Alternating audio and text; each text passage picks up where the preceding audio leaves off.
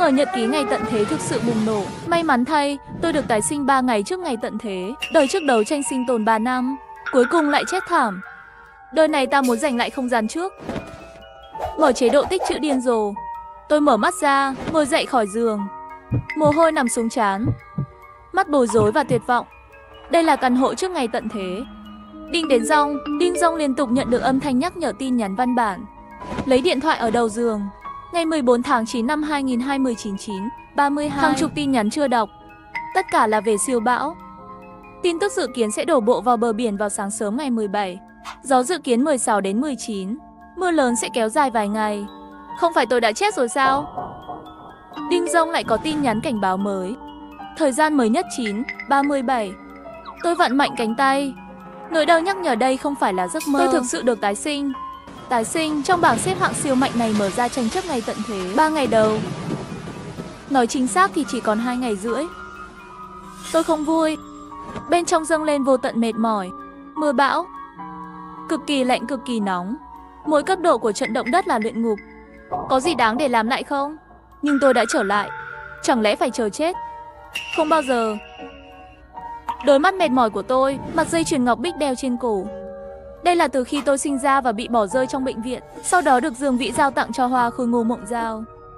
23 năm Ngô Mộng Giao trông như pha lê, không tì vết, da trắng hồng, dường như vẫn còn sống trong những bông hoa rực rỡ, có tự ác đến ngất xỉu. Nhìn thấy Ngô Mộng Giao lấy ra một cây kem từ mặt dây chuyền liếng, tôi hình như nghĩ đến cái gì. Lấy lưỡi dao và cắt ngón tay, đổ hạt máu vào mặt dây chuyền. Mặt dây chuyền phát ra ánh sáng mạnh mẽ, mở mắt ra trong một căn hộ không có cửa chính. Không có bất kỳ đồ nội thất nào ngoại trừ điện và nước. 2 phòng 1 sảnh, khoảng 80 ông vuông. Tòa nhà cao khoảng 3 mét, chỉ còn 10 mét vuông bên cạnh ban công, khu vườn đất đen. Phòng khách chiêu bộ đến thời gian ánh sáng và bóng tối. 1:56 đây là không gian tinh tế muốn Ngô Mộng Giao sống. Hay là bị lừa khỏi tay tôi? Rời khỏi không gian, trong đầu có thêm một ngôi nhà. Chỉ cần tập trung, có thể cảm nhận được mọi thứ bên trong. Để làm rõ chức năng không gian, tôi đã làm bài kiểm tra. Ngoại trừ ban công và vườn, những nơi khác đều có chức năng bảo quản, lưu trữ mọi thứ bằng ý thức. Bộ đến thời gian là trạng thái dừng, chỉ cần người vào sẽ tự động giảm thời gian. Nhưng thời gian không còn nhiều, tôi không có thời gian để suy nghĩ về bí ẩn. Nếu sống lại một lần, có không gian trong tay, phải nắm bắt cơ hội đảo ngược kết cục. Kiếp trước chỉ sống được 3 năm, không biết phía sau còn có thảm họa gì nữa. Vì vậy, tôi lấy điện thoại di động lên mạng để kiểm tra loại thảm họa thiên nhiên. Xem Mai Nguyên Đế chết, sống khó quá. Vứt bỏ cảm xúc dư thừa, tôi lấy giấy và bút ra và viết danh sách vật tư. Tôi lớn lên ở trại trẻ mồ côi. Đừng nhìn cô nhi viện bề mặt hòa bình, thực ra sức mạnh sinh tồn rất mạnh. Dần dần hình thành tính cách ích kỷ không bất lợi của tôi. Sinh ra không an toàn, trường tiểu học nhặt rác giấy, trung học cơ sở bán thời gian làm việc giúp người ta bổ sung viết bài. Nhà vệ sinh chỉ cần trả tiền là làm. Xếp hạng cao nhất trong kỳ thi tuyển sinh lên đại học với 5 học sinh trung học. Phí bù giờ mỗi buổi là 200 nhân dân tệ. Tôi là một cái khoan tiền, bán bảo hiểm. Làm chủ chỉ cần không 6 phạm pháp luật đều dám làm. Hơn 10 năm qua, thẻ ngân hàng đã tiết kiệm được tổng cộng 20 vạn. Nghĩ đến việc tốt nghiệp để có được một khoản thanh toán bây giờ vô dụng rồi. Tôi gửi tin nhắn nói với phụ huynh tự mình ốm nhập viện, không thể học bù trong một thời gian dài. Hy vọng họ có thể tìm người thay thế kịp thời, đồng thời giải quyết chi phí. Nhân tiện nhắc nhở phụ huynh, bão mạnh 100 năm sắp đến, nhớ tích trữ lương thực và thuốc cấp cứu. Thiên tai xuất hiện không ngừng, chỉ riêng danh sách thuốc đã đầy 3 loại lá lớn. Một số loại thuốc không chỉ đắt tiền, không thể mua ở hiệu thuốc. Tôi chụp ảnh, gửi cho nhân viên bán hàng của công ty dược phẩm. Khách hàng mới cần gấp. Tối nay phải giao hàng, xin vui lòng cho tôi một cái giá gãy xương. Trương Siêu dây trở lại, nhận được chưa đầy 5 phút. Điện thoại gọi tới. Danh sách thuốc này thật kỳ lạ. Cô chắc là không đùa chứ? Tiền đã đến. Bên kia chỉ có một yêu cầu tối nay muốn xem hàng. Báo xong điện thoại chuyển khoản 5 vạn tệ, bổ sung quá nhiều vật tư cần chuẩn bị. Tôi cầm chìa khóa ra, vô tình nhìn thấy phiên bản giới hạn A mới trên bàn. Ước gì lấy một miếng đậu phụ đâm chết. Tôi cười để sống thật. Ai biết chạm vào đôi cừu giống như bị hạ đầu. Để đuổi theo hắn, chuyển ra khỏi ký túc xá để thuê phòng học khu đắt tiền. Sáng sớm đến cửa hàng đặc sản xếp hàng mua ai cho hắn ta. Giày của tôi không bao giờ vượt quá 300 tệ. Mua cho hắn ta phiên bản giới hạn hơn 8.000 tệ. Tôi tiêu nó không hề đau lòng. Kết quả là hắn ta nhận được quà và muốn lấy mặt dây chuyền, không chấp nhận hay từ chối lời thú nhận của tôi. Hơn nữa trong ngày bão mang theo hoa cười ăn hết sầm đồng của tôi. Thiên tai 3 năm, hắn chẳng những không ra tay giúp đỡ, khi tôi chết băng, hắn lạnh lùng đứng nhìn. Sớm biết vậy, tôi chỉ lấy ai cho chó ăn mà không tặng cho hắn. Lần này muốn xem, không có lương thực và không gian của tôi, hắn và Ngô Mộng Giao có thể sống tốt không?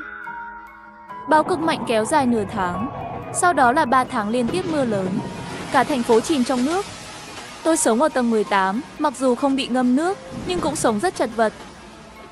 Ra khỏi khu phố, không ngừng nghỉ, tôi đến đại lý xe hơi và thuê một chiếc xe tải. Lần đầu tiên đến cửa hàng An, nhân viên bán hàng rất ngạc nhiên về yêu cầu trả hàng của tôi. Đây là phiên bản giới hạn mới. Có bao nhiêu khách hàng chờ cướp. Không lo bán đâu. Trả lại hơn 8.600 tệ. Bột gạo, dầu và thực phẩm có thể ăn trong 2 hoặc 3 năm. Muốn gì đàn ông nữa chứ? Lái xe đến cửa ra vào và cửa sổ một đặt 2 chiếc thép không gì dày nhất. Cửa chọn kính chống nổ dày nhất. Chai 600 tệ đảm bảo búa tạ ấm đều không đập được. Bao gồm phí cài đặt hơn 7.000. Để tiết kiệm thời gian, tôi đã đo xong cỡ rồi mới ra ngoài. Hãy để họ gõ, hãy để họ đập. Đời này ai cũng đừng nghĩ cầm dao xông và bắt nạt tôi.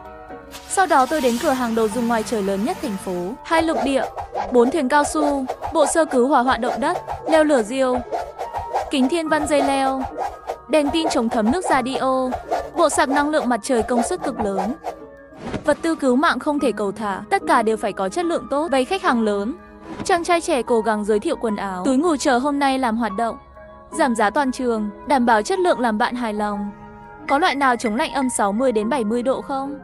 Cậu bé giật mình. Đây là miền Nam. Mùa đông có thể mặc áo cộc tay. Tôi sắp đến Bắc Cực để nghiên cứu khoa học. Thấy tôi không giống như trò đùa, nói với tôi có quần áo chống lạnh vùng cực. Sử dụng với túi ngủ xác ướp. Hoàn toàn chịu được, giá cả đắt hơn. Hơn nữa hàng hóa ở tỉnh khác. Tôi yêu cầu họ gửi chuyển phát nhanh ngay lập tức, đảm bảo chiều mai có thể đến. Anh trai tôi hỏi 2 bộ, đã chi hơn 6.000. Cửa hàng đồ dùng ngoài trời chi thêm 12.000, kéo đầy xe hàng, lợi dụng người không chú ý thắt chặt không gian. Không ngờ nhật ký ngày tận thế lại đến. May mắn thay, tôi được tái sinh 3 ngày trước ngày tận thế. Đời trước đấu tranh sinh tồn 3 năm, cuối cùng lại chết thảm. Đời này tôi muốn nắm lấy cơ hội đầu tiên, lấy lại không gian, mở chế độ tích trữ điên rồ. Trước tiên tôi sẽ đến quy mô thành phố, cửa hàng ngoài trời lớn nhất, mua 2 tàu tấn công, 4 thuyền cao su, ngoài ra còn có bộ sơ cứu động đất và leo lửa diêu, kính thiên văn dây leo, đèn pin chống thấm nước radio và các mặt hàng như bộ sạc năng lượng mặt trời công suất cực lớn. Tranh thủ không ai chú ý, tôi nhanh chóng đưa những thứ này vào không gian. Sau đó tôi đến một vài trạm xăng gần đó, quản lý để có được 500 lít xăng.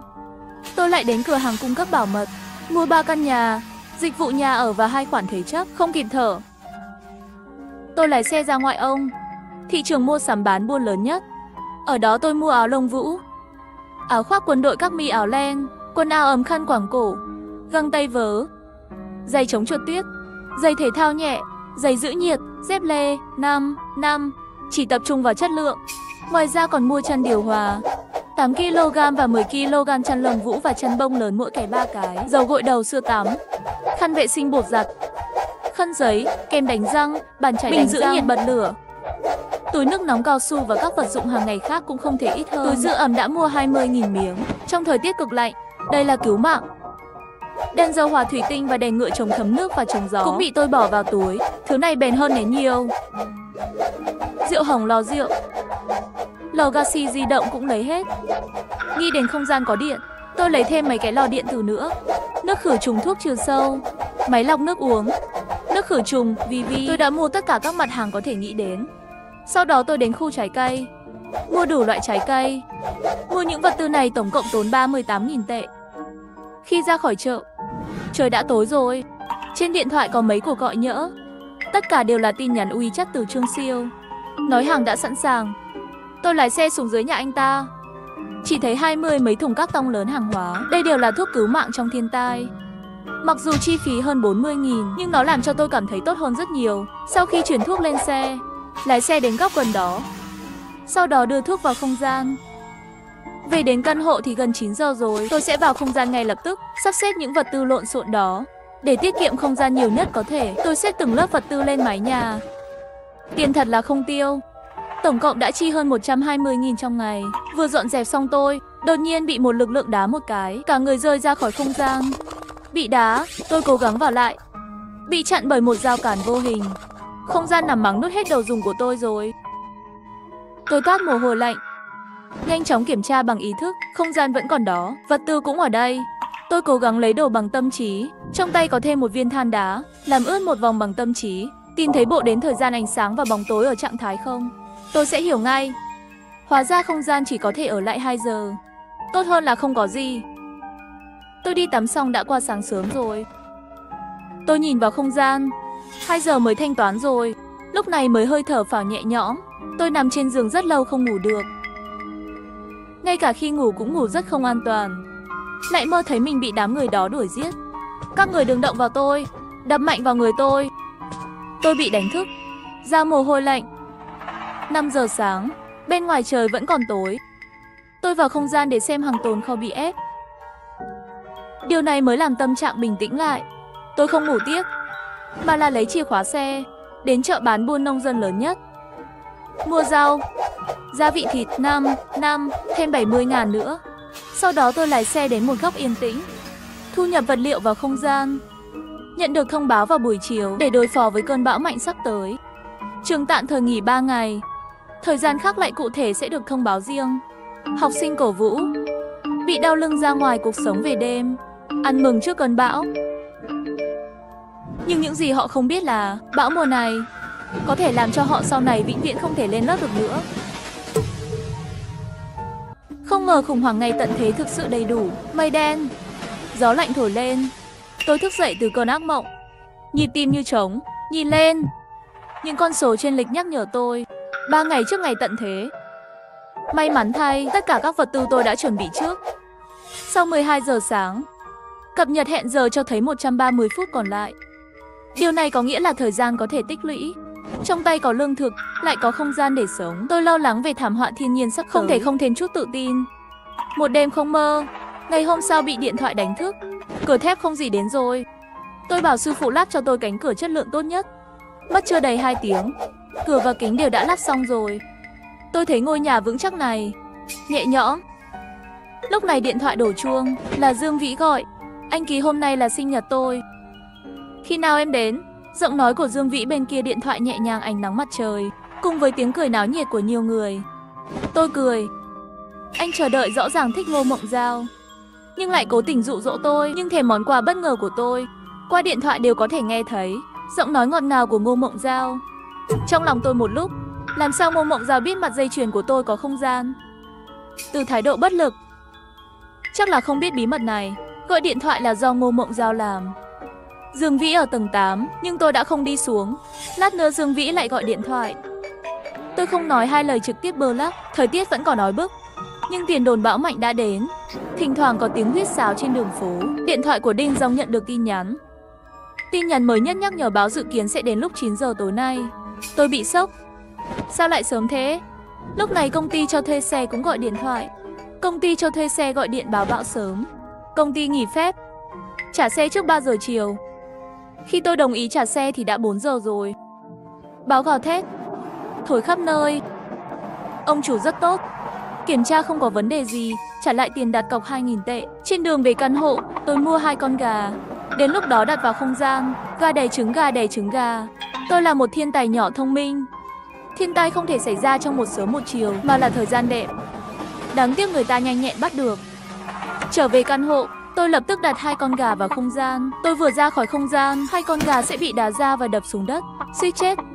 Đầu tiên tôi chán nản, sau đó là sung sướng. Có vẻ như không gian không chỉ có giới hạn thời gian. Miễn là tôi không ở trong đó, các sinh vật sống khác cũng không thể để lại. Điều này có nghĩa là người khác không thể lấy đi. Sau đó cầm máy tính lên, điện thoại máy tính bảng liên tục tải xuống thông tin. Nhạc phim khác nhau, kỹ năng sống, công thức nấu ăn, bản đồ ngoại tuyến, sơ cứu thảm họa. Ứng dụng mua sắm đột nhiên bật lên tin nhắn vận chuyển. Lúc này tôi mới tỉnh dậy như mơ. Tôi quên mất bộ đồ chống lạnh vùng cực mua trên mạng. Lẽ ra phải đến vào tối hôm qua, nhưng ông chủ giao hàng không kịp thời cộng với chuyển phát nhanh bị trì hoãn. Tôi vừa đến điểm nhận hàng chuyển phát nhanh. Tôi sẽ gọi ngay. Trạm chuyển phát nhanh trả lời báo đã đến rồi. Bây giờ không thể giao hàng được, phải đợi sau bão mới có thể gửi. Thật sự cần gấp, bạn có thể đến lấy trước 6 giờ. Lúc này tiếng gọi bên ngoài cửa sổ rất lớn. Cây cối trong cộng đồng lắc lư điên cuồng. Báo mưa lớn, điểm chuyển phát nhanh sẽ bị ngập, không có quần áo chống lạnh cực. Không thể sống sót ở nhiệt độ âm 60 đến 70 độ. Tôi không thể mở mắt trước gió. Rất nhiều rác và giấy bị cuốn lên trời. Tôi thở hổn hển chạy đến trạm chuyển phát nhanh. Do giao hàng bị trì hoãn trong ngày bão, ở đâu cũng có núi chuyển phát nhanh. Tôi không thể thở được. Tuyệt vọng tìm kiếm. May mà chuyển phát nhanh đủ lớn, gửi hơn 10 phút cuối cùng cũng tìm được. Bên ngoài bão mạnh hơn rồi. Trời tối quá. Tôi không biết, tôi tưởng là buổi tối. Tôi cắn răng và ôm một miếng lớn để rời đi. Vừa ra khỏi cửa, một cơn bão bất ngờ ập đến. Cả người tôi bị cuốn bay. Nói muộn thì nhanh. Người đàn ông đứng bên cạnh xe tải nhanh chóng đưa tay ra và nắm lấy tôi. Người đàn ông rất ổn định, kéo tôi ra. Tôi nhanh chóng cảm ơn. Âm thanh bị bão cuốn đi. Dưới ánh đèn, lúc này tôi mới nhìn rõ khuôn mặt của anh ta. Đen cộng với quần dây lưng, đầu những năm 20, với kiểu tóc xẻ tà sạch sẽ. Rất cao, ít nhất là trên 1m85, một đôi chân dài nghịch thiên. Người đàn ông lấy rất nhiều chuyển phát nhanh, đổ đầy xe. Nhìn thấy tôi lo lắng muốn rời đi. Hơi do dự một chút. Cô sống ở đâu? Tôi sống ở khu Hắc Kỳ.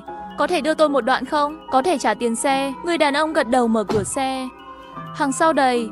Tôi mở cửa trước, tìm thấy một bé gái ngồi trên ghế phụ, 4 hoặc 5 tuổi, một khuôn mặt trắng bệch, mặc váy hồng, đôi mắt đốm nho đen nhìn tôi.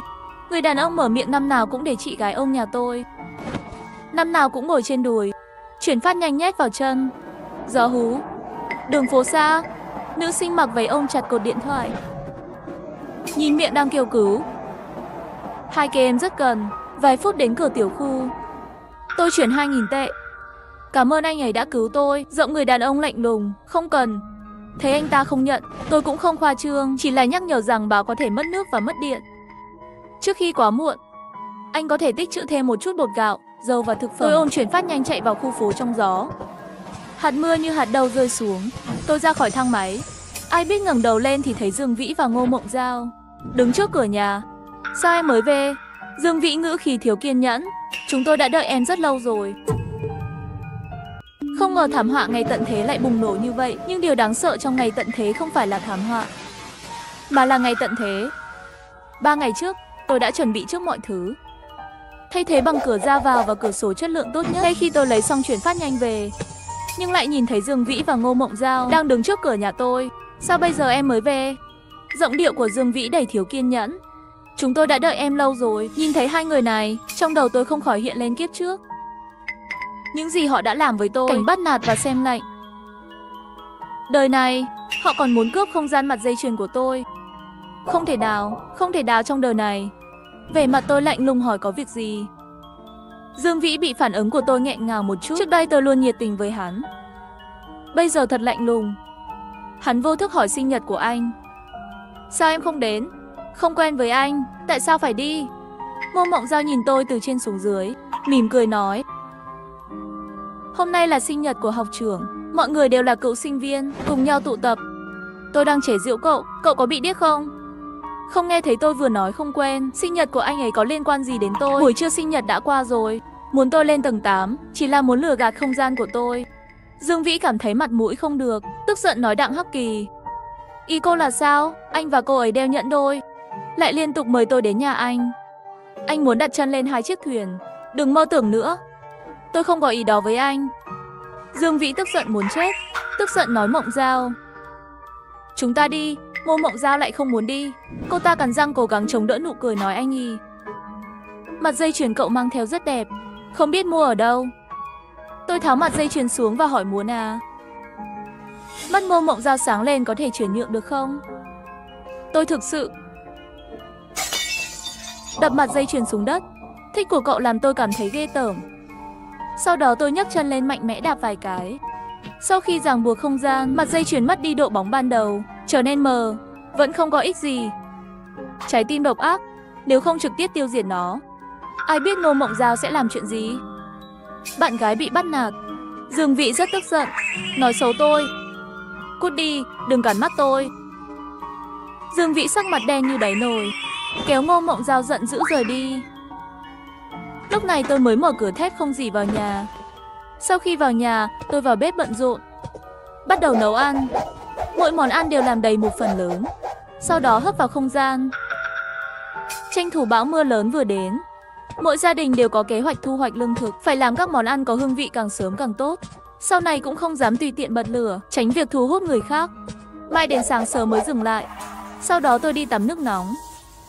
Trong cơn mơ màng, tôi bị đánh thức bởi tiếng máy khoan điện. Kéo rèm cửa ra, bên ngoài trời tối. Bão và mưa lớn đan xen và gầm rú. Tôi tưởng trời còn chưa sáng, mở điện thoại ra xem. Quy chất tiêu diệt tà ác đánh bom không ngừng. Nhóm nhỏ và nhóm lớp tin nhắn chưa đọc. 99, nhiều người đang vui mừng trước sự xuất hiện của Bảo. Bắn ra cửa cuối cùng không cần 996 học nữa. Sinh cũng có thể về nhà nghỉ lễ. Nhóm, nhiều người đã gửi hình ảnh hoặc video về cơn bão. Cây bạch dương xanh bị bật gốc. Xe sang bị đập vỡ. Nhiều người bắt đầu nhận ra tình hình không đúng. Sở thích không chạm vào thức ăn.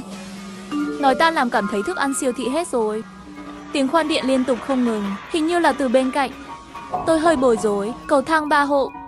2 hộ còn lại hoàn toàn không có người ở. Kiếp chưa ngập đến lầu 2. Người dân bị buộc phải ra ngoài không đợi được cứu hộ. Thế là nảy ra ý tưởng phòng chống. Gõ cửa và vào. Lúc đầu vẫn có thể chung sống hòa bình. Khi thực phẩm ngày càng khan hiếm, mắt cũng ngày càng âm thầm tính toán. Nhiều lần lén cậy cửa nhà tôi vào giữa đêm. Lần này tôi mua diều cứu hỏa. Chỉ cần bọn họ dám cậy, tôi sẽ gửi họ đến với Chúa.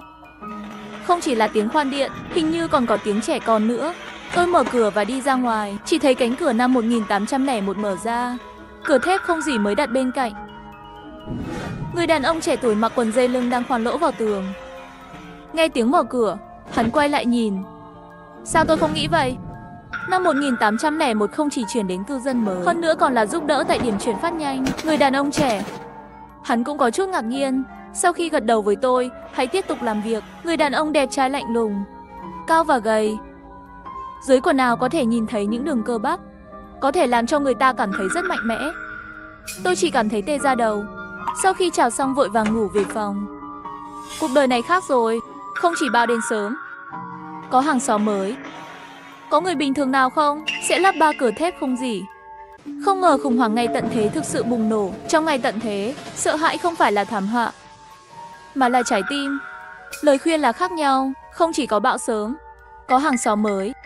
Và chính là người đã cứu tôi ở trạm chuyển phát nhanh trước đó. Nhưng anh ta có chút bất thường. Vừa chuyển đến thì trực tiếp niêm phong 3 cửa thép không gì. Hành động kỳ lạ này như tiếng chuông báo động trong lòng tôi. Tôi khóa chặt cửa nhà. Hòa thuận với nhau là tốt nhất, nhưng cảnh giác không thể thiếu. Mặc dù anh ấy đã cứu tôi, nhưng sau tất cả, trước thiên tai, với sự suy đồi đạo đức của ngày tận thế, ai có thể đảm bảo hắn giữ nguyên tâm ban đầu? Gió như một con thú điên cuồng. Tiếng gầm liên tục đập vào tường. Mưa lớn như vô số cây kim nhọn đâm mạnh vào kính chống nổ. Âm thanh bệnh nhân bật lại. Chỉ một đêm, thế giới dường như bị nước nuốt chửng. Đường phố đầy mưa, xe bị ngâm nước. Trong sự hỗn loạn này, nghe thấy tiếng khóc của trẻ con. Lúc đầu tôi không quan tâm. Sau khi xử lý rác, công lý sẽ được trả lại. Vừa về phòng, tôi nghe thấy tiếng khóc từ bên cạnh. Tôi nghe tiếng khóc của đứa bé có gì đó không ổn. Do dự một lát, tôi đi về phía phòng năm 1801, giơ tay gõ cửa. Cửa thép không gì giống như một rào cản lạnh lẽo. Tiếng gõ cửa của tôi bị nuốt chửng trong đó. Hồi lâu bên trong cửa truyền đến một trận tiếng. Sau đó nhấp vào, cửa từ từ mở ra. Khuôn mặt nhỏ bé, nước mắt khắp nơi. Trong ánh mắt tràn đầy sợ hãi và thỏa mãn. Chất nôn ở khóe miệng vẫn còn dấu vết. Má đỏ không bình thường. Tôi đưa tay chạm vào trán con bé. Sức nóng đó dường như có thể làm bỏng tay tôi. Niên Niên, sao em lại khóc? Bố em đâu rồi? Tôi hỏi nhẹ nhàng. Nó khóc. Giọng nói khàn khàn trả lời anh trai mất tích rồi. Bàn tay nhỏ bé không ngừng lau nước mắt, làm người ta đau lòng. Tôi nhẹ nhàng xoa dịu. Sẽ không phải đâu. Có lẽ anh ta vừa đi ra ngoài, sẽ sớm quay lại. Nếu không đi đến nhà chị trước. Niên do dự một lúc, cuối cùng cũng gật đầu. Đưa con bé về nhà và đo nhiệt độ. Đốt đến hơn 39 độ. Tôi nhanh chóng lấy thuốc cảm lạnh ra. Lại viết một tờ giấy dán trên cửa phòng năm 1801. Sợ gia đình con bé trở về lo lắng. Nghe tiếng gió hú bên ngoài, bão gầm rú. Trong lòng tôi tràn đầy nghi ngờ đối với nhà bên cạnh. Ra ngoài trong thời tiết xấu thế này, vô thức tự tìm đường chết. Bảo đã tải cửa hàng, tín hiệu tivi đã biến mất từ lâu rồi. Niên Niên cuộn tròn trên ghế sofa, cơ thể hơi run. Sự sợ hãi viết trên mặt. Tôi không thể không nghĩ thời gian cô đơn bị bỏ rơi khi còn nhỏ. Mặc dù không giỏi chăm sóc trẻ em, nhưng vẫn lấy máy tính bảng ra, mở phim hoạt hình đã tải xuống. Sự quyến rũ của phim hoạt hình làm cho khuôn mặt của con bé có một chút tinh thần. Tôi ngồi bên cạnh nó lướt điện thoại. Tin nhắn chưa đọc đến như thủy triều. Tin tức của Dương Vĩ đặc biệt chói mắt. Hôm qua là lỗi của tôi. Đừng giận. Tôi rất mong em đến dự sinh nhật tôi. Tôi thực sự thất vọng vì em không đến. Nhìn những lời dối trá này, trong lòng tôi cười. Gã này trông giống người, nhưng thật sự yếu đuối. Có rất nhiều người trong bữa tiệc sinh nhật của hắn. Trong nhà bây giờ sợ là ngay cả lương thực cũng không còn. Mì gói duy nhất, bánh quy cũng không đủ mở miệng để ăn. Còn có mấy cái yêu cầu thêm bạn bè. Tất cả đều đến xin cơm, nghĩ bằng ngón chân. Đều biết là Dương Vĩ tìm người giúp đỡ. Tôi không ngần ngại bỏ qua tất cả. Có 2 phụ huynh gửi tin nhắn cảm ơn tôi đã nhắc nhở họ đến siêu thị dự trữ hàng. Một trong số họ còn gửi phong bì màu đỏ. Tôi không nhận. Dù sao trong ngày tận thế này, tiền như giấy vụn. Tin nhắn trong nhóm liên tục cuộn. Có người khoe bữa tiệc hải sản, có người ăn lẩu trong ngày bão còn phơi nắng, còn có người cạnh tranh để tích trữ hàng, vui nhộn. Nhưng họ không biết gì về thảm họa sắp tới.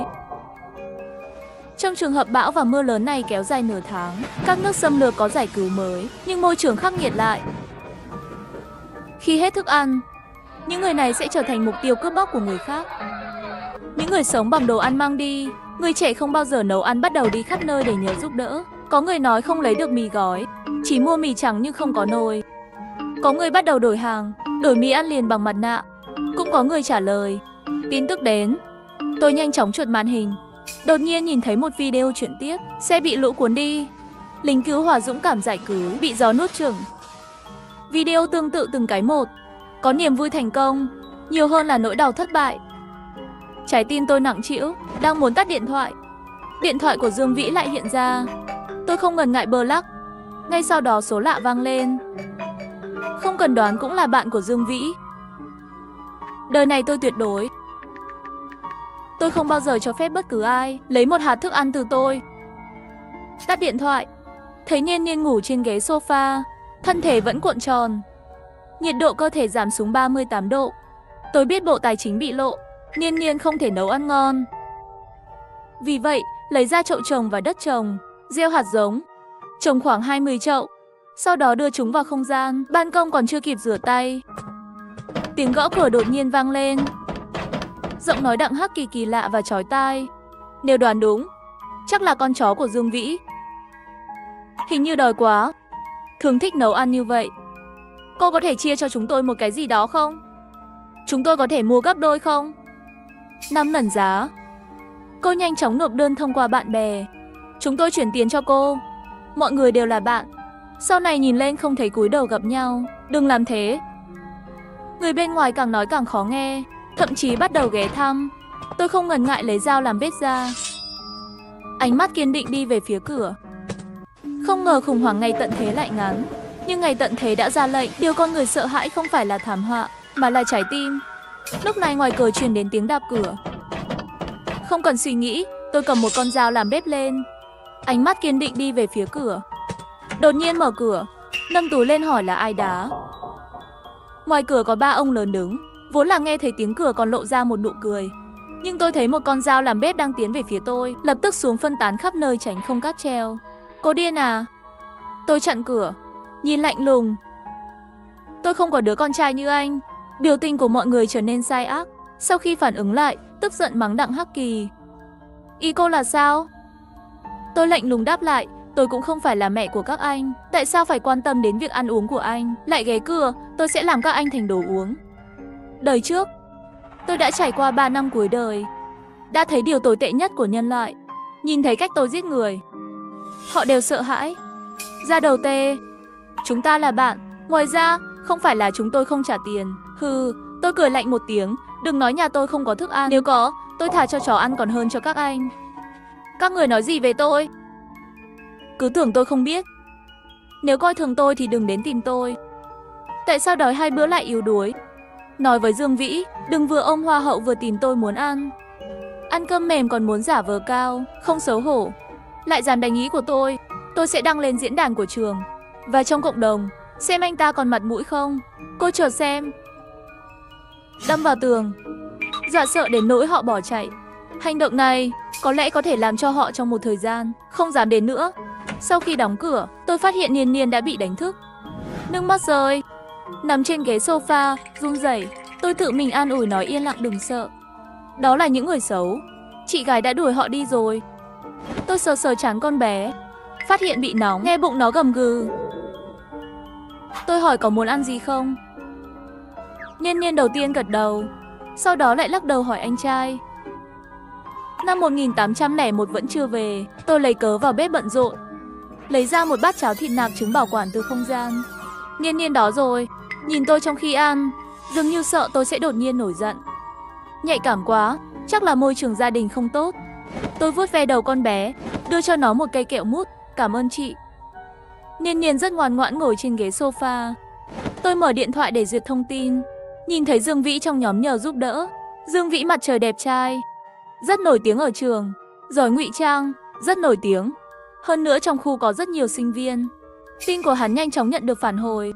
Tôi có bánh mì và nồi tự làm nóng ở đây, sư huynh có thể đến lấy nếu cần. Mở ảnh đại diện của người đẹp này ra, hóa ra cô ấy là người thuê nhà ở tầng 12. Tôi nhớ cô ấy là sinh viên kế toán, trông nhỏ nhắn và dễ thương, cũng là một trong những tín đồ. Nguyện Triệu. Không có gì để nói. Nhưng có thể cô ta không ngờ, đi trước không chỉ là một, mà là một nhóm người. Tôi đã suy nghĩ một chút, gửi một tin nhắn đó trong nhóm. Đáng tiếc mặt mũi của tôi không đủ lớn, không ai trả lời. Sau đó tôi đề nghị dùng 20 tệ, đổi lấy yêu cầu mì ăn liền hoặc bánh mì. Kết quả vẫn không ai để ý. Bao bên ngoài cửa sổ, nước đọng trên đường phố ngày càng cao. Đây thực sự là cơn bão mạnh nhất trong 100 năm. Trong lòng nhiều người đã bắt đầu bối rối. Bầu không khí trong tuyết cũng không náo nhiệt như buổi sáng. Yên lặng ngủ lại. Tôi sợ con bé bị lạnh, đắp chăn cho nó. Lúc này, tiếng gõ cửa liên tục. Âm thầm xác nhận là sau năm 1801. Tôi mở cửa. Năm 1801 đứng ở cửa, ướt đẫm, trong tay cầm tờ giấy dán trên cửa. Nhiên Nhiên đang ở chỗ cô. Tôi gật đầu. Nhiên Nhiên cảm lạnh sốt. Tôi đã cho nó uống thuốc rồi, cơn sốt đã giảm rồi. Anh có thể đưa con bé trở lại và tiếp tục dùng thuốc cảm. Năm 1801 có chút ngạc nhiên. Cô biết y thuật. Tôi đạt đến một chút hiểu biết. Hắn vào nhà, chạm vào trán. Tôi tưởng anh ấy sẽ mang đi ngay lập tức, không ngờ anh ta nói làm phiền. Tên tôi là Ngô Cảnh Niên, đây là em gái tôi. Tối qua mới chuyển đến nhà, không có gì cả. Bão không thể dừng lại trong thời gian ngắn, tôi phải ra ngoài chuẩn bị hành lý. Nhiên Nhiên có thể tạm thời ở lại đây không? Tối tôi đến đưa đi. Ngạc nhiên, không ra ngoài trong một ngày bão lớn như vậy. Nhưng tốt hơn là ra ngoài tìm kiếm hơn là đánh tôi. Năm 1801 nhìn quanh phòng khách một vòng. Cảm ơn cô đã giúp tôi chăm sóc Nhiên Nhiên. Hôm qua anh cũng đã giúp tôi. Tôi rất vui vì tôi đã cắt đầu dự trữ đi từ lâu rồi. Hắn gật đầu, rồi bỏ đi. Ai biết năm 1801 vừa rời đi, sau đó mất điện. Sau khi đóng cửa, tôi bước vào không gian. Điện trong không gian không ngừng. Điều này làm tôi không khỏi cảm thấy một tia vui mừng và thêm niềm tin vào ngày tận thế đen tối trong tương lai. Trái tim khó đoán, ngay cả khi đối mặt với trẻ em, tôi cũng rất cẩn thận. Buổi tối tôi nấu mì bắp cải, thêm một cái xúc xích dăm bông, ăn trong im lặng. Sau khi quen dần, Nhiên Nhiên không còn sợ hãi nữa. Chị gái làm rất ngon. Anh trai luôn nấu cơm. Năm 1801 mới ngoài 20 tuổi, không biết nấu ăn cũng là bình thường. Thấy con bé thèm ăn, tôi cho thêm nửa bát nữa. Chưa tới 6 giờ, trời đã hoàn toàn tối rồi. Tiểu khu Hắc Kỳ mặc dù địa hình tương đối cao, nhưng nước đọng đã được chuyển đến cổng cộng đồng. Trong nhóm vẫn náo nhiệt, nhưng lượng thức ăn phơi nắng giảm đáng kể. Bão hoành hành và mất điện, cuối cùng cũng khiến mọi người cảm thấy sợ hãi, tâm trạng căng thẳng bắt đầu tràn ngập. Không ngờ khủng hoảng tận thế thực sự bùng nổ. Mây đen, gió nổi lên. Nước đọng đã được chuyển đến cổng cộng đồng rồi. Bão hoành hành và mất điện, cuối cùng cũng khiến mọi người sợ hãi, tâm trạng căng thẳng bắt đầu tràn ngập. Tôi đã tăng giá mua mì gói lên 30 nhân dân tệ. Vẫn không ai trả lời. Cả thành phố chìm trong bóng tối. Ánh sáng rực rỡ của ngày xưa đã không còn nữa. Thay vào đó là sự bất an vô hình. Tôi kéo rèm cửa lại, bật đèn năng lượng mặt trời. Đến khoảng 8 giờ tối, năm 1801 trở về với một túi đồ tiếp tế trông khá nặng. Cảm ơn bạn đã chăm sóc. Năm cảnh sát vũ trang nhắc nhở tôi, mất điện rồi, có lẽ sẽ mất nước. Tốt nhất là tích trữ một ít. Tôi đến rồi. Sau khi từ chối vài lời, đã nhận hàng. Sau khi anh ấy lặng lẽ rời đi, tôi nhanh chóng đóng chặt cửa ra vào và bật bếp ga lên, chuẩn bị một bữa tối tuyệt vời. Đi ra ngoài vào ban đêm để vứt rác thải nhà bếp, nhưng tôi tìm thấy vết nước trên sàn hành lang. Ngoài ra còn có một chuỗi dấu chân có nước, cuối cùng biến mất ở cửa vào năm 1801. Đi chơi trong ngày, buổi tối còn đi ra ngoài 3 cửa thét không gì. Hắn không sợ nguy hiểm, ngày đêm tích trữ đồ vật. Không chỉ vậy, còn nhắc tôi tích trữ nước, đồ tặng dường như cũng có chú ý. Sau khi trở về phòng, tôi chìm trong suy nghĩ. Năm 1801 này không phải người bình thường. Sự mát mẻ của cơn mưa ban đêm. Tôi ngủ rất yên ổn. Ngày hôm sau khi tỉnh lại đã là hơn 10 giờ sáng. Có tiếng động lớn từ dưới lầu. Mở điện thoại ra phát hiện trong nhóm đã nổ nồi rồi. Nước đọng đã tràn vào cộng đồng rồi. Nhà của cư dân tầng 1 đều bị ngập lụt. Ai đó đã tải ảnh lên. Nước đã lên đến mắt cá chân rồi. Điện thoại báo thức không gọi được, cho dù gọi được cũng không giúp được gì. Người dân chửi thề. Một bên vội vàng chuyển hàng lên lầu. Một số thông minh, mọi người bắt đầu hỏi trong nhóm. Nhà ai có thể tạm thời giữ lại một chút. Bình thường hàng xóm giúp đỡ lẫn nhau trên đảo cũng được. Nhưng bây giờ không chỉ mất điện, ngay cả ga cũng ngừng. Đội cứu hộ cũng không thể vào được. Ai dám tùy tiện tiếp nhận người khác. Xin Chúa thì dễ tặng Chúa. Nếu người vào không chịu rời đi thì sao? Nhìn vào một vấn đề, ăn cơm là vấn đề. Sợ nhất là tốt bụng làm chuyện xấu. Không khí trong nhóm trở nên im lặng. Người dân ở tầng 1 không còn cách nào khác, không thể bị kẹt trong hành lang được. Mưa lớn và bão liên tục. Hành lang ẩm ướt, cách sống. Nhiều người không cam lòng, thế là bắt đầu tìm từng lớp một. Gõ từng cái một để hỏi. Không được. Trả tiền làm khách sạn cũng được. Người dân hoặc là im lặng, hoặc là tuyên bố nhà đã đầy người. Cánh cửa lại vang lên. Trong lòng tôi nghi ngờ, người dân ở tầng 1 nhanh như vậy. Sau khi mở cửa thì ra là năm 1801. Hắn vừa tỉnh dậy, trên mặt có chút mệt mỏi. Nhà tôi đổi cửa rồi. Cái cũ chúng tôi cùng nhau lắp đặt đến đầu cầu thang. Chúng ta cùng nhau lắp đặt cánh cửa này ở cầu thang dẫn lên tầng 18. Sau khi đóng gói, năm 1801 đưa cho tôi một chiếc chìa khóa. Người dân ở tầng 1 tìm thấy ở đây. Nhìn thấy cửa cầu thang, sắc mặt tái nhợt, nguyền rủa và quay đi. Tôi đang ở trên lầu nghe chuyện này. Cảm thấy như vậy là tốt rồi, tiết kiệm rất nhiều rắc rối và nguy hiểm.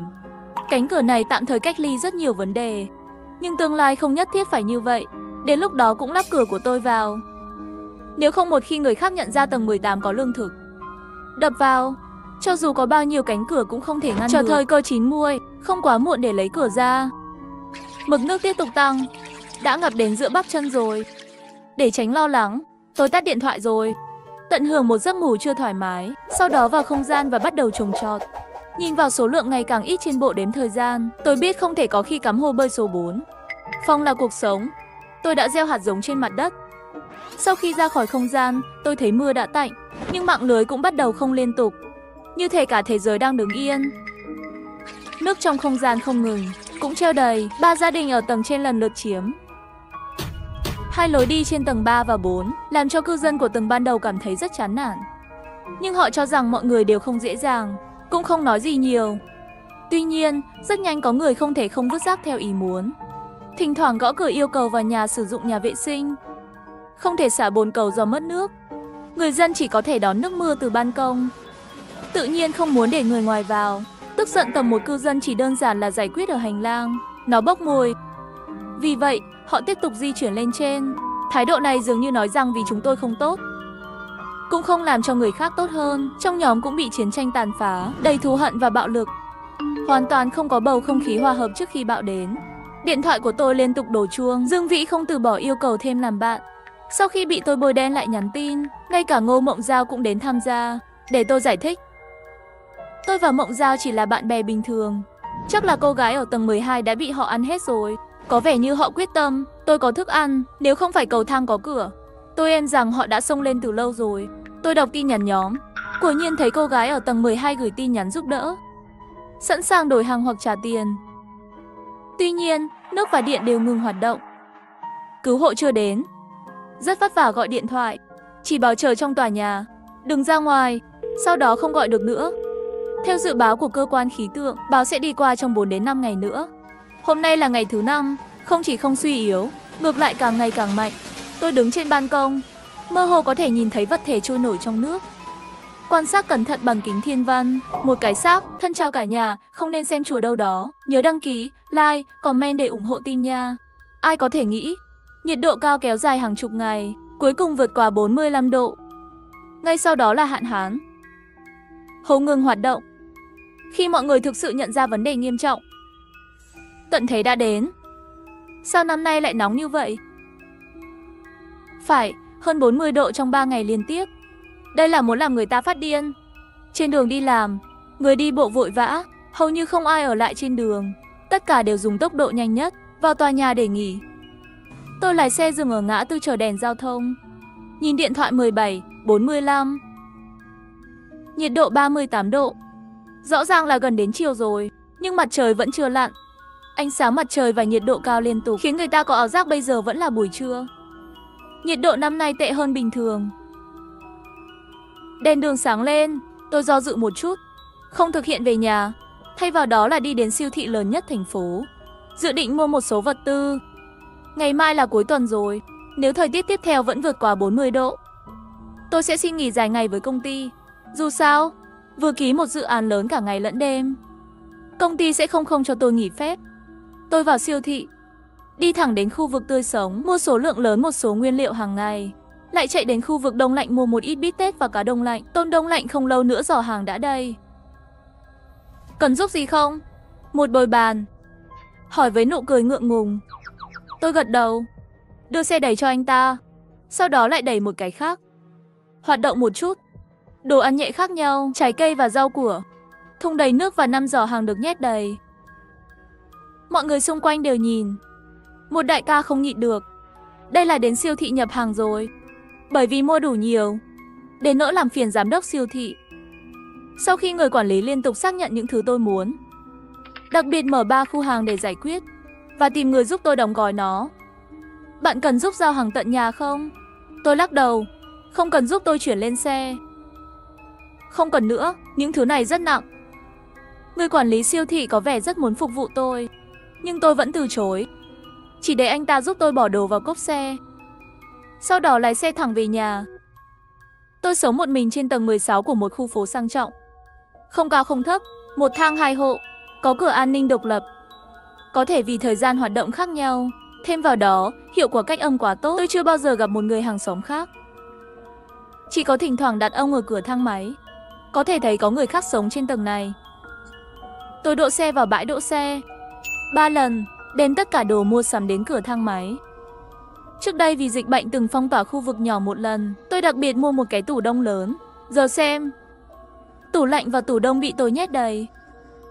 Bên trong tôi cảm thấy rất an toàn. Ngay lúc này, điện thoại nhận được tin nhắn. Tôi liếc mắt nhìn từ khóe mắt. Đây là báo động đỏ nhiệt độ cao do Cục Khí tượng thành phố ban hành. 41 độ lớn nhảy lên trên. Ngày mai nhiệt độ ở thành phố này dự kiến sẽ đạt trên 41 độ. Xin vui lòng giảm thiểu thời gian ra ngoài. 41 độ tôi không nhịn được mắng một câu. Trực tiếp cầm điện thoại di động lên và xin nghỉ dài ngày với lãnh đạo. Tôi sẽ không đi ăn thịt nướng trong cái nóng này.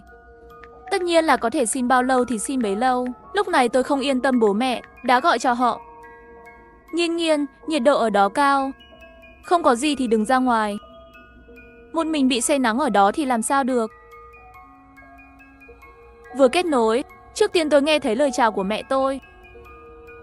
Được rồi mẹ. Mẹ và bố cũng phải chú ý phòng chống nắng nóng. Đừng ngại mở điều hòa, biết không? Bật điều hòa gì? Mẹ và bố con ở trên núi, buổi tối ngủ còn đắp chăn đây. Con cứ lo cho bản thân đi. Mẹ cằn nhằn 10 mấy phút, cuối cùng cũng cúp máy. Mùa hè năm nay nóng quá. Tôi mở một hộp kem, ngồi thoải mái trên ghế sofa, bật tivi trong khi ăn. Nhiệt độ cao liên tục gần đây, hơn 1.000 người chết trên khắp châu Âu. Nhiệt độ ở một số vùng của Ấn Độ vượt quá 55 độ. Có chuyên gia nói, nhiệt độ này không còn thích hợp cho con người sinh sống. Bật tivi lên là thông điệp nhiệt độ cao toàn cầu. Lúc này tôi vẫn chưa biết, trong vài ngày tới, nhiệt độ cao liên tục ở nhiệt độ cao sẽ nhanh chóng cho tôi biết cái gì gọi là không thích hợp cho con người sinh sống. Nhiệt độ cao kéo dài hàng chục ngày, người nóng khổ sở. Nhiệt độ cao nhất là gần 50 độ. Khi mọi người thực sự nhận ra mức độ nghiêm trọng của vấn đề, thảm họa đã đến. 2 ngày cuối tuần, tôi vui vẻ mở máy điều hòa nhiệt độ không đổi 24 giờ. Ngủ đến khi thức dậy tự nhiên, cho đến thứ Hai, tôi đang ngủ say. Đột nhiên bị tiếng chuông điện thoại đánh thức. Vừa mở ra là đồng nghiệp Tiểu Nhã. Nghiên Nghiên, sao hôm nay cô không đi làm? Tôi xin nghỉ rồi. Cô sẽ không gặp tôi cho đến tháng sau. Tôi ngáp dài. Tiểu Nhã sau khi nghe xong giọng điệu bị sốc. Thật à? Nhân viên nói với tôi rằng cô đã nghỉ tất cả. Có chuyện gì xảy ra ở nhà không? Không sao, chỉ là nóng quá không muốn đi làm. Đừng lo. Chị gái không đến làm việc khi trời nóng. Cô điên à? Không phải ngày tận thế. Ngày tận thế nhiệt độ cao, cô chưa nghe thấy sao? Tôi cười hì hì. Tôi ngưỡng mộ cô biết không? Buổi sáng trên đường đến công ty, mặt sau bàn tay đều bị phơi đỏ. Tiểu Nhã và tôi phàn nàn vài câu rồi cúp điện thoại. Tôi liếc nhìn thời gian. 8:45 sáng. Mặt trời có độc như vậy không? Tôi ra khỏi giường, kéo rèm cửa ra, lại mở cửa sổ cảm nhận một chút. Đột nhiên một đợt nắng nóng ập đến. Mọi nơi nhìn thấy đều có chút biến dạng. Sau đó nhanh chóng đóng cửa sổ lại, kéo rèm cửa lại. Nhìn vào dự báo thời tiết, hiển thị 39 độ, nhưng nó nhanh chóng trở thành 40 độ. Và dự báo nhiệt độ trong vài giờ tới cũng tiếp tục tăng. Hôm qua nhiệt độ cao nhất vẫn là 40 độ. Hôm nay là 43 độ. Tôi đang sợ hãi, tự làm cho mình một bữa sáng đơn giản, sau đó dọn rác. Nhân lúc thời tiết còn chưa nóng như vậy, xuống lầu vứt rác đi. Vừa mở cửa vừa vặn gặp được Mộc Diệp Tiểu Hoàng. Hắn vừa gõ cửa đối diện. Tuyệt vời, cô cũng ở đó nghe một chút. Đây là lần đầu tiên tôi gặp người hàng xóm đối diện là một người đàn ông mạnh mẽ. Nhưng người đàn ông mắt đen, trông như vừa mới ngủ dậy. Mắt va chạm. Chúng tôi gật đầu với nhau. Đúng vậy, mấy ngày gần đây vì nhiệt độ cao, rất có thể mất điện. Nếu mất điện cũng không cần hoảng sợ. Cộng đồng của chúng tôi được trang bị thiết bị chạy bằng năng lượng mặt trời, phải mất 10 phút để khởi động sau khi mất điện. Sau đó, trong thời gian này cố gắng tiết kiệm điện nhất có thể. Điều hòa không khí xin vui lòng bật trên 26 độ. Sẽ ngừng nước. Tạm thời không rõ, nhưng vẫn đề nghị dự trữ thêm nước uống ở nhà. Nhiệt độ cao này quá biến thái, chúng tôi cũng không thể đảm bảo đây là tờ rơi. Cô xem đi. Người đàn ông bên kia lấy tờ rơi, gật đầu, trực tiếp đóng cửa lại. Gửi đi Tiểu Hoàng, tôi trở về nhà. Lúc này nhìn thấy bên cạnh là chuông cửa, gợi ý nhiệt độ cao có thể mất điện. Cũng giống như tờ rơi trong tay. Chỉ là nếu Tiểu Hoàng không đến gõ cửa, tôi đoán tôi cũng sẽ không để ý. Hôm nay có rất nhiều xe cứu thương và xe cứu hỏa đi qua. Tôi ngồi trên ghế sofa thổi điều hòa, ăn kem. Có chút tội lỗi. Tin tức truyền hình cuộn phát. Các loại thảm họa do thời tiết nhiệt độ cao. Tôi mơ hồ cảm thấy thế giới sắp xảy ra vấn đề lớn rồi. 43, 44, 45 độ. Nhiệt độ tiếp tục tăng trong vài ngày tới. Một tuần sau, nhiệt độ ban ngày cao nhất là 46 độ. Ngay cả giữa đêm cũng có nhiệt độ cao 39 độ. Tất cả công việc ngoài trời đã ngừng hoạt động. Hầu như tất cả các công ty đều chuyển sang làm việc trực tuyến. Khi nhiệt độ cao tiếp tục, có vấn đề về điện ở nhiều nơi. Tin nóng chết người ngày càng nhiều. Cấp cao mở biện pháp phòng hộ khẩn cấp. Thính phòng có điều hòa mở cửa 24 giờ. Sân vận động và trung tâm mua sắm làm nơi trú ẩn. Nhưng số người chết vì nóng vẫn đang tăng lên. Kể từ kỳ nghỉ, gần như ngày nào tôi cũng nói chuyện điện thoại với bố mẹ. Mặc dù họ đang ở trên núi, nhưng mấy ngày gần đây nhiệt độ cao nhất cũng lên tới 40 độ. Nghiên Nghiên con không cần phải lo lắng về bố mẹ. Nhất định phải nhớ bật điều hòa không khí. Đừng tiết kiệm tiền điện. Bố mẹ có tiền. Đồ ăn không đủ thì nói với mẹ. Mẹ gửi cho con. Thiên tai này không biết khi nào mới có thể qua đi. Giọng mẹ nghe có vẻ lo lắng. Sau khi cuộc gọi kết thúc, tôi đặc biệt chụp cho họ một tấm tủ lạnh của tôi. Hàng hóa họ mới yên tâm. Hình ảnh vừa được gửi đi, tivi đột nhiên tối. Cả căn phòng yên tĩnh. Tôi nhấn công tắc một vài lần, chắc là mất điện rồi. May mắn trước đây có tài sản Tiểu Hoàng nhắc nhở. Tôi không lo lắng lắm. Sau khi điều hòa không khí ngừng hoạt động, nhiệt độ xung quanh nhanh chóng tăng lên. Không khí cũng trở nên buồn tẻ. Vài phút sau, tôi đổ mồ hôi. Tôi lấy một cây kem từ tủ lạnh. Ngồi trên mặt đất vừa ăn vừa đợi điện trở lại. Có thể ăn xong 2 cái, điện vẫn chưa đến. Tôi không thể ngồi yên được nữa, đang muốn gọi cho nghiệp vụ. Chuông cửa reo rồi. Qua mắt mèo, tôi thấy người đàn ông bên kia hành lang. Vẫn là đôi mắt đen ngòm, một đầu mồ hôi. Tôi do dự một chút, kéo dây an toàn lên, mở cửa ra một khe. Có gì không? Người đàn ông ra hiệu cái gì trong tay. Tôi nhìn. Đó là kem, tôi vừa gọi cho nghiệp vụ. Nói còn nửa tiếng nữa, nếu nóng quá, hãy ăn một cây kem để hạ nhiệt. Tôi còn rất nhiều nữa. Cảm ơn. Có thể là nhìn thấy sự đề phòng của tôi, hắn không nói gì cả. Chỉ cần đặt kem lên kệ trước cửa nhà tôi, rồi quay lưng bỏ đi.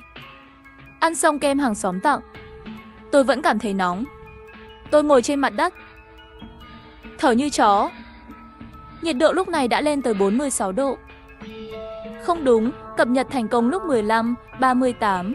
Tôi mở to mắt, nhìn vào màn hình nhiệt độ vừa được làm mới trên điện thoại. Suýt nữa thì kêu lên. 48 độ, không thể nào. Chắc là tôi nhìn nhầm rồi. Tôi chưa bao giờ nghĩ rằng mọi người sẽ chết vì nóng. Nguồn nhiệt độ cao đáng sợ hơn chúng ta tưởng tượng. Ngón tay tôi nhấn và giữ màn hình để liên tục làm mới. Nhưng 3 lần liên tiếp đều hiển thị 48 độ. Sau đó, giao diện đột nhiên trở thành 404. Tôi quay lại để xem thời tiết. Nhưng điện thoại nhắc mạng bị ngắt kết nối. Trên giao diện xuất hiện dấu chấm than màu đỏ. Nhiệt độ xung quanh đang tăng lên. Mỗi hơi thở là hơi nóng, làm cho người ta có cảm giác sắp chết ngạt. Tôi chạy ra cửa. Điện thoại nghiệp vụ trên chuông cửa phòng. Lâu lắm rồi không ai trả lời. Chẳng lẽ ngay cả nghiệp vụ cũng đóng cửa sao? Sức nóng và nỗi sợ hãi ập vào trái tim tôi ngay lập tức. Căn phòng đầy tiếng thở ra và hít vào. Lúc này tôi như đang ở trên một hòn đảo. Bình tĩnh đi. Phải bình tĩnh. Tôi tự động viên mình, trong khi lấy ra một con cá đông lạnh từ tủ đông trong vòng tay. Con cá này đã được đông lạnh trong tủ đông trong nhiều tháng. Từ trong ra ngoài đều đông lạnh. Giữ cá đông lạnh làm tôi mát hơn một chút. Cũng dần dần bình tĩnh lại. Bắt đầu phân tích, nếu một người bị say nắng trong nhà thì sao? Đúng rồi, nước. Tôi mở ngẫu nhiên tủ thuốc ở nhà, mở một chai ra và uống nó trong một hơi, lại lấy tinh dầu gió ra bôi lên trán. Tản nhiệt ở những nơi như cổ và nách. Rồi tôi vào phòng và lấy một cái chăn, đặt nó lên cơ thể sau khi ngâm. Tất cả những gì có thể làm đều đã làm. Tôi vừa ăn kem, nhìn đồng hồ báo thức trên tường. Không biết bao lâu, bộ đàm mở cửa đột nhiên vang lên. Tôi quay đầu lại, suýt vặn cổ. Các chủ nhân chú ý nhé, tôi đang đối mặt với thảm họa nhiệt độ cao. Tấm pin mặt trời của khu vực bị cháy nắng, hiện không thể khôi phục điện. Các chủ sở hữu, bạn có thể tạm thời đến bãi đậu xe ngầm để nghỉ. Nhiệt độ hiện tại của tầng hầm là 39,8 độ. Tầng hầm thứ hai là 38 độ. Đúng rồi, bãi đậu xe ngầm, sao tôi không ngờ. Tôi đang định mở cửa chạy ra ngoài, nghĩ ngợi rồi lấy một cái ba lô. Đầu tiên là cho một con cá vào, sau đó lấy phần dầu gió còn lại, và nước cũng được đóng gói đầy đủ vào. Cuối cùng nhét thêm mấy cái bánh mì và 3 chai nước khoáng, làm ướt lại chăn. Lúc này mới mở cửa. Khi mở cửa, hàng xóm bên kia đường cũng đi ra. Chỉ thấy anh ta cũng mang theo một cái ba lô lớn đi cùng tôi. Xe của tôi đầy bình xăng. Hắn đi thẳng đến trước mặt tôi. Tôi vô thức lùi lại một bước. Xin lỗi, tôi không có ý xấu. Chắc cô cũng có xe. Chúng ta sẽ thổi điều hòa trong xe. Nếu cô hết xăng, hãy đến xe của tôi. Như vậy có thể kéo dài thêm một thời gian nữa. Hắn nhìn vào mắt tôi, có vẻ hơi mất mát. Trong thảm họa thiên nhiên này, không ai có thể một mình. Đoàn kết mới có thể sống sót. Tôi cũng chỉ có thể đồng ý. Rồi tôi thở hổn hển. Một cái chìa khóa xe qua cửa, đóng cửa lại. Hàng xóm đi trước mặt tôi, mở cửa cầu thang. Trong nháy mắt một luồng mát mẻ xông vào mặt. Có lẽ là do bình thường không thông gió nhiều. Cầu thang thường rất nóng, rất mát mẻ. Có lẽ tầng hầm sẽ thoải mái hơn. Mong muốn làm mát khiến tôi tăng tốc độ. Sớm thôi, tôi nghe tiếng bước chân trong cầu thang. Lần lượt, cùng với những lời chửi thề và tiếng khóc của trẻ con. Chắc là những người khác trong tòa nhà nghe thông báo nghiệp vụ. Tất cả đều đi ra ngoài. Cuối cùng cũng đến được tầng hầm. Hàng xóm lấy chìa khóa xe ra. Một chiếc xe hơi rất gần cầu thang. Nhấc nháy 2 lần. Hắn 3 bước và ngồi 2 bước. Đi mở cửa xe ghế lái, đặt ba lô lên ghế phụ, khởi động xe. Cùng với âm thanh khởi động, xe hơi lắc, có mùi xăng, làm cho dạ dày của tôi bắt đầu đảo lộn. Tôi thực sự là một người rất dễ bị say xe. Nhưng lúc này tôi không còn lựa chọn nào khác ngoài việc lên xe. Chỉ có thể chui vào ghế sau. Ghế sau của xe có rất nhiều không gian, nhưng không khí rất tệ.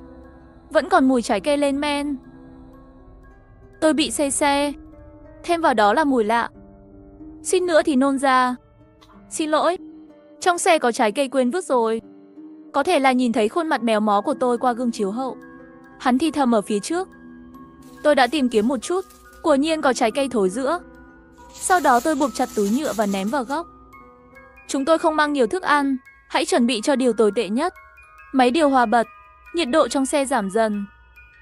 Mặc dù vẫn rất buồn tẻ, nhưng ít ra cũng không còn nóng nữa. Xung quanh liên tục có người đi qua, đang ngồi trong xe gần đó. Rõ ràng là với hàng xóm của tôi, nghĩ đến cùng một tầng. Những người đi vào tầng hầm nhìn thấy trong xe đều là người. Có người quay đầu thì quay lại, chắc là đi lấy chìa khóa xe. Có người do dự một chút, đi xuống tầng hầm thứ hai. Tự giới thiệu đi. Tên tôi là Trương Thần, gọi anh là gì? Tên tôi là Cao Vân, xin lỗi. Làm ướt xe của anh. Tôi do dự không nói tên thật. Gấp chăn ướt và đặt lên đùi. Không sao, chúng tôi không nói chuyện nữa. Yên lặng tận hưởng nhiệt độ trong xe.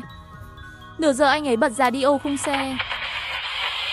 Được biết, nhiệt độ cao và thời tiết khắc nghiệt sẽ kéo dài thêm một tuần nữa. Xin vui lòng cố gắng không ra ngoài. Tôi thở dài. Suy nghĩ thầm lặng, nước và bánh mì trong ba lô có đủ ăn không? Nhiệt độ trên đảo Greenland đã lên tới 70 độ F trong những ngày gần đây. Sông băng tan chảy, thời tiết cực đoan toàn cầu. Một nửa trái đất sẽ chuyển sang màu đỏ. Nghe tin tức đáng lo ngại này, Trương Thần đổi mấy kênh xong liền lặng lẽ tắt đi. Ngày càng có nhiều người sử dụng chiếc xe này. 10 chiếc có 8 chiếc khởi động. Lúc này, Trương Thần ngồi ghế lái vỗ tay lái một chút. Chúng ta sai rồi, chúng ta phải quay lại tầng trên càng sớm càng tốt. Ở đây có quá nhiều xe, khí thải của xe sẽ khiến nhiệt độ tăng lên. Ngay sau đó, hàm lượng carbon monoxide đã tăng lên. Ở đây sẽ rất nguy hiểm. Chết tiệt, tôi xoa thái dương. Xuống lầu dễ hơn lên lầu, huống chi là tầng 16. Cân bằng. Tôi quyết định lên lầu. Trèo lên tầng 10. Chúng tôi đụng phải nghiệp vụ. Tiểu Hoàng, các người muốn quay lại lấy đồ không? Hắn thở hổn hển từ trên xuống, đeo túi trên lưng, ngạc nhiên khi thấy chúng tôi. Chúng tôi về nhà không định xuống nữa. Tốt nhất anh nên báo cho người ở bãi đỗ xe, cẩn thận với ngộ độc carbon monoxide. Tiểu Hoàng trìu mến nhìn, đột nhiên đến bên tai Trương Thần, nói vài lời thì thầm với anh ta. Trương Thần nghe xong, biểu cảm từ nghi ngờ đến ngạc nhiên đến sốc. Anh nghiêm túc chứ? Tự cầu phúc. Nói xong Tiểu Hoàng vỗ vai Trương Thần, vội vã xuống lâu. Hắn nói gì? Trương Thần quay đầu lại, dây thần kinh ngưng tụ, mồ hôi trên trán rơi xuống. Cao Vân, tôi không biết phán đoán của tôi có đúng không? Cô tự lựa chọn đi. Về nhà hay xuống xe? Tiểu Hoàng vừa nói bây giờ bên ngoài không phải là 48 độ, mà là 56 độ. Tôi chưa bao giờ nghĩ rằng mọi người sẽ chết vì nóng. Lúc đầu tôi nghĩ đó chỉ là nhiệt độ cao bình thường. Không ngờ địa ngục nhiệt độ cao sẽ sớm đến. Nhiệt độ trong hành lang nhỏ dần tăng lên. Thở ra và hít vào như trong phòng tắm hơi. Thêm vào đó, chúng tôi đã leo rất nhiều tầng. Tôi cảm thấy như cả người sắp cháy rồi. Mặt của Trương Thần cũng đỏ bừng vì nóng. Mắt đen đã biến mất. Tôi thấy anh ta nhanh chóng mở một chai nước, uống hết nửa chai, đổ nửa chai còn lại lên đầu. Tôi cũng lấy chai nước cuối cùng còn lại từ trong túi ra. Hình dáng của cuộc hành trình ngay lập tức đến một chút lạnh lẽo. Hãy để tôi tỉnh táo một chút. Bây giờ là 4 giờ chiều, còn ít nhất 1 tiếng rưỡi nữa là mặt trời lặn. Đều không có điều hòa. Chênh lệch nhiệt độ giữa trong nhà và ngoài trời thường là 3 đến 5 độ. Nói cách khác, nếu về nhà, rất có thể bị nướng ở nhiệt độ cao trên 50 độ. Nhưng nếu quay lại xe, tôi vẫn còn do dự. Đột nhiên nghe thấy tiếng kính vỡ. Nhiệt độ cao làm biến dạng khung cửa sổ kim loại, gây ra kính vỡ. Một hơi thở nóng hơn lập tức tràn vào. Chúng ta phải đi. Tôi chọn về nhà để thay đổi. Trương Thần nói xong dẫn đầu xông lên lầu. Tôi theo sát phía sau. Vận may của chúng tôi nghe thấy tiếng kính vỡ liên tục. Tầng 13, tôi mệt như một con chó. Giữ lan can nóng, chân cứng đến không cử động được. Trương Thần quay đầu lại kéo tôi lên trên. Tầng 14, tầng 15 nóng quá. Mồ hôi trên người vừa rơi xuống đất liền bị bốc hơi. Tôi gần như đã leo lên tầng cuối cùng. Phải nhanh lên. Trương Thần vội vàng móc chìa khóa, nhưng làm sao cũng không tìm thấy.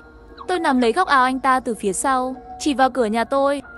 Nhà tôi là khóa mật khẩu, may là không bị nướng hỏng. Khoảnh khắc đóng cửa, hai chúng tôi ngồi trên mặt đất. Sàn nhà đang cháy, nhiệt độ cao đến mức thái quá. Mặc dù kéo rèm cách nhiệt, đợt nắng nóng vẫn đang đến từng đợt một. Tôi tìm nhiệt kế, nhìn một cái liền giật mắt lưỡi. Trên nhiệt kế hiển thị 58 độ. Làm sao có thể?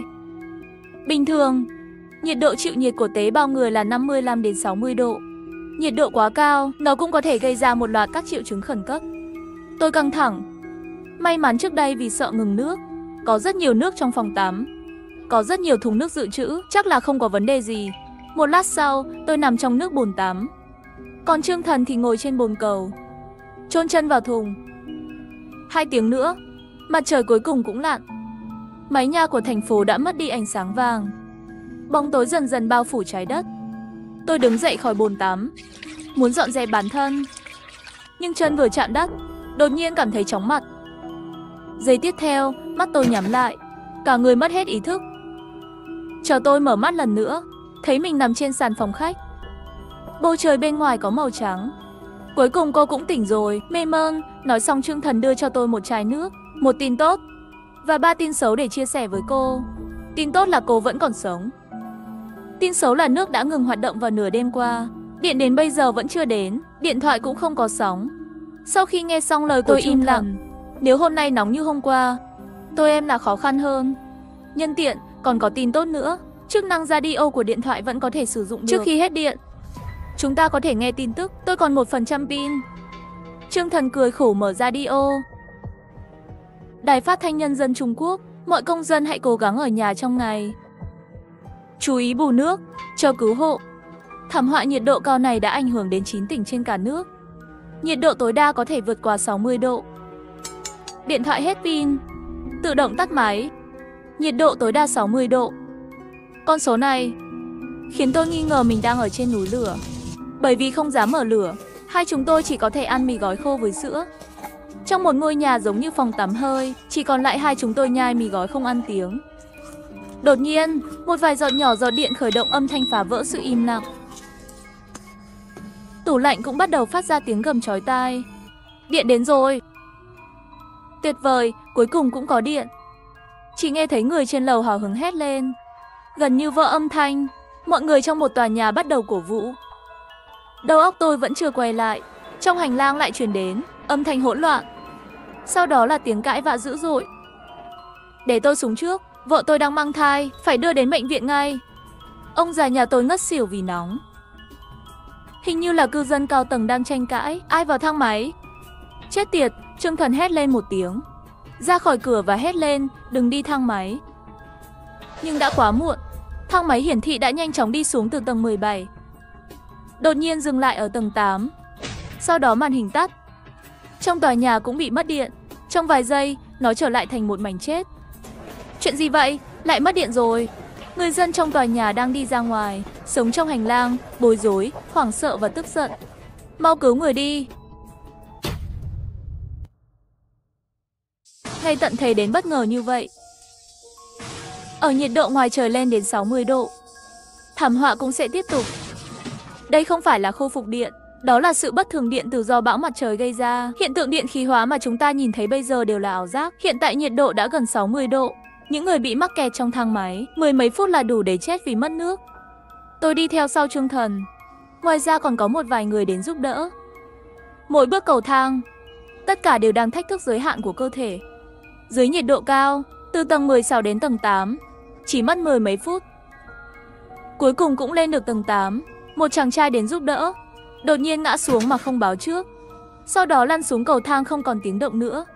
Những người trước đây vẫn còn phàn nàn và chửi bới ở hành lang đã bị sóng nhiệt ép về phòng rồi. Nhanh lên, nhiệt độ này không ai chịu được lâu đâu. Bệnh máu nóng cũng sẽ chết nhanh thôi. Thang máy bị kẹt giữa tầng 7 và tầng 8. Chúng tôi và hai người kia cùng nhau phá cửa thang máy. Bên trong có 3 người lớn, 2 đứa trẻ, một ông già. Lúc này ông già đã không còn dấu hiệu sinh mệnh. Đứa trẻ mặt đỏ bừng, tiếng khóc cũng càng ngày càng yếu. Làm ơn, cứu vợ tôi trước. Trong thang máy, người đàn ông vất vả nâng người phụ nữ lên. Trương Thần và một anh chàng khác hạ thân. Cuối cùng cũng bắt được cổ tay của người phụ nữ mang thai. Nhìn thấy nửa thân trên của phụ nữ mang thai sắp ra khỏi thang máy. Đột nhiên thang máy lại rơi xuống. Một tiếng nổ lớn, cả tòa nhà rung chuyển. Nhanh quá, nhanh đến mức không ai phản ứng được. Trong vòng vài phút, nhiều mạng người cứ như vậy sống động biến mất trước mắt chúng tôi. Trương Thần bị sợ hãi không thể bình tĩnh. Tôi nắm tay anh ấy và cố gắng đi lên. Tay tôi run quá, lập tức nói sai mấy lần mới mở cửa. Chúng tôi uống nước. Thùng nước khoáng lớn của nhanh chóng qua nửa. Nhưng thân thể lại không có chút nào giảm bớt. Chóng mặt buồn nôn, tim đập nhanh. Lúc này nhiệt độ cao tạo ra một loạt phản ứng khẩn cấp. Ngay lúc này, tủ lạnh tự khởi động, dừng lại và khởi động. Máy điều hòa không khí cũng thỉnh thoảng phát ra từng giọt âm thanh tắt máy. Nhưng tôi rõ ràng đã cắm tất cả các thiết bị gia dụng rồi. Lúc này mọi thứ trong nhà đều mất kiểm soát. Kỳ lạ. Tôi và Trương Thần ngồi trên sàn nhà, cố gắng bình tĩnh đầu óc và cơ thể. Nhưng đột nhiên có tiếng nổ lớn. Lại ngạc nhiên, chúng tôi ôm nhau. Xe điện đậu trong sân dưới nhà. Bên ngoài chứa đầy tốc độ có thể nhìn thấy bằng mắt nổ tự nhiên, tạo thành từng của cầu lửa lớn kinh người, đầy khói. Sẽ không cháy đến chỗ chúng tôi đâu. Trái tim tôi lo lắng. Không đỗ xe. Không gian mở cách tòa nhà còn hơi xa, miễn là không có xe điện trong tòa nhà là được. Lúc này chúng tôi đang ở ban công. Nhìn từ xa, có mấy người chạy ra khỏi tòa nhà. Tôi đoán họ đang cố gắng tìm người thân mất tích, hoặc là trong tòa nhà mất nước mất điện, trong tuyệt vọng đi ra ngoài tìm lối thoát. Nhưng người đi ra ngoài không đi mấy bước đã ngã xuống. Bắt đầu cảm thấy co giật.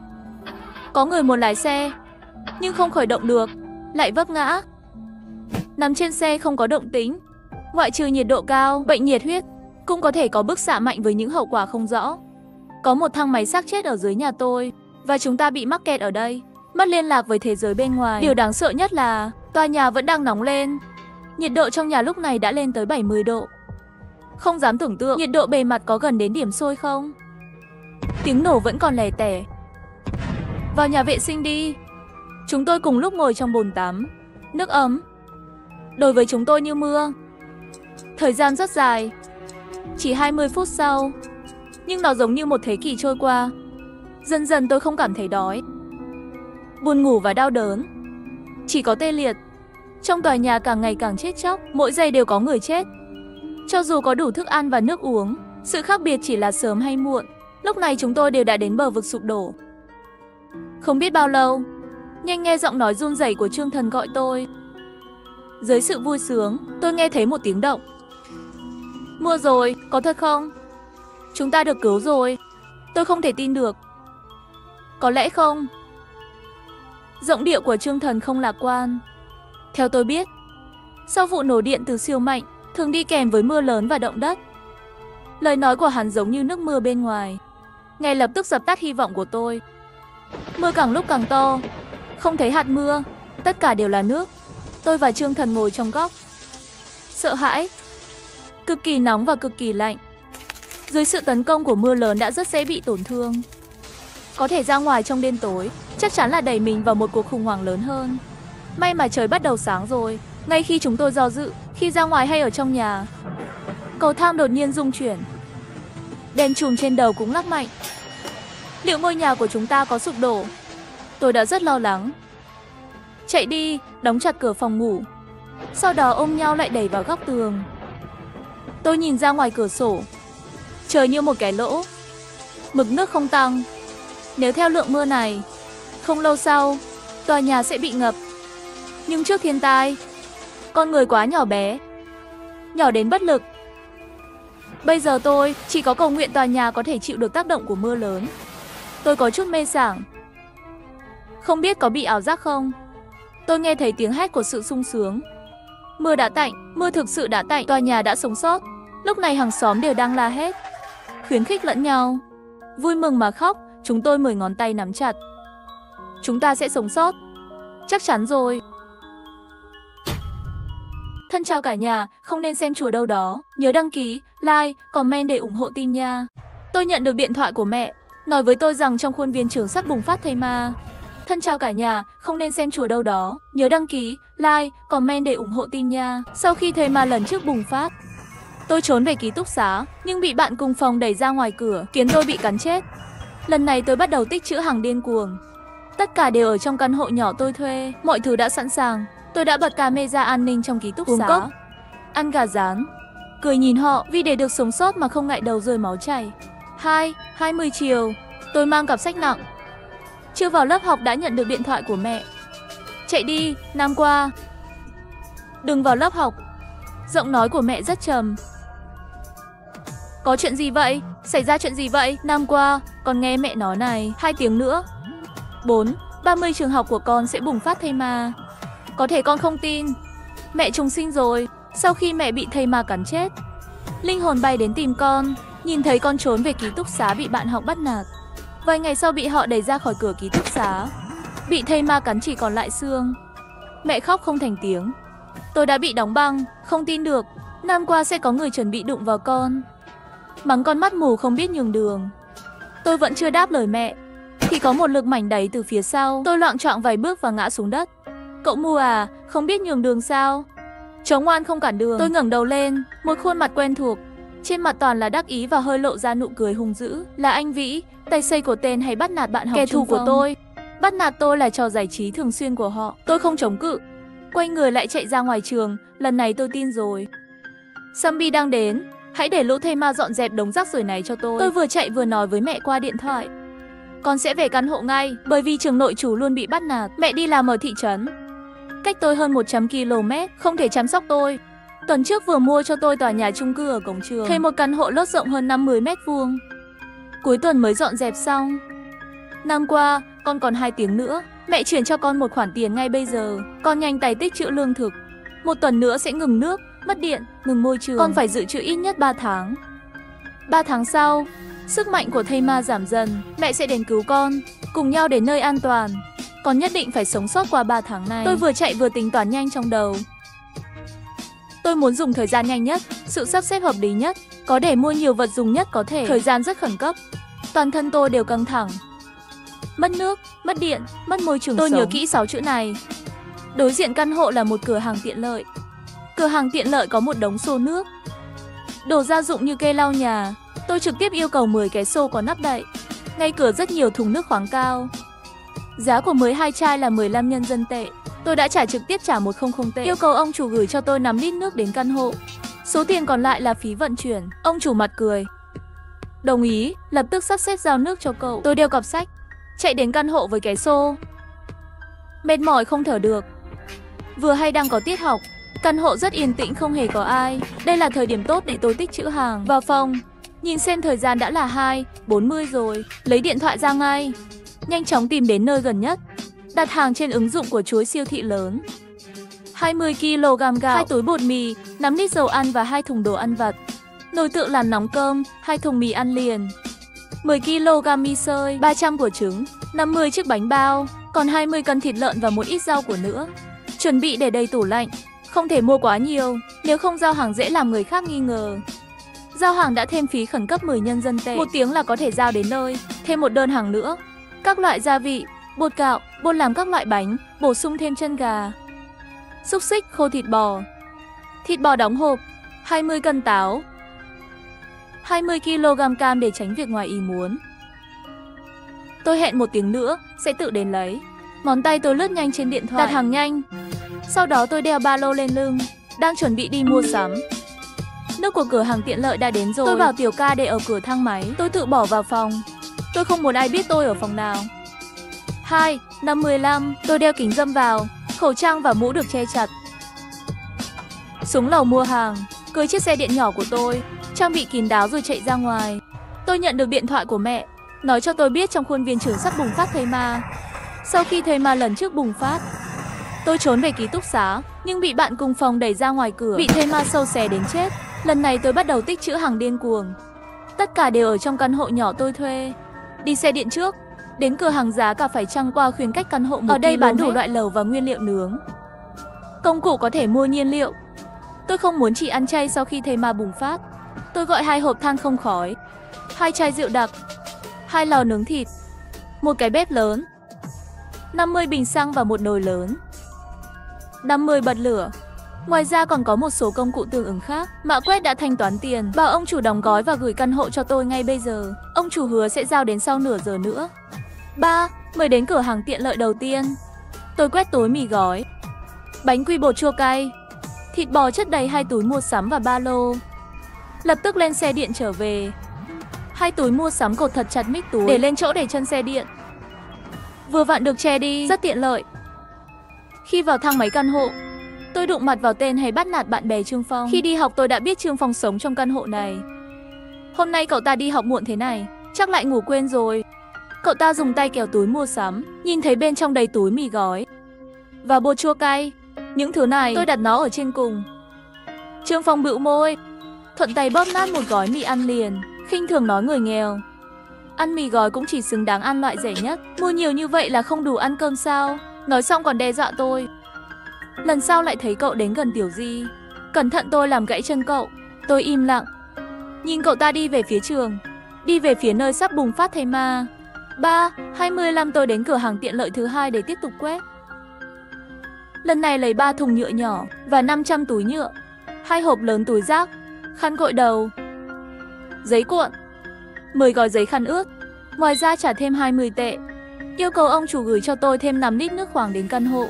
Bên cạnh cửa hàng tiện lợi là hiệu thuốc. Tôi vào quét mã và trả 500 đô la. Yêu cầu ông chủ cung cấp một số loại thuốc gia đình thường được gửi đến căn hộ. Tôi không có thời gian để xem hết. 3:35 gửi đồ mua ở cửa hàng tiện lợi về căn hộ. Đúng lúc nhiên liệu được đưa tới, tôi vẫn chọn tự mình chuyển vào phòng. 3:40 đồ mua ở siêu thị đến rồi. Kéo cả một xe đẩy lên, dùng cách cũ để vào phòng. 3:50 tôi đến siêu thị lấy hàng. Tôi đã trả tiền khi đi ngang qua cửa hàng thực phẩm ở cổng cộng đồng. Yêu cầu ông chủ gửi cho tôi 20 cân khoai tây và 10 bắp cải, 10 cân hành tây, 10 cân cà rốt để ở cửa thang máy tầng 10. Đây đều là những loại rau có thể để lâu. Trên đường đi ngang qua một cửa hàng văn phòng để ông chủ giúp tôi chuẩn bị 10 sạc dự phòng 20.000 ma, 5 bộ sạc và các dữ liệu. Lát nữa tôi sẽ đến lấy. 4 giờ, gửi lô hàng đầu tiên từ siêu thị về căn hộ. Gửi lô hàng thứ hai về căn hộ lúc 4:10. Nhóm này chủ yếu là hoa quả. Trên đường về nhân tiện lấy bộ sạc dự phòng. Sau khi lên lầu nhìn thấy nước khoáng và thuốc men cần thiết. Đã gửi đến cửa rồi, tôi cũng kéo vào như vậy. Khóa chặt cửa, nhìn đồng hồ. 4:20 thời gian hẳn là kịp. Quyết định đến cửa hàng tiện lợi chuyển mấy hộp sữa. Lần này chuyển 2 thùng sữa, bê 2 thùng sữa lên lầu, đậu xe điện ở tầng dưới. Tôi ôm 2 thùng sữa đi lên lầu. Một bóng người chặn đường tôi. Là Tiểu Di của lớp bên cạnh, học bá và hoa khôi trường. Học kỳ trước, trong cuộc thi biện luận của học sinh toàn trường, tôi và anh Di và 2 bạn học khác đại diện cho trường. Cô ấy lần đầu, tôi lần thứ hai. Để chuẩn bị cho cuộc thi, chúng tôi hầu như ngày nào cũng ở bên nhau. Anh Di ở trường mặc dù là nữ thần, nhưng con người lại hiền lành và dịu dàng. Một lần, sau khi tập luyện, tôi bị bong gân chân. Tiểu Di đưa tôi lên phòng y tế, sau khi Trương Phong nhìn thấy. Vì vậy mà khiến Trương Phong người luôn theo đuổi Tiểu Di bực tức, ôm hận với tôi. Cậu ta kêu gọi đàn em bắt nạt tôi. Sau khi thây ma bùng phát, kiếp trước tôi trốn về ký túc xá, nhưng bị bạn cùng phòng đẩy ra ngoài cửa, khiến tôi bị cắn chết. Vì vậy kiếp này tôi bắt đầu điên cùng tích trữ hàng. Tất cả đều ở trong căn hộ nhỏ tôi thuê. Khi tôi chuyển đồ về nhà, nhưng lại gặp được người bạn học mà tôi thầm mến. 4:30 khi báo chuông tan học, một tiếng hét xé toạc khuôn viên trường lên dốc. Tiếp theo là tiếng thứ hai, âm thanh thứ ba. Những người bị nhiễm bệnh không phân biệt xung quanh. Người bị cắn cũng sẽ nhanh chóng biến dị, trở thành xác sống. Xác sống nổ ra ở trường. Tôi nói với cậu ta, xác sống. Cô ấy thì thầm. Tôi lập tức nắm lấy tay cô ấy, kéo cô ấy chạy lên lầu. Vừa ra khỏi cầu thang, chỉ thấy tiếng thang máy chậm rãi mở ra. Là bạn học lớp bên cạnh, Tiểu Ca. Cậu ta bị cắn rồi, bên ngoài xảy ra chuyện rồi. Tôi không có chìa khóa, các cậu cho tôi vào trốn một chút đi. Cậu ta kinh ngạc nhìn chúng tôi và nói. Những đường vân màu đen đã xuất hiện trên cổ cậu ta, đang lan đến não. Tối đa 5 phút, ý thức của cậu ta sẽ biến mất, trở thành một thây ma. Tiểu Ca, gọi cho bố mẹ cậu đi. Tôi nói với cậu ta, cách chia tay tốt nhất lúc này là tạm biệt. Tiểu Ca sửng sốt, sau đó nhìn vào cửa sổ. Khi nhìn thấy những đường vân đáng ghét đó, la hét điên cuồng. Khi anh ấy hét lên, tôi kéo Tiểu Di chạy nhanh vào phòng. Khi đi ngang qua cậu ta mạnh mẽ ngẩng đầu lên nói chờ tôi. Tôi không sao đâu. Nói xong cậu ta mạnh mẽ đứng dậy chạy về phía tôi. Tôi chạy về phòng, khóa cửa lại. Cậu ta đang ở bên ngoài, đập cửa, để tôi vào. Cho tôi vào, làm ơn. Chúng tôi đương nhiên không thể mở cửa, chỉ có thể chịu đựng cảm xúc bất lực, lau nước mắt. Giọng của Tiểu Ca dần dần nhỏ lại. Qua mắt mèo, tôi thấy cậu ấy khó khăn lấy điện thoại ra, gọi một số. Bên kia sẽ kết nối sớm thôi. Tiểu Ca, con mau trốn đi. Bên ngoài xảy ra chuyện rồi. Bên kia điện thoại truyền đến giọng nói lo lắng. Mẹ ơi, Tiểu Ca yếu ớt kêu lên. Điện thoại trên tay bỗng nhiên rơi xuống đất.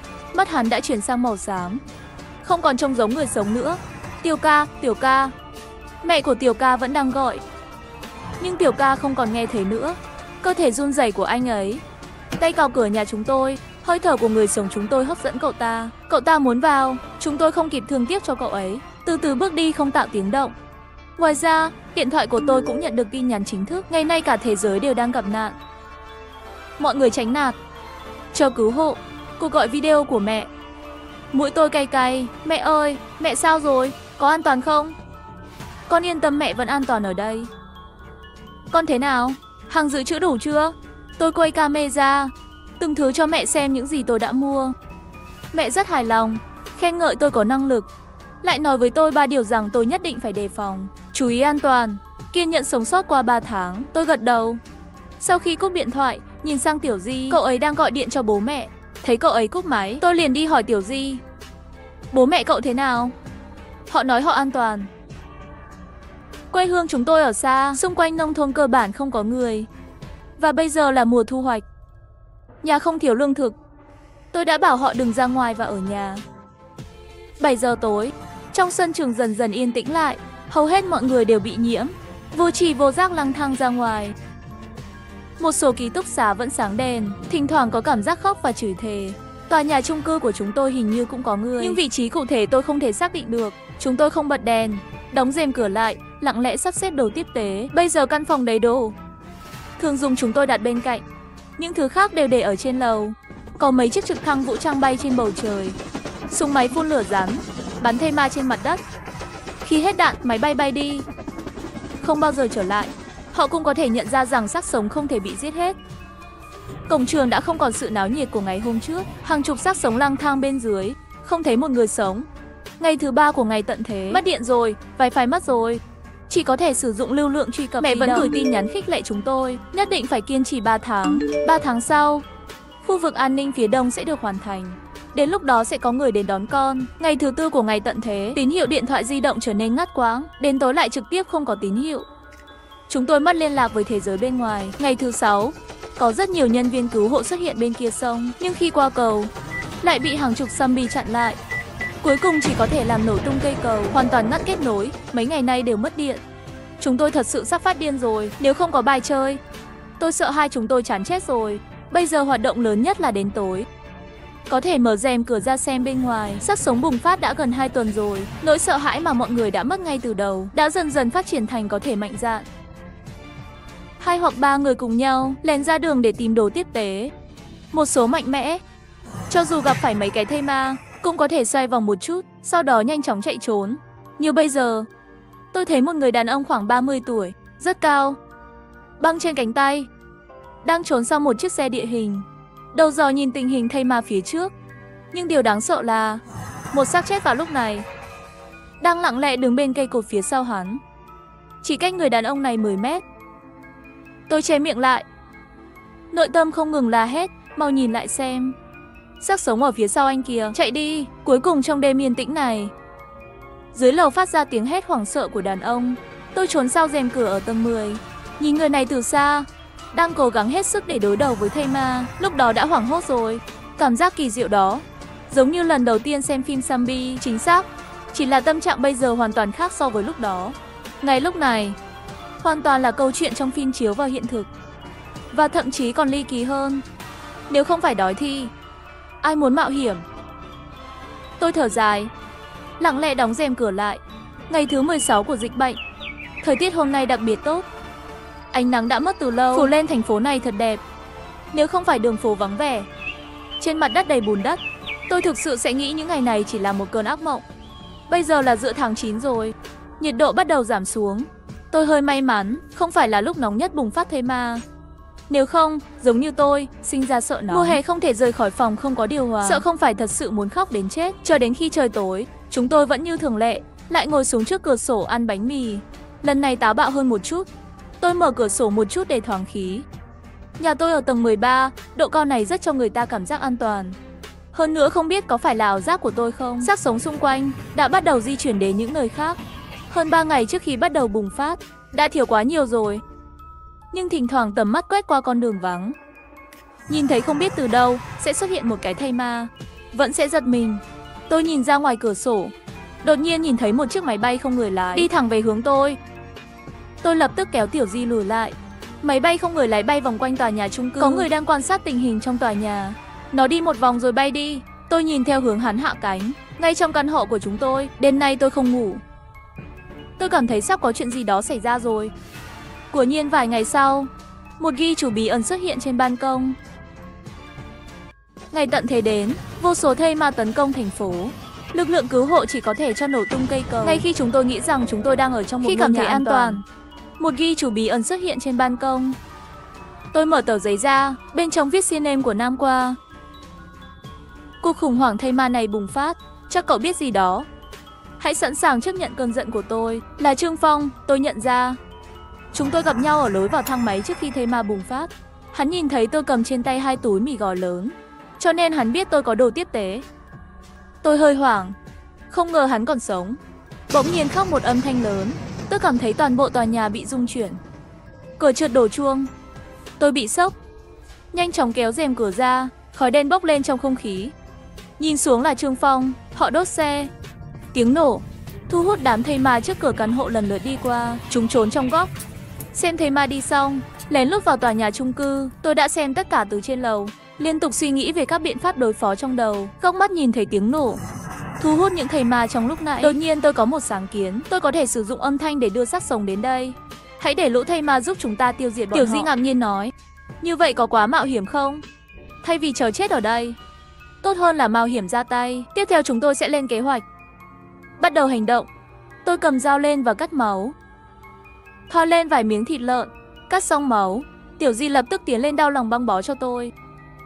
Treo thịt dính máu lên máy bay không người lái. Tiểu Di chủ động xin ra tay, vận hành máy bay không người lái để thu hút xác sống lên lầu. Tôi lên lầu lấy ra một chiếc loa mà mẹ tôi đã mua. Với cái này, bất kể bạn sống cao bao nhiêu đều sẽ nghe thấy nó. Chưa kể là xác sống có thính giác và khứu giác nhạy cảm. Tiểu Di vận hành máy bay không người lái bay thấp một vòng. Lập tức liền có không ít zombie muốn theo kịp. Tôi mang cái loa đến cửa, nhấc điện thoại lên kết nối Bluetooth. Sau khi khóa chặt lối thoát hiểm, chạy về phòng.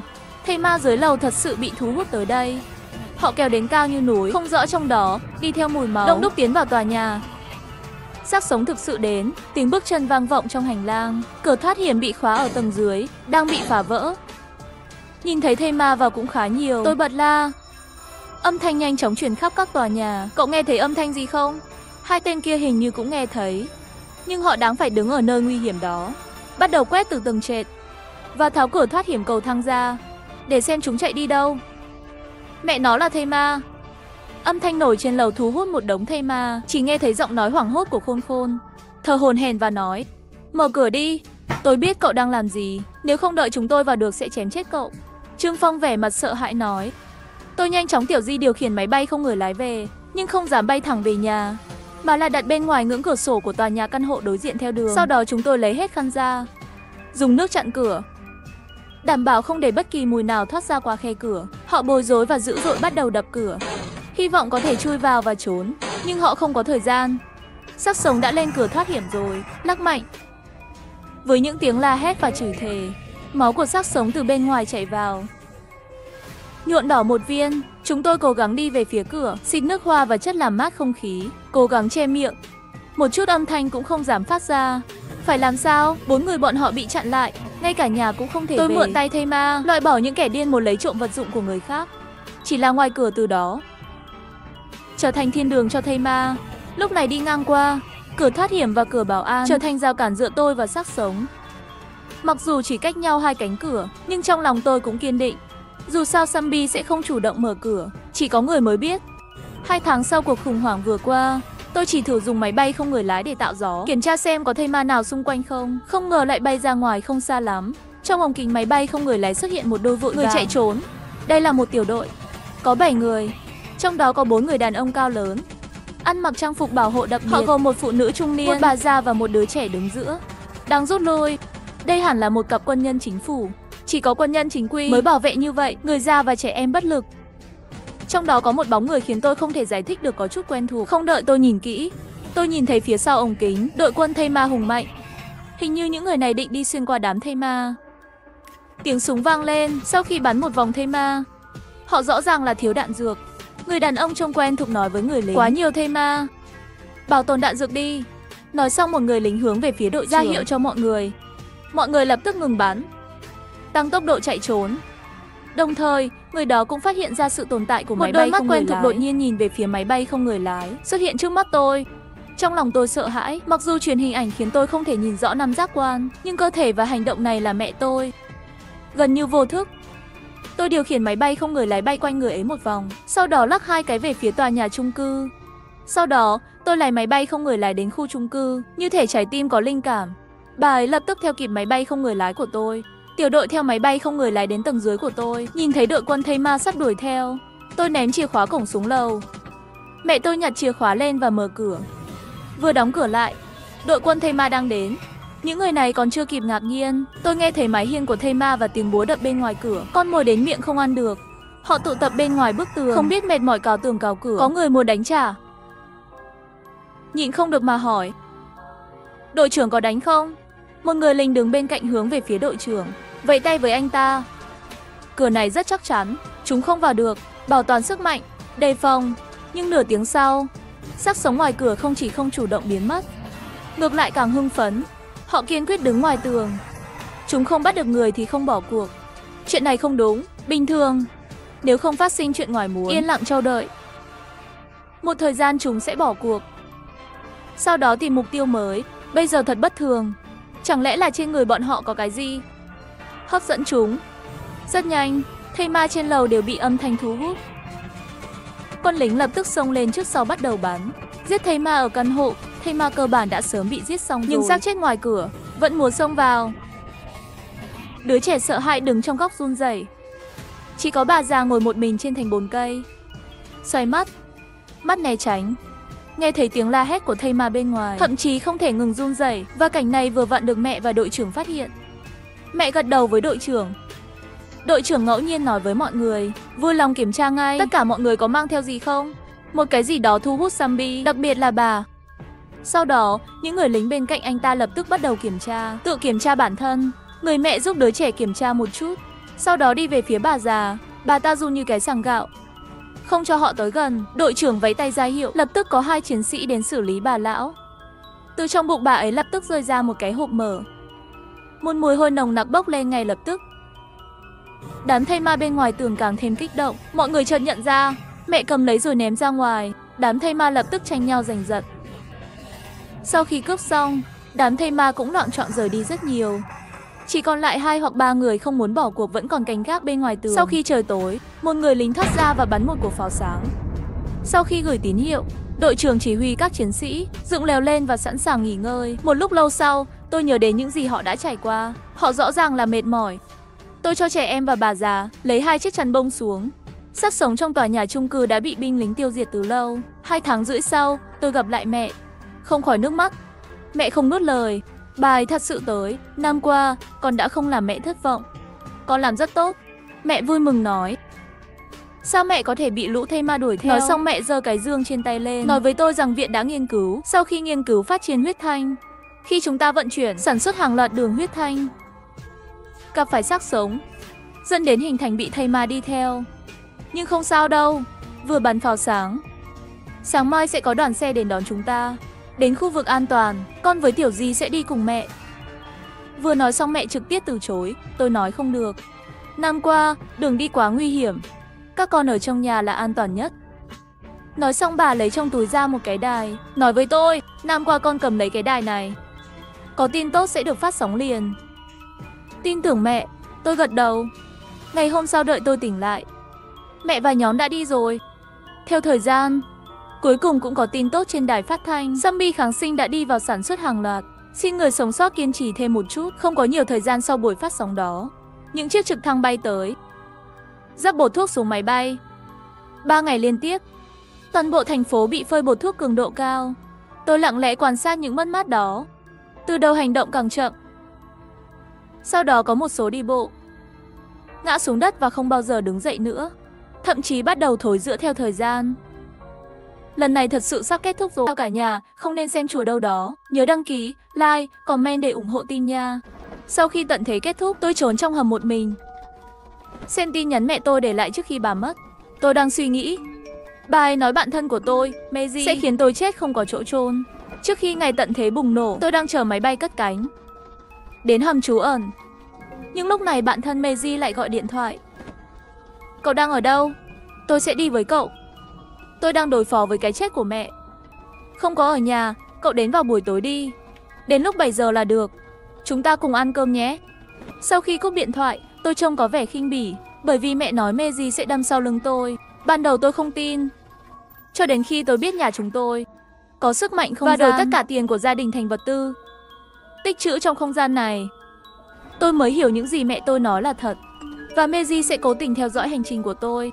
Từng giây từng phút phải biết tôi đang ở đâu. Tôi biết muốn theo tôi vào hầm. Bởi vì tôi là người duy nhất có vé vào hầm. Tôi chỉ có thể đưa cô ta vào nếu tôi đồng ý. Trên máy bay, tôi lấy điện thoại ra xem tin tức Switzerland. Trên bảng có viết tiêu đề chữ lớn bắt mắt. Mưa lớn sắp đến. Toàn cầu đối mặt với nguy cơ lũ lụt lịch sử. Quy mô và mức độ ảnh hưởng của lũ lụt sẽ kiểm tra nghiêm trọng hệ thống thoát nước ở khắp mọi nơi. Các biện pháp kiểm soát lũ lụt, mưa cực lạnh, mất mát và động vật đột biến. Công chúng nên quan tâm, chuẩn bị bảo vệ cá nhân và gia đình. Tôi không nói nên lời. Những nội dung này hơi phóng đại. Lúc đầu tôi không tin. Nhưng hãy nghĩ về nó.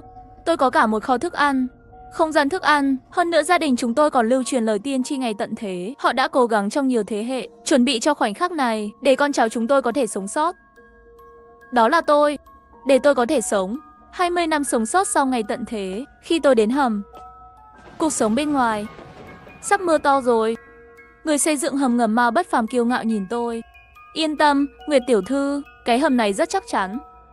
Nó có thể chống lại 3.000 mét lãnh thổ, lũ lụt tới 500 giờ. Hiện tại những ý nghĩa nhỏ nhặt này đều không thành vấn đề. Tất nhiên rồi, sự mạnh mẽ của Hoàng Bảo còn hơn thế nữa. Tôi hài lòng gật đầu và để anh ấy dẫn tôi đến nơi trú ẩn thuộc về tôi. Vì Mao Bất Phàm đưa tôi đi thang máy lên tầng 5 dưới lòng đất. Gia đình anh ta là nhà đầu tư lớn nhất. Đây cũng là khách hàng đầu tiên mua vé, cho nên có quyền ưu tiên lựa chọn. Sau đó Mao Bất Phàm đưa chìa khóa cho tôi. Tôi mỉm cười. Bây giờ ngoại trừ anh, có khách nào khác không? Hiện tại không có ai khác sẽ đến vào ngày hôm sau. Họ cũng đến kiểm tra sớm. Tôi nhìn anh ta không nói gì, chỉ là lấy súng ra khỏi không gian. Đối với hắn gắn đạn súng. Trong lời tiên tri ngày tận thế, tham vọng của Mao Bất Phàm sau khi thế giới sắp kết thúc. Tưởng tượng thống trị đế bảo. Bây giờ tôi không xử lý anh ta kịp thời, là chôn mình cho chính mình. Sau đó tôi đi đến phòng điều khiển. Vừa vào là nhìn thấy màn hình giám sát. Bên ngoài đã là buổi tối rồi, mưa vẫn chưa ngừng. Adi, người gọi của Meiji, nhấp nháy không ngừng. Tôi không có thời gian để nói chuyện với cô ta. Điều quan trọng nhất bây giờ là khóa cửa bên ngoài. Rồi, đặt tất cả thông tin có thể xác minh vào bảo hiểm địa phương. Tất cả đều xóa sạch. Tôi phải đảm bảo 20 năm tới, trong khu đất rộng lớn này, chỉ có mình tôi tồn tại. Sau khi làm xong mọi thứ tôi mới thường thở phào nhẹ nhõm. Nghĩ thế này, có phải sẽ không xảy ra trong lời tiên tri không? Những bất hạnh tôi gặp phải. Thông tin của Meiji tràn vào như thủy triều. Những đoạn giọng nói lớn, từng đoạn một. Sao tôi không mở cửa? Cậu tắt đèn thì nghĩ là không có ở nhà phải không? Nguyệt Nguyệt, em không sao chứ? Đừng nghĩ không làm chuyện ngu ngốc. Sau đó Tài Sản lại gọi điện thoại. Tôi không đón Nguyệt Nguyệt. Tôi tìm Tài Sản đã đây. Đừng làm gì ngu ngốc. Ôi, làm thế nào cậu chuyển nhà cũng không cho tôi biết. Cậu đã ở đâu? Cậu còn lừa tôi đi ăn tối. Cậu có xứng đáng với tôi không? Tiếng Quảng Đông, có phải cậu đã tự mình chạy xuống hầm không? Tôi cười. Xem ra không ngốc. Mẹ nói đúng. Meiji thực sự không đơn giản. Biết mọi thứ. Mẹ tôi từng làm kinh doanh đầu tư, nhưng chúng tôi đều sống trong khu dân cư bình thường. Cuộc sống đơn giản. Bởi vì tất cả tiền của chúng tôi đều được chuyển thành vật tư, tích trữ trong không gian. Trước khi tôi gặp Meiji, mẹ tôi biết người đó. Bà ấy muốn tôi đề phòng cô ta là người sống lại. Là chó rừng ăn thịt người mà không nhổ xương. Không hiểu tại sao mẹ lại nói vậy. Cho đến một ngày, Huyên Huyên cố ý hay vô ý hỏi tôi, nghỉ hè cậu không ra nước ngoài chơi sao? Ví dụ như các nước khác. Thật trùng hợp, mẹ vừa vặn muốn đưa tôi đi nước ngoài trong kỳ nghỉ hè, để tôi làm quen với môi trường trước. Mẹ nói bà ấy phải đi làm, chưa sắp xếp đâu. Sau đó, bà ấy giống như một đứa trẻ dính liền, đột nhiên xuất hiện trước cửa nhà tôi. Sau đó tìm đủ loại lý do để đến gặp tôi. Tôi đã biết từ lúc đó, Meiji hoàn toàn được tái sinh. Ngày thứ 3 trời ngừng mưa, có người xuất hiện bên ngoài cổng đảo. Điện thoại của Mao Bất Phàm đang ồn ào trên bàn. Nội dung tin nhắn đều là giục nhanh mở cửa. Thật không may, tôi đã xóa hồ sơ thành viên của họ. Họ không thể tự vào, trừ khi tôi thao tác thủ công từ bên trong. Tiếp theo đến cổng là Meiji.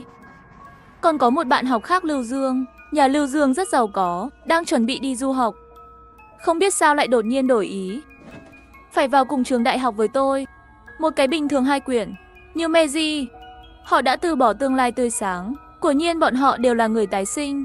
Nguyệt Nguyệt, tôi biết cậu ở bên trong. Mở cửa ra, Meiji đứng dưới màn hình. Sao lại tự mình trốn đi mà không gọi tôi? Vào dọn nhà đi. Tôi thực sự trước khi đi, chuyển tất cả mọi thứ trong nhà vào không gian. Cậu không thể làm thế, cậu ích kỷ quá. Đã bỏ chạy mà không thèm gọi tôi. Mất nhiều năm như vậy, tôi đối xử tốt với cậu. Đồ sói mắt trắng. Mau bảo Mao Bất Phàm mở cửa đi. Tất cả đều là bạn tốt, tất cả cùng nhau. Cậu không thể chết mà không cứu. Sau đó lại có một người nữa, người đó tôi biết. Một người giàu có. Nhưng khuôn mặt này tôi sợ hãi khi nhìn thấy nó. Viên đá quý quen thuộc trong kỳ nghỉ hè hắn cũng ở đây. Một đôi mắt nhìn chằm chằm vào tôi và mẹ tôi. Tôi biết một nhà hàng thịt rất ngon. Có thể mời 2 người cùng ăn cơm tối không? Tôi biết nguyên liệu của người này rất đa dạng, không phải chúng ta có thể chọc giận được. Có 4 người đứng ở cửa. Điện thoại của Mao Bất Phàm sắp nổ tung rồi, và điện thoại của tôi cũng vậy. Meiji liên tục buộc tội tôi vô ơn. Chỉ là khi mẹ tôi bị ốm trong bệnh viện, những ngày cô ấy đến với tôi cứ để chó ăn hết. Rồi họ lấy đá đập vào cổng. Tôi biết tất cả đều vô dụng, chỉ là chút bỏ cảm xúc thôi. Sau đó tôi muốn về phòng ngủ một lát. Nhưng 1 giờ sau, Meiji đột nhiên gửi tin nhắn cho tôi cứu tôi. Người giàu đó đã giết Lưu Dương. Hắn sẽ ăn thịt tôi sao? Tôi nhìn điện thoại, không thể không cười vào những lời nói dối của ả. Meiji là người được tái sinh trở về, biết do tính cách của yêu tinh. Muốn diễn cho tôi xem. Thật buồn cười. Tin nhắn cầu cứu cho Meiji. Tôi không để ý. Tôi biết rõ cô ta đang cố tình giả ngu để lừa tôi mở cửa. Và thảm họa thực sự sẽ xảy ra tối nay. Là Meiji tái sinh trở về. Phải biết rõ hơn tôi. Ả nhất định sẽ nhân cơ hội tai nạn xảy ra, đi tập hợp những người sống sót bên ngoài địa bảo để gây rắc rối, để lừa tôi ra khỏi địa bảo. Vì vậy tôi phải nhanh chóng kiểm tra tình hình địa bảo, trong trường hợp địa bảo bị phá vỡ trong thảm họa tối nay. Tin nhắn quấy rối của Meiji quả nhiên không bao lâu đã dừng lại. Tôi không cần phải đoán. Bên ngoài kho báu đã bắt đầu thực hiện kế hoạch độc ác của ả rồi. Cổng chính bảo vệ mặt đất làm trọng tâm phòng thủ. Tôi không có tiền để kiểm tra, bởi vì cửa hợp kim góc một chiều đủ để chống lại tác động của hàng trăm tấn lực bên ngoài, và cơ chế cửa góc bên trong sẽ theo tác động của lực bên ngoài càng cắn càng chặt. Có cánh cửa hợp kim này, tôi hoàn toàn không sợ những tên điên bảo vệ địa phương đó sẽ dùng sức mạnh thô bạo để phá cửa bảo vệ. Và trọng tâm kiểm tra của tôi đó là hệ thống thông gió trong hầm, hệ thống điện và một loạt hệ thống thoát nước. Những thứ này là điều quan trọng nhất để duy trì sự sống còn của tôi trong hầm. May mắn thay, hầm trú ẩn ngày tận thế này hoàn hảo hơn tôi tưởng. Vấn đề tôi lo lắng hoàn toàn không phải là vấn đề. Ngoài ra, tôi lại tập trung kiểm tra một chút chống độc của địa bảo, chống cháy và chống ăn mòn. Ngay cả khi bảo hiểm đất được xây dựng hoàn hảo, nhưng những vấn đề nhỏ này sớm muộn gì cũng sẽ xuất hiện. Sau khi kiểm tra mọi thứ, lúc này tôi mới yên tâm trở về phòng giám sát, chờ đợi thảm họa thực sự xảy ra. Thời gian trôi qua từng giây. Điện thoại của tôi đột nhiên bật lên tin nhắn, không cần nghĩ cũng là do Meiji gửi đến. Nguyệt Nguyệt, con yêu tinh đó có thể phát điên bất cứ lúc nào. Làm ơn đi, trả lời đi, cho dù cậu không nhớ tình cảm ngày xưa, nhưng hãy tôn trọng người chết. Liệu Dương chết rồi. Đồ khốn. Cậu thật tàn nhẫn. Cậu nhất định sẽ hối hận lựa chọn hôm nay. Xem Meiji hét một mình, khóe miệng hơi nhếch lên. Có một người phụ nữ độc ác như vậy còn sống, có lẽ sẽ cho tôi một cuộc sống nhàm chán, mang đến một số hương vị khác nhau. Điều đó khiến tôi quyết tâm nhất định phải giữ một số người còn sống, nếu không sẽ lâu không thấy mặt trời. Tôi sẽ phát điên. Khi tôi đang suy nghĩ, tiếng gầm dữ dội bên ngoài đột nhiên truyền vào trong hầm. Tôi nhìn chằm chằm vào màn hình giám sát. Thảm họa đã đến. Ngay cả khi hệ thống thoát nước bên ngoài được xây dựng cực kỳ mạnh mẽ, nó nằm dưới lòng đất, vẫn còn rất nhiều nước lũ tràn vào cổng hầm. Có rất nhiều mảnh vỡ trôi nổi trong lũ lụt. Sau khi lũ lụt lẫn nhau, những mảnh vỡ này chắc chắn sẽ trở thành nguồn gốc của bệnh dịch cho tôi trong hầm, mang đến áp lực sinh tồn rất lớn. Tất nhiên, không kịp để nghĩ về những ngày tận thế này, thử nghiệm đầu tiên của hầm đã chính thức đến rồi. Sau một tiếng động chói tai, cửa chính của hầm không nhúc nhích. Trái tim treo của tôi từ từ đặt xuống. Sau vụ quấy rối kéo dài hơn 1 tiếng đồng hồ, nước lũ cuối cùng cũng rút đi, và thảm họa thứ 2 đêm nay đang lặng lẽ ập đến. Do tác động của lũ lụt, ở lối vào chính của hầm đã chất đống một lượng lớn đồ lặt vặt, tạo thành một ngọn núi nhỏ. Mà trước đây không biết trốn đi đâu, Meiji và những người khác không lâu sau khi nước lũ rút đi, xuất hiện trước.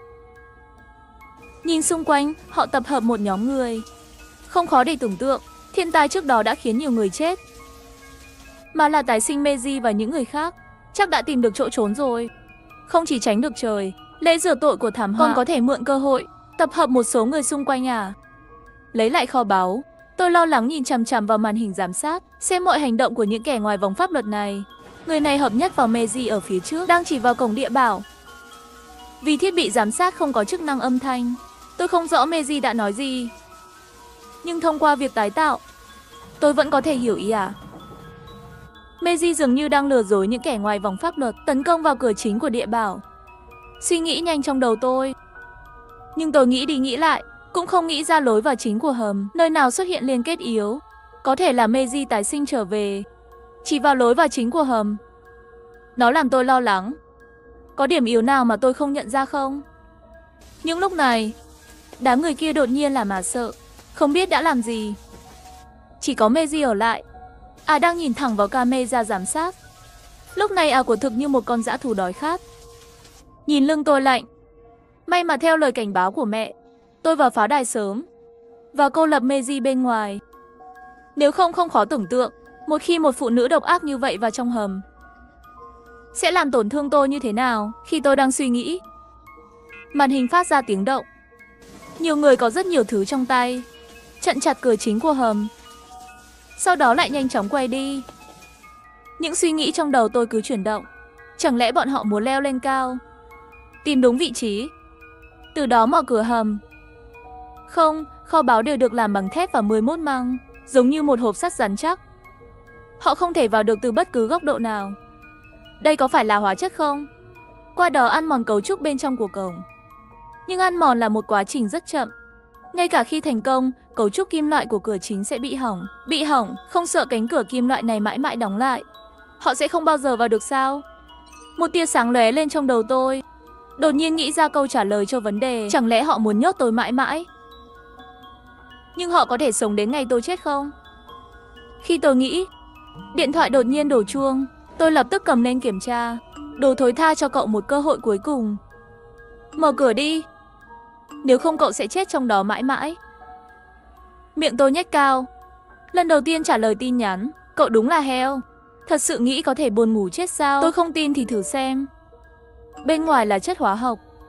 Chờ đến khi cửa nhà cậu bị hỏng, xem cậu còn sống như thế nào. Vậy thì chúng ta chờ xem nhé. Có thể đảm bảo mọi nơi đều bị phong tỏa hoàn toàn. Một số chất lỏng ăn mòn đang chảy xuống. Cánh cổng đang sụp đổ. Dùng cách này để nhốt tôi trong đó. Thật là mơ tưởng. Họ không biết tôi có cả một không gian cho thức ăn. Thức ăn ở đây hoàn toàn đủ để tôi vượt qua thảm họa ngày tận thế. Dưới màn hình, trên gương mặt Meiji có nụ cười chiến thắng. Tôi không thể nghe thấy họ đang nói gì, nhưng cũng đoán được lúc này Meiji không dễ dàng như thế nào. Tôi hơi nhếch khóe miệng lên, sau đó mở loa của phòng giám sát, rất bình tĩnh nói về điều kiện. Nói với mọi người là muốn tôi mở cửa hầm. Không có cửa. Không ngạc nhiên, đám người ngoài cửa lập tức bị biểu tình tức giận. Nhưng tôi phát sóng bằng loa chỉ là một chiều. Tôi không thể nghe thấy họ la hét gì cả. Cũng không muốn nghe tôi tiếp tục trêu chọc họ. Nhưng tôi có thể cho các vị một điều kiện để sống. Sắc mặt mọi người ngoài cửa lập tức vui vẻ. Đặc biệt là Meiji đang canh gác. Biểu cảm chiến thắng một lần của nhìn thật kinh tởm. Như một điều kiện trao đổi, các người cũng phải đáp ứng tôi một vài điều kiện. Đầu tiên, người phụ nữ tên Meiji, tôi không muốn gặp Tôi không quan tâm các anh làm gì, làm cho cô ta biến mất ngay lập tức. Nghe được nói chuyện, Meiji lập tức đứng yên tại chỗ. Tôi có thể nhìn thấy khuôn mặt của thấy một chút tuyệt vọng. Tâm trạng của tôi lúc này tốt hơn rất nhiều. Người phụ nữ độc ác này không phải hoàn toàn xé nát mặt. Tôi có thể giữ cô ta sống. Nhưng đã tập hợp rất nhiều kẻ ngoài vòng pháp luật. Khoảnh khắc bức ảnh đầu độc tôi hoàn toàn trong Bích Bảo. Ở trong tâm trí tôi đã hoàn toàn thành người chết rồi. Đã tập hợp rất nhiều kẻ ngoài vòng pháp luật lại với nhau. Trông có vẻ to lớn. Khi tôi ném lợi ích, bên trong họ đã bắt đầu phân hóa rồi. Có thể sống sót qua vòng thảm họa đầu tiên. Ngoài thủ đoạn quá cứng, không ai không phải là người có tâm tính tàn nhẫn, chiến đấu vì một chút lợi ích. Cũng không phải là không thể. Meiji đang nhảy múa cho những vị vua đó. Giải thích cái gì? Thỉnh thoảng còn chỉ một ngón tay đi và hướng đi. Đặc biệt là con yêu tinh Trung Đông. Nhưng giống như mở ra màu đỏ máu đậm như thế. Nhìn biểu cảm của mọi người trong camera giám sát, tôi cười hài lòng. Thời gian có hạn, người đầu tiên làm cho người phụ nữ đó biến mất sẽ nhận được 10 ngày vật tư sinh hoạt, thuốc và các nhu yếu phẩm khác. Người mù vốn còn đứng nhìn. Hết lần này đến lần khác đi về phía Meiji. Meiji đã sợ hãi ngồi trên mặt đất, miệng mở ra, dường như còn muốn động viên những vương Ấn Độ mắt đỏ kia. Thấy mọi người càng ngửi càng gần, Meiji tuyệt vọng lấy điện thoại di động ra gọi điện thoại. Tiếng chuông điện thoại của tôi cũng vang lên cùng một lúc. Tôi cố tình đợi một lát, lúc này mới kết nối điện thoại. Nguyệt Nguyệt, tôi xin cậu, vì lợi ích của bạn học, cứu tôi với. Cậu quên tôi đã giúp cậu bao nhiêu năm rồi sao? Có thể đứng nhìn tôi bị những tên khốn này giết chết. Nguyệt Nguyệt, chỉ cần cô cho tôi vào, tôi hứa sau này cậu nói gì tôi cũng đồng ý với cậu. Tôi hơi nhíu mày, một mặt cười nhạo muộn rồi. Meiji, tình bạn của chúng ta tôi sẽ không quên. Vì vậy, tôi sẽ tiến cậu lên đường sớm hơn. Lúc này, Togger đã rút vũ khí ra. Meiji đã sợ đến rơi nước mắt rồi. Đợi tôi. Lần sau khi tôi quay lại, tôi sẽ không bao giờ tha cho cậu. Tôi không quan tâm cậu được tái sinh như thế nào, bất kể giữ nó như thế nào. Tôi chỉ gửi cho cậu một câu, rác rưởi là rác rưởi. Đời này không được, tái sinh bao nhiêu lần đều là phế vật. Cậu đã không kịp nói gì rồi. Kẻ ăn thịt người Trung Đông điên cuồng đã xóa hoàn toàn cô ta. Tôi bật loa lên lần nữa. Đồng ý với điều kiện của anh, gửi ngay lập tức. Tôi lấy bộ điều khiển của máy bay không người lái ra, hoạt động âm thanh. Rất nhanh máy bay không người lái bên ngoài ném thứ gì đó từ trên không xuống. Rất nhiều người muốn đi qua và lấy nó, nhưng lại bị quỷ ăn thịt người cầm vũ khí trong tay khiếp sợ. Quay lại, nhìn thấy cảnh tượng như vậy, nụ cười trên mặt tôi càng vui hơn. Kế hoạch phân biệt lại của tôi, nó đã thành công như vậy. Yêu tinh Trung Đông có vũ khí trong tay, bây giờ lại nắm được rất nhiều nguồn lực sinh hoạt. Trong mắt người khác, hắn là một con dê to béo sao? Chỉ là con cừu to béo này có một con cừu sắc nhọn, nhưng nó không phải là vấn đề. Miễn là lợi ích cho đủ. Những kẻ ngoài vòng pháp luật mất nhân tính này, chắc chắn sẽ có người chạy trốn. Đúng như tôi mong đợi, những người đàn ông tuyệt vọng, mặc dù được ghi lại trong sự tàn ác của yêu tinh ở Trung Đông, nhưng không xa lắm. Tôi sẽ nhân cơ hội này để dập lửa một lần nữa. Các người rất muốn biết vật tư đổi lấy là cái gì. Ngoài những thực phẩm cần thiết, nước và thuốc men và thiết bị liên lạc, và một khẩu súng đầy đạn. Bên ngoài nhiều tên cướp trước tiên sửng sốt một chút, sau đó liền lần lượt nhào vào những ngày trước mắt. Bất kể yêu tinh Trung Đông, cách sử dụng vũ khí trong tay, mọi người cũng không có chút nào lùi bước. Hắn rất nhanh liền bị mọi người quật ngã. Hình ảnh tiếp theo tôi có chút không nỡ nhìn thẳng. Tôi nhắm mắt lại, chờ đợi cuộc chiến trước mắt kết thúc. Kết quả cuối cùng là một người béo trở thành người chiến thắng cuối cùng. Trong tay hắn cầm khẩu súng đã nạp đạn. Đám đông nóng bỏng tại chỗ. Kết quả của cuộc chiến này, tôi vẫn rất hài lòng. Trong lòng cũng không muốn bọn họ tiếp tục tranh đấu. Sau 20 năm tiếp theo, tôi không muốn ở một mình trong pháo đài. Còn sống không chỉ có thể giúp tôi kiểm tra tình hình bên ngoài, cũng có thể dành thời gian nói chuyện với họ, không đến mức để bản thân nói chuyện, khả năng hoàn toàn suy thoái. Vì vậy, tôi bật loa một lần nữa. Vòng giao dịch đầu tiên đã kết thúc, vòng giao dịch thứ hai chính thức mở. Nghe nói còn có vòng giao dịch thứ hai, những người sống sót không lấy được lập tức phấn khích. Dọn sạch chất ăn mòn ở cửa địa bảo. Tôi phân phối vật tư giao dịch theo số lượng. Các đệ tử còn sống sót của vua đều gặp mặt nhau trong một thời gian. Họ dành rất nhiều thời gian. Chất ăn mòn vừa được đưa ra, sắp chuyển đi rồi. Và cơ thể của họ không tiện để tập thể dục cường độ cao. Người đàn ông to béo có động tác đầu tiên. Hắn cầm súng, vẽ bút tròn trên cổng kim lại. Những người khác cũng chỉ có thể cắn răng đi chuyển đồ. Nhìn mọi thứ trước mắt tôi rất hài lòng. Kế hoạch phân biệt có thành công không? Ngoài ra còn có thêm một vài lực lượng lao động tốt, nhưng tôi biết những lao động tốt này và không thể duy trì kiểm soát quá lâu. Tôi đã lên kế hoạch rồi. Trước khi những kẻ ngoài vòng pháp luật này mất kiểm soát, phải ép mạnh giá trị sử dụng của chúng. Thực ra kết quả này tôi rất hài lòng. Tôi không muốn tất cả họ chết. Chú ý ít nhất 2 người sống sót, giúp tôi đi điều tra tình hình bên ngoài, và tôi chỉ cần cho họ một chút lợi ích. Tôi có thể khiến họ làm mọi thứ cho tôi. Tôi định để họ tìm hết sức thông tin khách hàng đủ điều kiện để vào hầm, bởi vì trong hầm có rất nhiều nhà kho độc lập. Họ đã chuẩn bị tất cả các loại vật tư từ rất sớm, tích trữ trong nhà kho của Bung. Những nhà kho độc lập này, chỉ những khách hàng độc quyền, thông qua thuốc tiết mới có thể mở được. Mặc dù vật tư mẹ tôi để lại cho tôi, đủ để tôi sống trong hầm hơn 20 năm. Nhưng bây giờ là thời kỳ hỗn loạn, ai lại chê hàng hóa tích trữ nhiều. Không có gì sai khi sống thêm vài năm nữa, và trong số những người đã chết trước đó, tình cờ là kẻ ăn thịt người Trung Đông đó. Ba là khách hàng của danh sách đầu tiên. Tôi bật loa lên, phát sóng cho các bạn một nhiệm vụ mới. Giúp tôi tìm một cái chìa khóa, người tìm được có thể thưởng nửa tháng vật tư. Theo yêu cầu của tôi, các vị vua còn sống cố gắng hết sức để tìm kiếm di tích của những giáo viên và học sinh. Với những nỗ lực không mệt mỏi của họ, thật sự tìm thấy một cái nhà kho. Trông rất thô. Mặc dù công nghệ của hầm này rất cao, nhưng nước cũng không đảm bảo. Trong một thời gian dài tập luyện khép kín, các cơ sở công nghệ cao trong hầm này vẫn có thể sử dụng bình thường. Nghĩ đến đây, tôi cảm thấy nhà kho được thiết kế để hiển thị một chút phương pháp mở khóa cơ học cấp thấp. Điều đó quá bình thường. Người đàn ông béo với gỗ đang vui vẻ chia tay với camera. Hình như trúng thưởng rồi.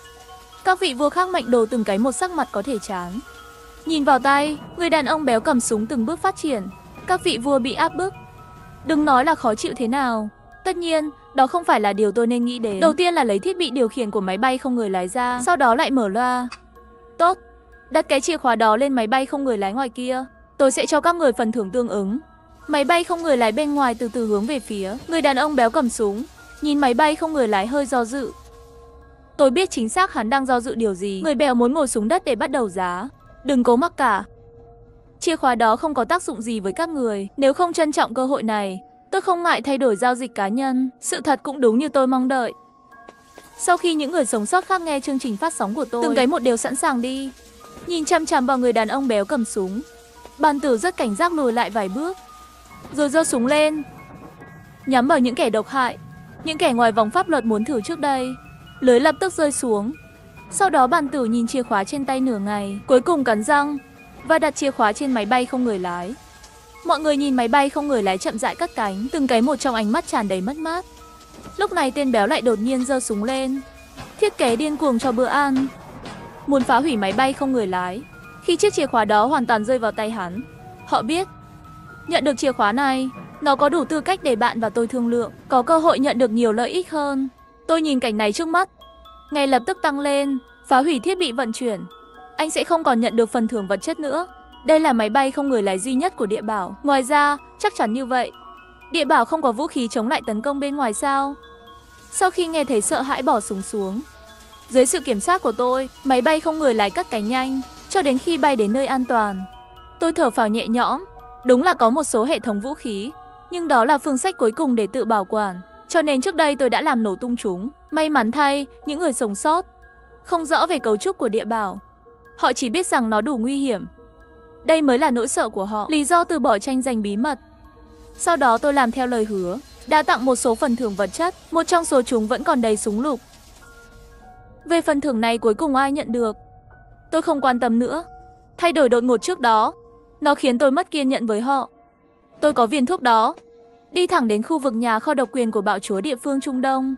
Trong quá trình đó, tôi mơ hồ nghe thấy vài tiếng súng, sau đó hoàn toàn im lặng. Theo số trên thuốc bí mật, tôi tìm được rồi. Nhà kho độc quyền của yêu tinh Trung Đông. Khi tôi mở cửa nhà kho, tôi hoàn toàn chết lặng.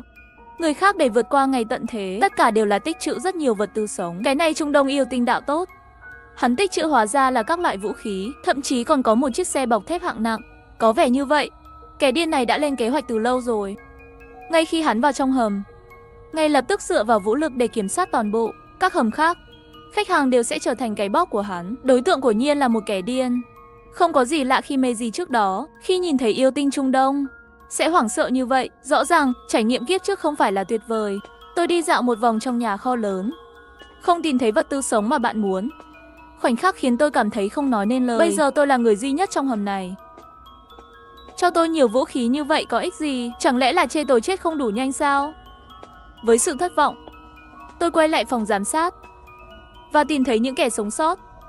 Trong những tranh chấp trước đây, tất cả đều rơi vào máu. Đối với kết cục lần này tôi là một vạn hối hận.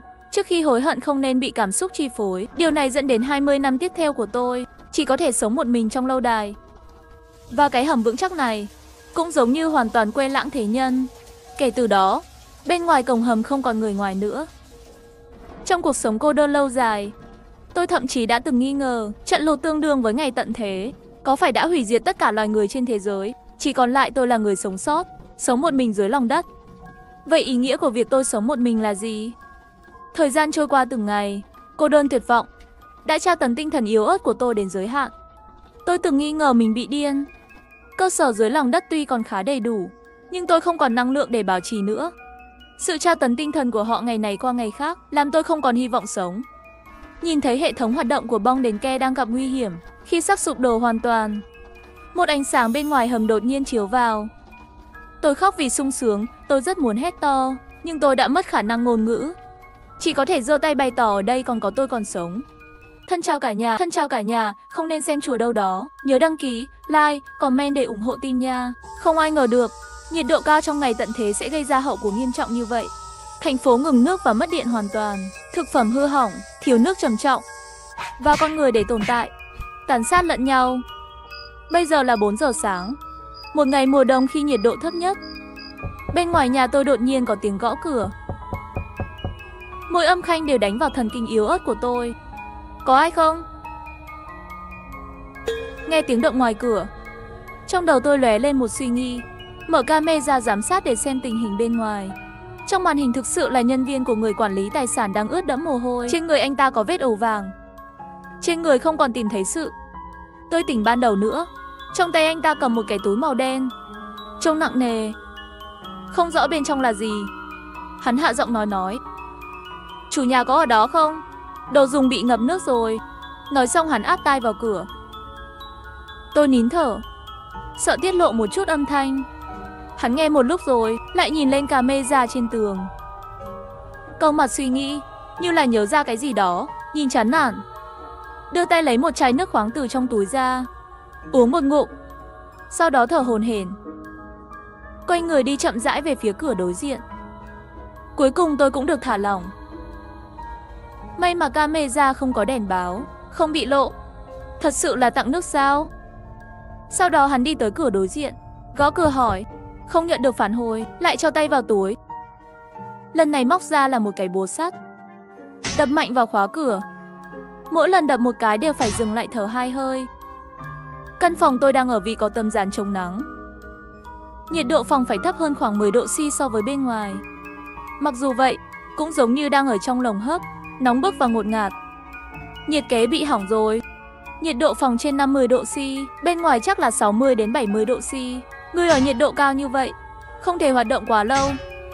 Quả nhiên đập 2 cái hắn liền mỏi, ngã xuống đất. Nhìn anh ta thở gấp có thể thấy, anh ta rất khó thở. Hắn mở chai nước còn lại ra uống một ngụm lớn. Uống xong lại vịn tường đứng lên, dùng búa đập mạnh vào khóa cửa. Lần này thật may mắn, có thể mở ra rồi. Hắn mở cửa, lao vào nhà, điên cuồng tìm kiếm. Nghe như mở cửa tủ lạnh. Sau đó là lục đồ, âm thanh của chai lọ và lon rơi xuống đất. Người hàng xóm bên kia khi nhiệt độ bắt đầu bất thường đã đi rồi.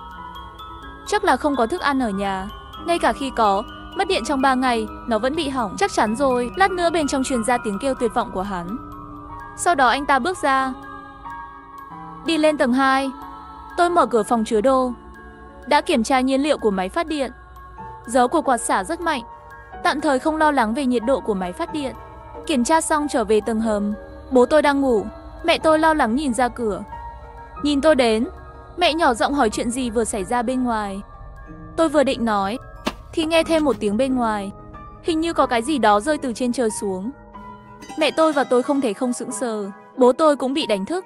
Chuyện gì vậy? Chuyện gì xảy ra vậy?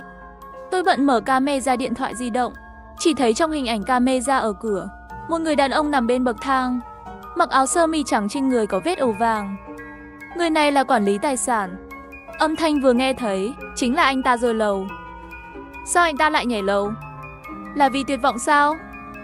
Hay là ai đó trên lầu đẩy anh ta xuống? Nếu vậy thì người đó là ai? Nhiệt độ cực cao này xảy ra đột ngột. Từ hơn 50 độ C ban đầu đến 60 đến 70 độ C, dần dần tăng lên 82 độ C, nhưng chỉ 10 ngày. Lúc đầu mọi người nghĩ đó chỉ là tình cờ, vài ngày nữa là được rồi, đơn giản là không có chuẩn nhiều vật tư như vậy. Không ngờ mọi chuyện ngày càng nghiêm trọng. Lượng điện quá tải, hệ thống thử điện không thể cung cấp điện liên tục, mất điện, mất nước cũng xảy ra đột ngột. Thành phố bị tàn phá, hỗn loạn, xã hội bắt đầu bạo loạn. Bắt đầu từ 3 ngày trước mất điện. Trong cuộc khủng hoảng sinh tồn, đột giết cướp bóc lặng lẽ xảy ra. Mấy ngày qua, có bao nhiêu người còn sống trong tòa nhà này? Không thể biết. Không có mái che trên lầu, sẽ nóng hơn, điều kiện duy nhất để tiếp tục kiên trì chỉ có thể là nhà lắp đặt tấm pin mặt trời. Nhà 601 có 3 người. 2 vợ chồng và một đứa con 3 tuổi. Cả hai trông đều hiền lành. Nghĩ rằng họ đã giết người quản lý tài sản, trong lòng tôi không khỏi toát mồ hôi. Tôi rất may mắn, nửa tháng trước khi linh cảm được tình hình không tốt, lấy lý do sửa chữa chữ đủ thức ăn. Để che mắt, cô ý kéo một đống rác xây dựng ở nơi khác. Đồ ở cửa. Khi mọi thứ đã sẵn sàng, kéo cửa cuốn lên, lái xe nhiệt tình nói lời tạm biệt với nhân viên bảo vệ ở cổng, nói chuẩn bị nghỉ phép đi du lịch. Ngày tôi đi, tình cờ người quản lý tài sản cũng ở cửa phòng an ninh, hắn nghe thấy rồi. Vì vậy, anh ta có thể vừa nghĩ, phòng này của tôi là một phòng làm việc trống rỗng, không đập cửa nhà tôi. Mẹ tôi sợ hãi, cảm thấy biện pháp bảo mật của chúng tôi làm tốt lắm, không tiết lộ cho ai. Chuyện chúng ta trốn ở đây. Khoảnh khắc tiếp theo tôi bịt chặt miệng. Suýt nữa thì kêu lên. Bố tôi cũng đến đây. Tôi đưa điện thoại cho họ. Trong camera giám sát, một người đàn ông phủ đầy đá, không một mảnh da nào lộ ra. Hắn kéo quần của người quản lý. Con dao găm trên tay kia nhận cắt thịt mông của xác chết. Mẹ tôi cũng sợ đến mức bịt miệng lại, không thể bình tĩnh. Người đàn ông đó đã làm xong tất cả, từng tầng nhìn lên lầu. Cuối cùng ở hướng tầng trên cùng. Vì không nhìn thấy ánh mắt của hắn, nhưng hành động này đủ để làm cho tóc tôi thẳng đứng. Hắn để mắt đến 601. Nhìn anh ta rời khỏi camera giám sát, tim tôi vẫn đập mạnh. Ngay cả khi bật điều hòa, nhiệt độ dưới tầng hầm cũng hơn 30 độ C. Không khí oi bức khuếch đại nỗi sợ hãi và bất an này. Tôi đang đấu tranh bên trong. Có muốn nói cho 601 biết cảnh tượng vừa nhìn thấy không? Bảo họ chuẩn bị. Nhưng nếu nói với họ, nó cũng tiết lộ thông tin của tôi. Nhìn gương mặt bố mẹ mệt mỏi, tôi đã từ bỏ đấu tranh. Trong thảm họa, mọi thứ đều chưa biết. Không ai biết khi nào nhiệt độ cao sẽ kết thúc. Tôi chỉ muốn trong giây phút cuối cùng luôn ở bên gia đình. Vô tình đã chưa rồi. Hiện tại nhiệt độ có thể lên tới 80 đến 90 độ C. Bố tôi bảo tôi nghỉ ngơi. Ông ấy đến thay ca để kiểm tra phòng máy phát điện và quan sát tình hình bên ngoài. Tôi dán một miếng dán giảm nhiệt. Cảm giác chóng mặt và đầy hơi đã được giảm bớt một chút. Ngủ thiếp đi. Đang ngủ, đột nhiên nghe thấy tiếng va chạm, chưa kịp dậy. Chỉ thấy 4-5 người xông vào. Một trong số đó là người đàn ông cầm dao găm ngoài cửa sáng sớm. Bố tôi cầm gậy bóng chày bảo vệ mẹ tôi sau lưng. Nhưng mà một mình ông làm sao có thể vượt qua được 4 hoặc 5 người đàn ông mạnh mẽ. Không chống cự 2 cái thì bị đâm thủng ngực. Máu đỏ tươi chảy ra từ vết thương. Tiếng hét của mẹ tôi cũng biến mất dưới lưỡi dao sắc bén. Người đàn ông nói bên tai tôi, con chuột nhỏ tiếp tục trốn đi. Vẫn chưa phải là bị tôi tìm thấy rồi. Nói xong so với tay bóp vào cổ tôi khóc mạnh hơn. Cảm giác ngứa gian ập đến ngay lập tức. Không biết đã bao lâu, cả người tôi bật lên khỏi mặt đất. Mẹ tôi ném cái nồi trên tay xuống bên cạnh tôi, quan tâm hỏi tôi có chuyện gì vậy. Bố tôi nghe thấy tiếng hét của tôi, nhanh chóng mở cửa xông vào. Không sao đâu, có bố ở đây. Nước mắt tôi rơi không thể ngừng, tuôn ra ngoài. Hình ảnh trong mơ quá thật. Tôi nghĩ rằng tôi có thể mất họ. Trái tim ngửa gian. Giờ khắc này tôi phải thề bảo vệ ba mẹ, sẽ không để cảnh tượng trong ác mộng tái hiện trong thực tế. Bình tĩnh, tâm trạng tốt, mẹ tôi chia cho chúng tôi cơm đã nấu xong. Nhiệt độ quá cao, rau quả đều không thể bảo quản được. chỉ có thể ăn lương thực cứu tế, ngay cả lon ong cũng bị hỏng vì nhiệt độ cao. Trời nóng vốn không có cảm giác thèm ăn, thực phẩm khẩn cấp còn tệ hơn. Để tiết kiệm sức lực, chỉ có thể ép bản thân nuốt từng miếng một. Bổ sung sức lực, có một kế hoạch rõ ràng trong đầu. Bố tôi và tôi đẩy tủ bảo quản ở nhà ra cửa, khóa bánh xe, hai máy được đặt lại với nhau. Ngay cả khi 4 hoặc 5 người muốn đẩy, cũng cần rất nhiều sức lực. Sau đó gỡ một cái kệ, ống thép dày dùng làm vũ khí. Bất kể chiều dài hay chất liệu đều rất tiện dụng. Bận xong đã đổ mồ hôi rồi, trốn trở lại tầng hầm và dàn miếng dán chống nhiệt, làm mát cái đầu sắp nổ. Vô thức, thời gian cuối cùng cũng đến đêm. Tôi nhìn chằm chằm vào màn hình giám sát, không dám buông lỏng. Bố tôi nói để tôi nghỉ ngơi, ông ấy sẽ canh, tôi không yên tâm. Chỉ có tận mắt nhìn tôi mới có thể bình tĩnh lại. Thời gian trôi qua từng giây. Lúc 1 giờ sáng, trong hình ảnh cuối cùng cũng xuất hiện bóng người. Họ lục soát hành lang bằng đèn tin. Thấy cửa đối diện mở rộng, một người đàn ông bước vào và đi một vòng, bước ra và lắc đầu với những người khác. Người đàn ông dẫn đầu mở cửa ra nhà tôi. Một trong số họ thì thầm điều gì đó. Âm thanh quá nhỏ không nghe rõ. Người đàn ông nhìn chằm chằm vào camera, quay người đi lên lầu 2. Người theo sau, tôi đếm được 5 người. Mỗi tầng, tất cả họ đều tiến hành tìm kiếm. Âm thanh vỡ và tiếng bàn ghế đóng cửa phát ra từ trên cao. Chưa đầy 1 tiếng sau, một nhóm người thì thầm nguyền rủa từ trên lầu xuống. Có vẻ như họ không tìm thấy gì ở 601. Trở lại tầng 1, mọi người đều thở hổn hển. Người đàn ông đó hỏi người nói chuyện trước đó. Cậu chắc chứ? Sẽ không nhầm, vài người đó nhìn nhau. Cuối cùng tất cả đều đứng trước cửa nhà tôi. Những gì nên đến cuối cùng vẫn đến. Tiếng đập cửa trong đêm yên tĩnh này kích thích mọi tế bào của tôi, sợ hãi và phấn khích. Tôi cầm vũ khí trong tay, tưởng tượng trong đầu. Mỗi động tác tôi làm rất nhanh. Chẳng mấy chốc cánh cửa đã biến mất. Mặc dù tôi đã thêm 2 ổ khóa nữa, không quá 1/4 giờ, cửa vẫn bị đập vỡ. Khoảnh khắc mở cửa, có dòng người từ bên ngoài tràn vào. Có người ngạc nhiên nói thật sự có người. Nhiệt độ ở đây thấp hơn so với chỗ trước đây. Chúng ta có thể sống ở đây. Đừng nói nhảm nữa, nhanh chóng đẩy thứ chặn cửa ra. Các bạn chịu trách nhiệm dọn dẹp chướng ngại vật, người bên trong ra cho tôi là được. Âm thanh này nghe thật đáng sợ. Bánh xe cọ sát mặt đất tạo ra âm thanh chói tai. Tim tôi đập nhanh hơn. Nhưng rất nhanh 2 cái tủ lạnh bị đẩy ra một khe hở. Mọi người vui mừng, lại làm mạnh nữa. Khe hở trở nên lớn hơn. Bọn cướp này hào hứng xông vào và tìm thấy tầng hầm. Người đàn ông dẫn đầu bước tới. Tôi trốn trong góc và hét lên sợ hãi. Tránh ra, tôi sẽ cho các anh thứ các anh muốn. Người đàn ông nhìn chằm chằm vào tôi và hừ lạnh. Cô bé, ngoài em ra còn ai ở đây nữa? Giọng tôi run rẩy nói. Chỉ mình tôi, làm ơn để tôi đi, tôi có nước. Ném nước vào chỗ những người khác. Nước đóng băng làm mọi người vui mừng. Họ tranh nhau mở nắp chai, chỉ cần ngẩng đầu lên và uống hết. Mà người đàn ông dẫn đầu còn chưa kịp ngăn lại trước khi những người khác uống hết nước trong chai. Tôi nhân lúc anh ta quay đầu lại, một chậu nước đá lén hất đi. Của anh đây. Cơ thể được tưới nước đá ở nhiệt độ cực cao. Dưới sự kích thích giữa nóng và lạnh, hắn đột nhiên ngã xuống đất. Tôi nhân cơ hội cầm ống thép phía sau lên, đập mạnh vào đầu hắn. Những người khác bị kích thích bởi nước đá, không chịu được, giơ vũ khí trong tay, lao vào tôi. Lúc này, trốn ở phía sau, bố tôi ném ống thép lao ra, đập 2 người xuống đất. Tôi cố gắng vẩy vũ khí trong tay, nhưng thể lực cuối cùng cũng có khoảng cách. Ống thép nhanh chóng bị cướp đi. Tôi không thể tránh được cú đá ấy. Cả người ngã về phía sau, đập đầu xuống đất. Một tiếng động trong đầu, ngay lập tức trước mắt hoàn toàn tối đen. Tôi cố gắng mở mắt. Trong hình ảnh chóng mặt trước mắt, có người vung búa đập mạnh vào tôi. Khoảnh khắc tiếp theo, một bóng đen xuất hiện, cầm ống thép trong tay, đập mạnh vào đầu người đó.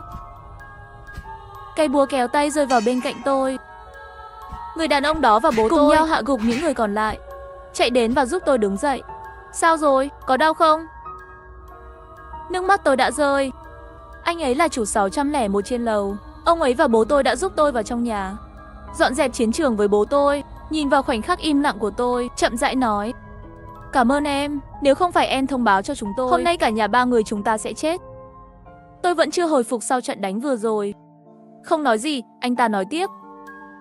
Thực ra chúng tôi không muốn giết anh ta, đó là chai nước cuối cùng. Nếu đưa cho anh ta, Hào Hào sẽ không sống sót. Anh ấy đang nói về người quản lý tài sản. Sau khi bị ác mộng đánh thức, tôi đột nhiên nhận ra, chỉ dựa vào chính chúng ta có thể không có cách nào đối phó với những tên tội phạm bên ngoài. Người đàn ông xấu xa, chỉ có giúp đỡ lẫn nhau mới có thể sống sót. Nhìn vào thực thể của người quản lý tài sản, chắc là nhà anh bị lộ rồi. Nói với họ về người đàn ông cầm đầu, nhắc nhở họ về sự nguy hiểm tối nay. Họ cảm ơn tôi đã cho họ biết tin này, nhưng họ cũng bất lực. Hôm nay, một người đã bị thương vì chai nước cuối cùng. Có lẽ đây là báo ứng. Để tồn tại, chúng tôi có một kế hoạch phục kích.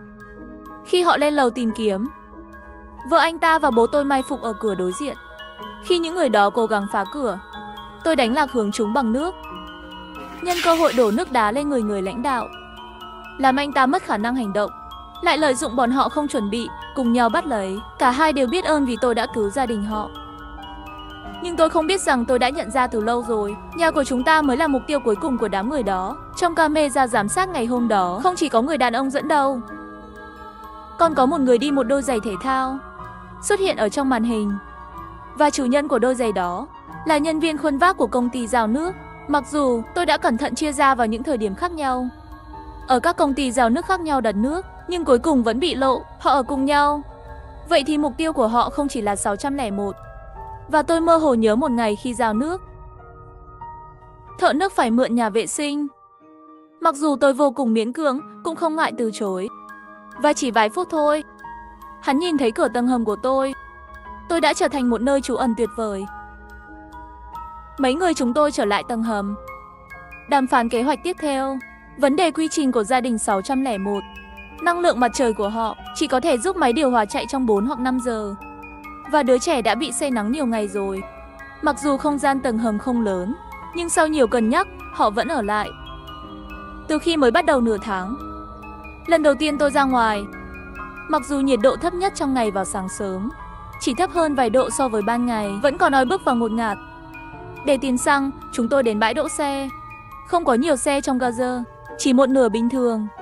Một số xe hết xăng rồi. Có thể trước đây cũng có người bật điều hòa không khí trong xe để làm mát. Cứ như vậy một người 2 thùng, thùng 20 lít gần như đầy.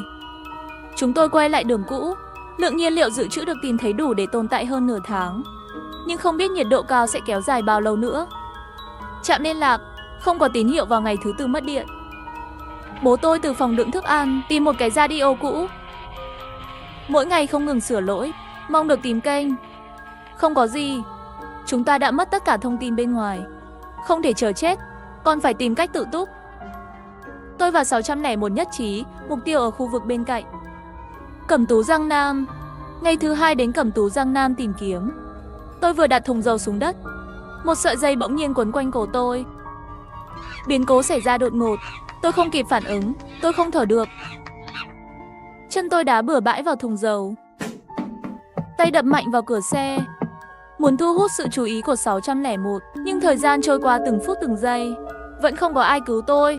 Chào cả nhà, không nên xem chùa đâu đó. Nhớ đăng ký, like, comment để ủng hộ tin nha. Có tiếng còi báo động bên ngoài vào buổi sáng. Mọi người bị đánh thức, điện thoại đều nhận được tin nhắn. Các cư dân thân mến, vui lòng tuân thủ các quy tắc sau. Thân chào cả nhà, không nên xem chùa đâu đó. Nhớ đăng ký, like, comment để ủng hộ tin nha. 1. Quần áo có dính độc. Trong thời gian này xin đừng chạm vào vật lớn. 2. Nhà của mọi người đều an toàn, nhưng chỉ có thể mang theo một người. 3. Nếu trong nhà có người, vui lòng tuân thủ các quy tắc trong nhà. 4. Lần sau nhà cũng không nhất định là an toàn. Hãy cảnh giác. 5. Có thức ăn trong tủ lạnh nhưng chỉ ăn được một ngày. 6. Không có đồ dự trữ. Nếu ban ngày không ăn cơm, buổi tối rất có thể sẽ chết đói. 7. Nếu thức ăn ăn hết, bạn có thể xuống cầu thang mua thức ăn. 8. Không có nhân viên phục vụ trong cộng đồng. Nếu có ai gõ cửa, đừng để ý. 9. Không bao giờ ra ngoài trong thời gian sương mù. 10. Đừng tin bất cứ ai. Xin hãy tự bảo vệ mình. 7 ngày nữa sương mù sẽ tan. Hy vọng ngày mai trời nắng còn có thể nhìn thấy các bạn. Tôi nhìn tin nhắn trong điện thoại di động, lông mày nhảy dựng lên. Trong tiềm thức cảm thấy là trò đùa. Đang muốn tắt đi tiếp tục ngủ. Màn hình tin nhắn bên trong nhóm chủ sở hữu đơn vị. Tất cả chỉ là nói xem ai là người nhàm chán như vậy. Gửi tin nhắn này. Cho đến khi một bức ảnh được gửi đến nhóm, cả nhóm lập tức nổ tung. Một người đàn ông ngã xuống đất, toàn thân đen ngòm. Lòng bàn tay tôi toát mồ hôi, gửi tin nhắn ngay lập tức hỏi chuyện gì đang xảy ra. Chương 506, chồng tôi không tin. Mở cửa sổ và đưa tay ra ngoài là như thế này. 607 trời ơi, vậy tất cả đều là thật. Chúng ta làm gì đây? 408 có phải chỉ cần tuân thủ quy tắc là được rồi không? Không chắc, có rất nhiều mâu thuẫn trong quy tắc này. Tôi nói một câu, nhìn vào một trong số chúng, nhà của mọi người đều an toàn, nhưng chỉ có thể đợi một người. Nhưng tòa nhà này không phải là căn hộ một người, hầu như tất cả đều sống trong một gia đình 3 người. Chỉ có một số ít sống một mình. Và thức ăn trong tủ lạnh chỉ có thể ăn được một ngày. Trong nhà còn có độc, vậy làm thế nào để xuống? Mua nhà vừa an toàn vừa không an toàn. Chỉ có thể có một người, tại sao còn nói nếu là có người? Hãy tuân thủ các quy tắc của gia đình. Nhưng tin tức này nhất định có thật có giả. Tôi mở tủ lạnh, thức ăn bên trong hầu hết đều thối rữa, chỉ còn lại một ngày. Tự ý nấu bát cháo, điện thoại di động, tin tức lại đến, các cư dân thân mến. Cập nhật quy tắc 11. Trong nhà không được có thi thể, nếu không sẽ dẫn đến những kẻ tham lam. Tôi nhìn ra ngoài cửa sổ, bên ngoài sương mù. Mơ hồ nghe thấy tiếng cửa sổ trên lầu bị kéo ra. Một tiếng động lớn. Lúc này có tiếng gõ cửa. Nhân viên dịch vụ cộng đồng, hàng xóm bên dưới phản ứng nhà bạn bị rò rỉ nước. Cộng đồng không có nhân viên phục vụ, nếu có người gõ cửa, đừng để ý. Tôi nhớ lại quy định này, nhấc điện thoại lên nhìn nhóm chủ đơn vị. Nhà tôi có người gõ cửa. 501 nhà tôi cũng vậy. Nói là dưới lầu phản ứng bị rò rỉ nước. 601 đừng mở cửa. 501 lúc này mở cửa là kẻ ngốc. Tiếng gõ cửa ngày càng lớn. Đột nhiên có một tiếng thét ngoài cửa. Trái tim tôi đập thình thịch. Nghe như 408. Vết máu để lại qua khe cửa đến nhà tôi. Tôi nhìn qua mắt mèo. Bên ngoài đặt một bộ đồ bảo hộ và mặt nạ chống đông. Điện thoại di động lại đến tin nhắn. Cư dân thân mến, cập nhật quy tắc 12. Quần áo bảo hộ và mặt nạ chống đông có hiệu lực trong 1 giờ. Vui lòng về nhà trong thời gian quy định. Tôi lập tức mặc vào. Chạy xuống dưới, bên ngoài sương mù. Dựa vào kinh nghiệm để tìm đường. Cửa siêu thị có bảng đen. Quy tắc siêu thị 1 mét có thể mua thịt, nhưng đừng ăn. 2 bánh bao thịt rất ngon, nhưng siêu thị thì không. 3 các loại rau trong ngày rất tươi, nhưng hôm qua không được ăn. 4 mỗi người chỉ có thể mua số lượng 1 ngày. Đồ ăn trong phòng ăn trưa không được ăn. Siêu thị 6 chỉ có thể phục vụ thức ăn cho 30 người. Càng ít người càng tốt. Nhìn thấy cái cuối cùng, tôi lập tức cảm thấy rùng mình. Có ít nhất 100 người trong một tòa nhà, thức ăn không đủ. Nhìn ngày càng nhiều người, tôi chạy vào. Trong mắt là một loạt các loại thịt. Dưới ánh đèn đỏ càng có nhiều người. Vốn không đói lắm, bụng kêu lên. Cảm giác như là đói bụng 10 mấy ngày. Tôi đi về phía mì gói và lấy 6 túi. Mua thêm một ít trứng. Vừa chuẩn bị rời đi, vai bị vỗ. Cô là 409 phải không? Hắn hơi mỉm cười, tôi là 509. Chúa ơi, có vẻ như chúng ta cũng nghĩ như vậy. Thịt không ăn được. Nếu ăn lại không có mắt nhìn xuyên thấu. Ai có thể phân biệt được ngày hôm qua và hôm nay. Còn lại chỉ có mì ăn liền. Lấy mì ăn liền vừa nói. Cô có để ý khi xuống không? Dưới lầu rất sạch sẽ. Tôi dừng tay. Mỗi nhà chỉ có thể ở một người. Cho dù là một nhà 2 người, bên dưới nhiều nhà như vậy cũng nên là dơ bẩn mới đúng. Rất sạch sẽ, không có thi thể. Thi thể đi đâu được? Tôi sợ hãi khi nghĩ đến điều đó. Nhìn về phía cửa siêu thị thịt.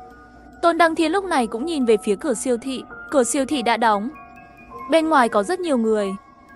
Bảng đen ở cửa đã hết rồi. Nó sẽ tự động biến mất khi 30 người vào. Tôi thở dài. Điện thoại lại nhận được tin nhắn. Các cư dân thân mến, cập nhật quy tắc.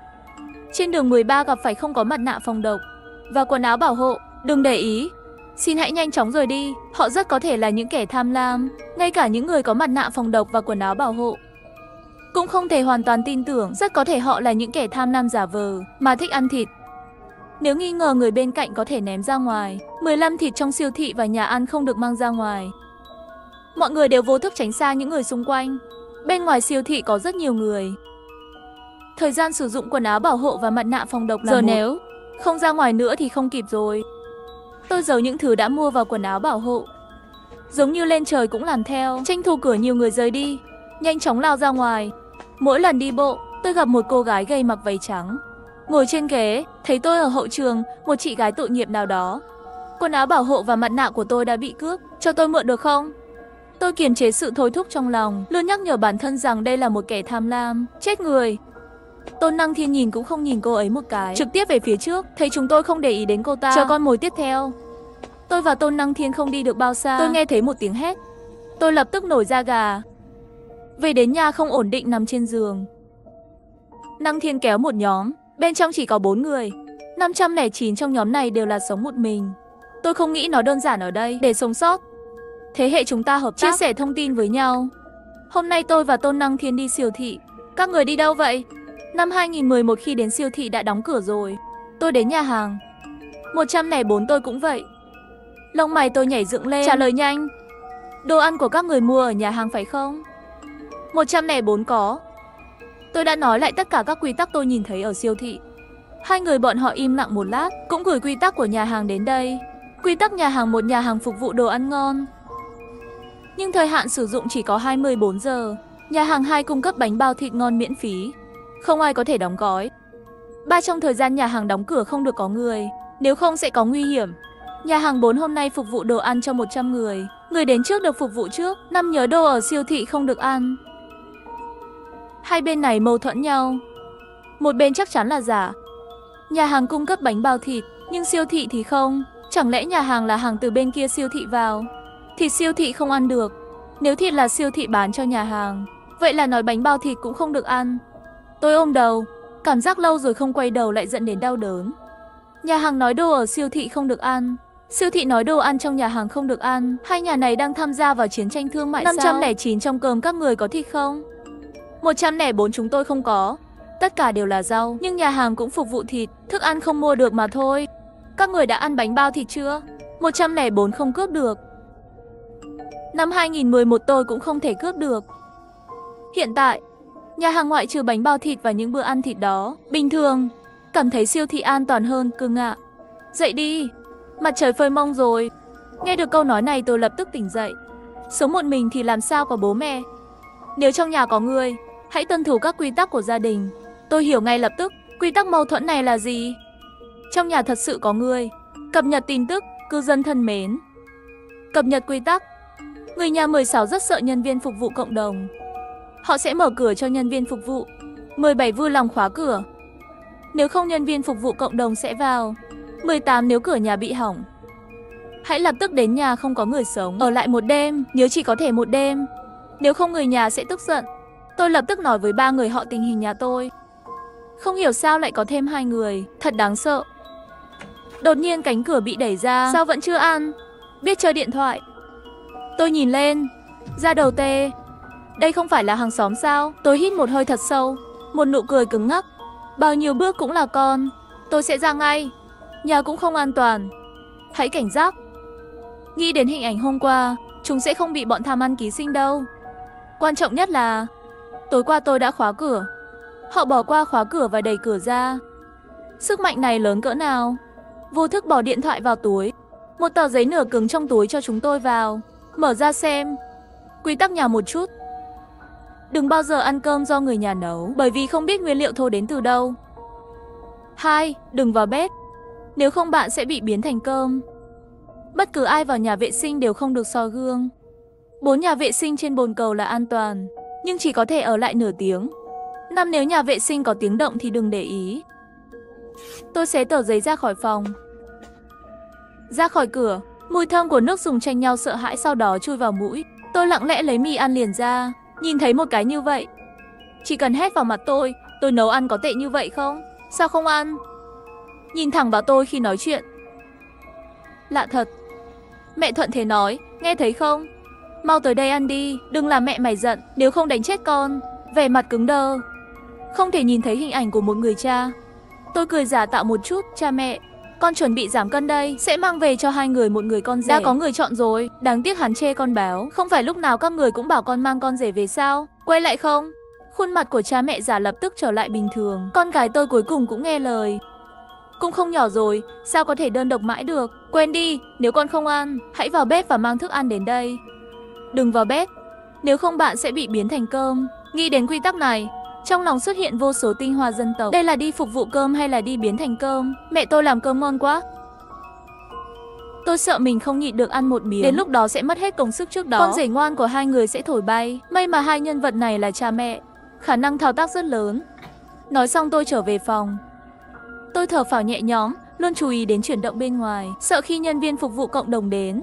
Tôi không biết, đến lúc đó cha mẹ già này mở cửa, chính mình sẽ chết.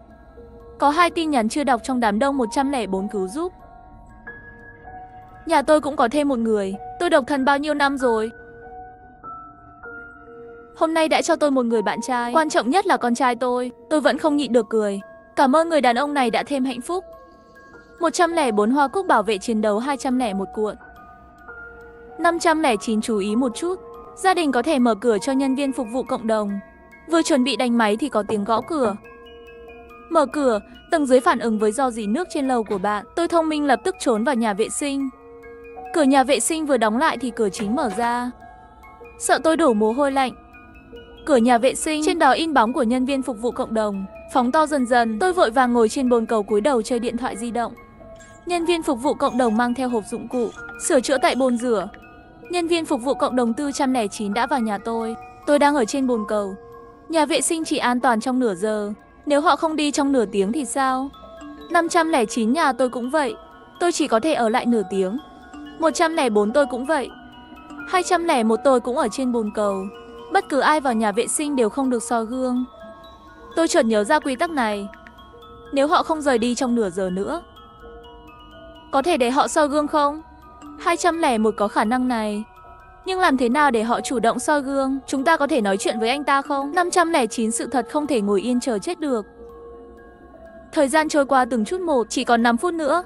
Cộng đồng đó, nhân viên phục vụ thậm chí còn chưa vặn ống thoát nước. Đây không phải là trì hoãn thời gian sao? Tôi cẩn thận gọi một tiếng đại ca. Anh có thể lau gương cho nhà tôi không? Nhân viên phục vụ cộng đồng nghe thấy tôi, nhìn chằm chằm bảo tôi còn không dậy được sao? Tôi giả vờ bình tĩnh. Sau khi lên đại học, tôi thường soi gương, nhìn vào gương. Lau giúp tôi sẽ dậy. Nhân viên dịch vụ cộng đồng, rõ ràng là không biết các quy tắc trong nhà, lấy dĩa lau trên gương. Sau một lúc, khuôn mặt của anh ấy được phản chiếu trên gương. Hắn nhìn chằm chằm vào gương, hét lên, lập tức chạy ra ngoài. Tôi nghe thấy bên ngoài không có gì, chuẩn bị đứng dậy. Chỉ cần nghe thấy giọng nói và nhìn vào gương, tôi lập tức ra khỏi nhà vệ sinh. Thật là một nơi kỳ lạ. Sau khi cha mẹ nhìn thấy tôi đi ra, khuôn mặt vô cảm xuất hiện cảm xúc trong nháy mắt. Sửa xong chưa? Sửa xong rồi, cửa mở. Tôi đi lên đóng cửa, nhưng lại phát hiện như thế nào cũng không vừa. Ngạc nhiên, cửa bị hỏng rồi. Đột nhiên nghĩ đến trong nhà vệ sinh, chạy nhanh vào nhà vệ sinh và đóng cửa lại. Giọng nói đó lại vang lên, nhìn vào gương đi. Tôi nhìn vào gương, bên trong xuất hiện quy tắc mới. Có vẻ như 3 hoặc 5 quy tắc trong nhà là sai. Đồ ăn trong nhà hàng và siêu thị đều có thể ăn được, ngoại trừ thịt. Xin đừng tin lời họ. Nếu khóa cửa bị hỏng, bạn có thể đến phòng gác cổng để tìm người gác cổng. Hắn sẽ giúp sửa chữa. Kẻ tham lam không thể soi gương, có thể dùng để đuổi chúng đi. Bạn có thể nói chuyện với giọng nói trong nhà vệ sinh. Nhà không có người sống sẽ không bị khóa. Nhìn vào những quy tắc này, lần đầu tiên tôi cảm thấy đau đầu thế này. Các quy tắc trong điện thoại cho đến nay, tất cả đều đúng. Nhà hàng, siêu thị, nhà và các quy tắc vừa nhận được xung đột với nhau. Bên trong có sai sót. Đến tối, tôi mặc đồ bảo hộ và mặt nạ chống đông, chạy nhanh đến siêu thị. 5 quy tắc đầu tiên trên bảng đen siêu thị chỉ có thay đổi cuối cùng. 6 siêu thị chỉ có thể cung cấp thực phẩm cho 20 người, càng ít người càng tốt. Tôi lấy điện thoại ra, có ai đến nhà hàng không? Bên đó quy tắc có thay đổi không?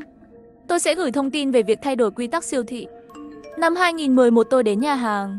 Các quy tắc đã thay đổi, chỉ phục vụ bữa ăn cho 50 người. Hơn nữa, hôm qua tỷ lệ thịt và rau vẫn là 1. Bây giờ thịt 30 phần, món chay 20 phần, 104 theo bên kia siêu thị. Thịt không ăn được. Nói cách khác, đồ ăn được cũng giống như ở siêu thị. Cũng là 20 điểm, 509 nhưng vẫn còn nhiều người. Theo tình huống một ngày thiếu 10 điểm. Ngày thứ 3 là ngày mai chỉ còn lại 10 bàn. Tối ngày thứ 4 hoàn toàn không có hàng. Vậy thì chúng ta sẽ không thể ăn vào ngày thứ 5. Ban đêm sẽ chết đói. Nếu thật sự là như vậy, tối ngày thứ 4 không phục vụ đồ, vậy chúng ta phải ra khỏi đây vào đêm thứ 4. Nếu không sẽ bị chết đói. Quy tắc 104 nói rằng sương mù sẽ tan sau 7 ngày. Hơn nữa đây chỉ là suy đoán mà thôi. Nếu đêm thứ 4 vẫn còn hàng thì sao? Ngay cả khi những gì bạn nói là sự thật. Vậy chúng ta nên rời đi như thế nào? Đừng quên, hiện nay rất nhiều quy tắc đều sai. Có lẽ sẽ có manh mối ở đó. 4 chúng tôi chia thành 2 nhóm. Chạy trốn không chạy trốn. Mua xong đồ tôi vội vàng về. Tôi gõ cửa phòng gác cổng. Khóa cửa nhà chúng tôi bị hỏng rồi. Bạn có thể đi sửa không? Âm thanh phát ra từ 12 phòng gác cổng 409. Ngày mai đi lúc 9 giờ sáng. Tôi nhìn quanh. Cuối cùng, ở góc tấm áp phích dán trên cửa phòng gác cổng, tìm thấy quy tắc. Có camera trong phòng gác cổng, bạn có thể nhìn thấy mọi ngóc ngách của cộng đồng, nhưng không dùng được. Khi sửa khóa cửa, trong nhà chỉ có thể có một người sống. Trong phòng gác cổng là hai anh em sinh đôi. Chỉ có một người biết sửa khóa cửa, bạn phải phân biệt. Mỗi đêm, mọi người phải về nhà. Nếu bị người gác cổng bắt được, sẽ bị mắc kẹt trong phòng gác cổng mãi mãi. Tôi không nói nên lời. Sửa cửa còn nhiều chuyện như vậy. Công nhân sửa chữa thật và giả nhìn thời gian. Chạy về nhà hàng xóm và khóa cửa lại. Tìm một phòng ngủ thứ hai để ngủ. Ngày thứ ba tôi về nhà. Cha mẹ giả ngồi trên ghế sofa.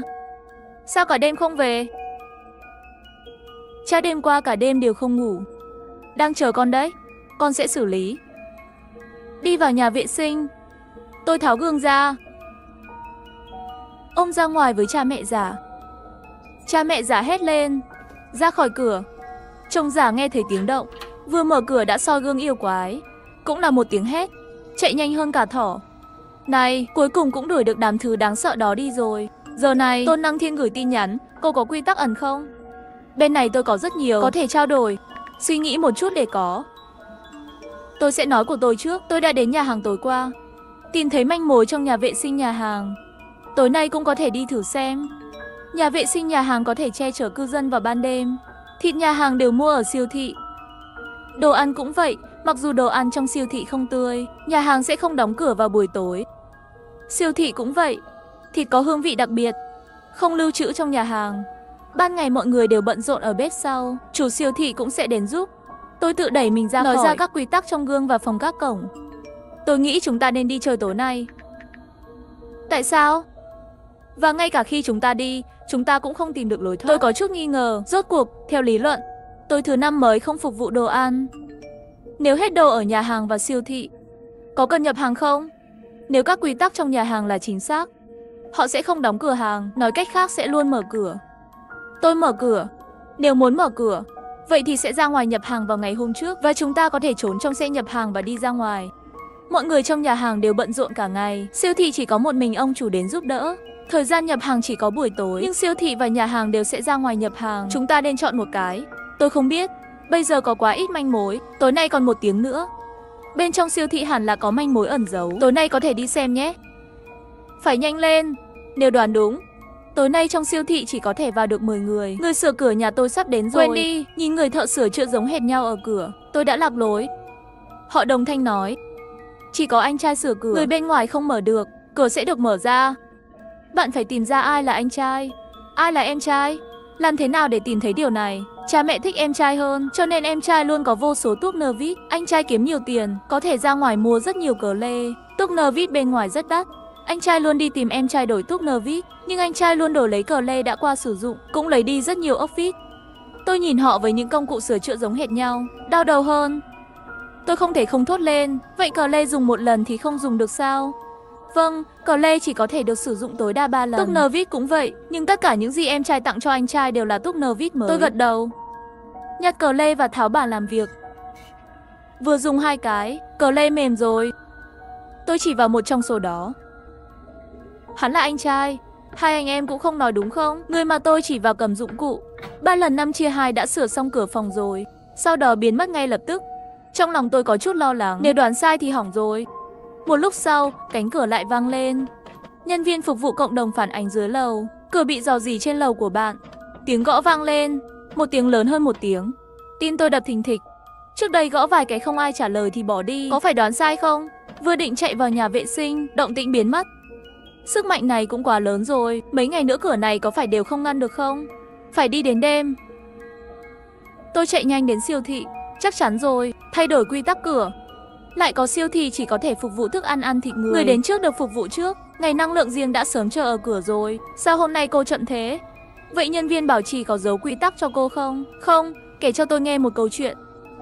Tôi sẽ kể chi tiết quá trình cho anh ấy nghe. Anh ấy cũng rất buồn.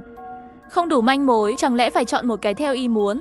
Trước tiên hãy tìm các quy tắc ẩn trong siêu thị. Hai chúng tôi đi vòng quanh siêu thị. Không có gì. Khi đau khổ, Tôn Năng Thiên đâm tôi. Nhìn vào thư mục trên máy tính để bàn. Lịch trình nhập hàng thứ tư, ngày mùng 7 tháng 2 năm 2008 0 giờ. Thứ tư, ngày 14 tháng 2 năm 2008 341 cân và hôm nay là thứ tư. Chúng tôi nhìn nhau, có vẻ như chúng ta có thể ra ngoài rồi. Tôi thấy một tờ giấy dưới quyển sách. Đơn hàng giao hàng thứ tư lúc 12 giờ trưa. Mì gói 30 hộp, xúc xích giam bông 10 hộp. Tôi lập tức kéo Tôn Năng Thiên đi. Chúng tôi đoán sai rồi. Xe tải vào nhà hàng là ra ngoài. Chúng tôi trốn vào nhà vệ sinh nhà hàng. Tôi sẽ giải thích cho anh ta. Cái gì được cân? Thịt và rau, nếu có rau trong siêu thị. Không tôi sao? Và những câu chuyện mà hai người thợ sửa chữa đã kể cho tôi. Em trai là siêu thị, Túc-nơ-vít là thịt, anh trai là nhà hàng, cờ lê là món ăn. Vì vậy, cờ lê và Túc-nơ-vít chỉ có thể được sử dụng 3 lần. Cũng có nghĩa là chỉ có thể để trong 3 ngày. Người chết sẽ bị biến thành thịt. Nó sẽ được gửi đến siêu thị vào ngày thứ 3. Đó là lý do tại sao cha mẹ lại thiên vị em trai, luôn đưa Túc-nơ-vít cho em trai. Còn anh trai chỉ có thể ra ngoài mua cờ lê. Nói cách khác, chỉ có nhà hàng mới có thể đi ra ngoài nhập hàng. Anh trai đưa cờ lê đã dùng một lần cho em trai, lấy Túc-nơ-vít và ốc vít đi. Nhà hàng đưa thức ăn để cả ngày cho siêu thị, sau đó đổi lấy thịt và bánh bao thịt trong siêu thị, mì ăn liền trong siêu thị, đồ ăn nhẹ như xúc xích giam bông. Tất cả đều được gửi từ bên ngoài vào buổi trưa.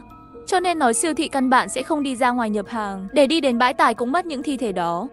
Và thịt có mùi đặc biệt. Siêu thị nhiều thịt quá, làm sao có thể không thu hút những kẻ tham lam. May mà anh thông minh, nếu không thì nói ở đây rồi. Bên ngoài có tiếng còi, phá vỡ sự im lặng. Hai tôi nhìn nhau một cái, xe đến rồi. Hai chúng tôi lặng lẽ trèo lên phía sau xe tải, nhìn nhau. Sống hay chết tùy thuộc vào số ngày hôm nay. Các người là ai? Làm thế nào để ngủ trong xe của tôi? Tôi bị đánh thức. Nửa phần thưởng mới chậm lại. Bên tai đầy tiếng nói của 4 mùa giải thích. Chú cảnh sát, tôi chỉ đi nhập hàng thôi. Tôi không biết chúng từ đâu ra. Tôi và Tôn Năng Thiên nhìn nhau một cái, niềm vui trong mắt. Cảnh sát nói rất nhiều chuyện. Cả hai chúng tôi đều điên, uống say không biết gì hết. Đây là nói ra cũng sẽ không ai tin, thay vào đó sẽ bị coi là bệnh thần kinh. Lúc này điện thoại của tôi lại vang lên. Dự báo thời tiết cho biết sẽ có sương mù dày đặc sau ngày mùng 7. Hãy chuẩn bị. Thân chào cả nhà, không nên xem chùa đâu đó. Nhớ đăng ký, like, comment để ủng hộ team nha. Vào cuối cơn mưa ngày tận thế, tôi sống trong một căn phòng nhỏ có một phòng ngủ và một phòng chơi trò chơi và nấu lẩu. Cảm giác an toàn đáng chết này tràn đầy. Thân chào cả nhà, không nên xem chùa đâu đó. Nhớ đăng ký, like, comment để ủng hộ team nha. Lúc đầu, chỉ là một cơn mưa nhỏ bình thường, liên tục 10 ngày không ngừng nghỉ. Sau đó là sấm chớp cả ngày, sét đánh xuyên qua bầu trời. Tôi không biết là vị nào đến, chắc sẽ kết thúc trong một thời gian nữa nhỉ. Nước mưa trong khu vực càng ngày càng nhiều, ngập đầy phòng tầng 1. Tôi bị mắc kẹt trong nhà, không tái sinh, càng không biết trước. Và tôi phụ thuộc vào việc tích trữ hàng ngày, có một tia hy vọng. Thời tiết xấu này biết khi nào sẽ hết. Khi tôi vừa đi ngang qua siêu thị sau giờ làm việc, nghe một ông chú phàn nàn về thời tiết như vậy. Bây giờ là 5 giờ chiều rồi, nhiệt độ hiển thị trên điện thoại vẫn là 39 độ. Sắp đến ngày lễ Quốc Khánh rồi, tôi cũng đúng lúc ghé qua siêu thị mua chút đồ. Vào siêu thị, chào đón tôi là một trận gió mát mẻ. Thật mát mẻ, cuối cùng cũng sống lại. Tôi đẩy giỏ hàng, vừa nghĩ vừa đi vào trong. Đi ngang qua khu vực đồ ăn nhẹ, nghĩ đến việc mua một ít đồ ăn nhẹ để thỏa mãn cơn thèm. Nhìn cái gì cũng muốn ăn, vô tình lấy rất nhiều. Lại đi mua một ít rau và trái cây, mua mấy gói mì muốn ăn. Lúc mua cái gì cũng muốn ăn cái gì muốn lấy. Lú thanh toán hết hơn 500 tệ. Mặc dù hơi đau lòng, nhưng vẫn chấp nhận được. Hơn nữa như vậy mấy ngày tới cũng không cần phải ra ngoài nữa. Ra khỏi cửa siêu thị vốn định đi xe buýt. Nhìn vào đống đồ mua sắm này, lại nhìn nhiệt độ bên ngoài. Nếu đi xe buýt mang theo túi lớn túi nhỏ như thế này, tôi đoán mình có thể làm nóng được một cái cốc. Vẫn là lấy điện thoại ra gọi xe. Mệt lên mệt xuống, về đến nhà đã hơn 7 giờ tối rồi. Mặc dù nhiệt độ bên ngoài đã giảm một chút nhưng vẫn nóng. Tôi bật điều hòa không khí và chơi trò chơi trên ghế sofa. Không phải tôi chơi dở, mà là cơ chế kết hợp chết tiệt này. Chơi 3 ván thì thua cả 3. Tôi rất tức giận, bỏ điện thoại xuống, vào nhà vệ sinh tắm. Rồi đi ra, tôi nhìn 2 túi đồ lớn trên mặt đất có chút đau đầu, nhưng vẫn miễn cưỡng thu dọn. Đồ ăn nhẹ và mì gói đều được cất vào tủ bên. Trái cây và rau củ được đặt trực tiếp vào tủ lạnh bảo quản. Cảm ơn mẹ tôi đã mua cho tôi chiếc tủ lạnh lớn này. Các loại thịt để trong các ngăn đông lạnh khác nhau. Làm xong nhìn tủ lạnh chất đầy đồ ăn bên trong. Một lần nữa cảm ơn mẹ tôi đã mua cho tôi chiếc tủ lạnh lớn này. Đang định làm một phần mì trứng gà rất hot trên mạng, mới nhớ ra trong nhà hết trứng rồi. Làm sao có thể? Tôi là người thích ăn trứng, làm sao có thể thiếu trứng được? nhanh chóng đặt hàng mua 2 khay trứng. Vô tình phát hiện nước trong siêu thị này đúng lúc có hoạt động, trực tiếp đặt 2 thùng nước lớn. Mì xong vừa ăn một miếng thì nghe thấy tiếng chuông cửa reo. Hiệu suất này không còn ai nữa, nước và trứng đã được gửi đến. Ăn uống no nê, trên người lại dính. Không có cách nào, vẫn nên đi tắm. Cảm thấy nếu còn nóng như vậy nữa, tôi phải tắm rách ra mất thôi. Tôi sống trong một căn phòng nhỏ với một phòng ngủ, một phòng khách và một nhà bếp. Khi tôi quyết định định cư ở thành phố này, mẹ tôi mua toàn bộ cho tôi. Nhà ở tầng 16, không cao cũng không thấp, nơi ở hoàn hảo cho một cô gái. Trời chập tối hôm sau, bầu trời bắt đầu tụ tập mây đen, có chút xu hướng sắp mưa. Nhưng tôi đã xem dự báo thời tiết, trên đó không nói là sẽ có mưa, có phải là mưa nhân tạo không? Nhưng mưa luôn là một điều tốt. Tôi ngồi trên ghế sofa tiếp tục chơi game. Không lâu sau mơ hồ nghe thấy tiếng sấm ầm ầm. Tôi thấy những hạt mưa to bằng hạt đậu rơi trên cửa sổ. Sau một thời gian, mưa dần trở nên lớn hơn. Không biết làm sao, dù trời mưa to, nhưng tôi ngồi trên ghế sofa chơi game, nghe tiếng mưa bên ngoài. Cảm giác an toàn tràn đầy. Đó là điều dễ chịu nhất đối với tôi. Vô tình ngủ quên trên ghế sofa như vậy. Trời mưa suốt đêm. Sáng hôm sau khi tôi thức dậy, đã 11 giờ rồi, vẫn còn mưa, chỉ là hơi nhỏ thôi. Trời mưa đương nhiên phải đi kèm với lẩu rồi. Lấy sủi cảo mà mẹ tôi gói cho tôi trong tủ lạnh. Còn có thịt bò cuộn mua hôm qua. Rau, trái cây, ngô cũng không thể thiếu. Một bàn đầy đủ. Chờ nước sôi, bắt đầu chuyến ăn lẩu ngày mưa. Đúng lúc mẹ tôi gọi cho tôi. Con gái ngoan, con đang làm gì vậy? Con đang ăn lẩu đây. Trời mưa nên tự làm ở nhà. Con biết ăn những thứ này không tốt cho sức khỏe mà. Mặc kệ mẹ tôi nói, tôi chỉ cười.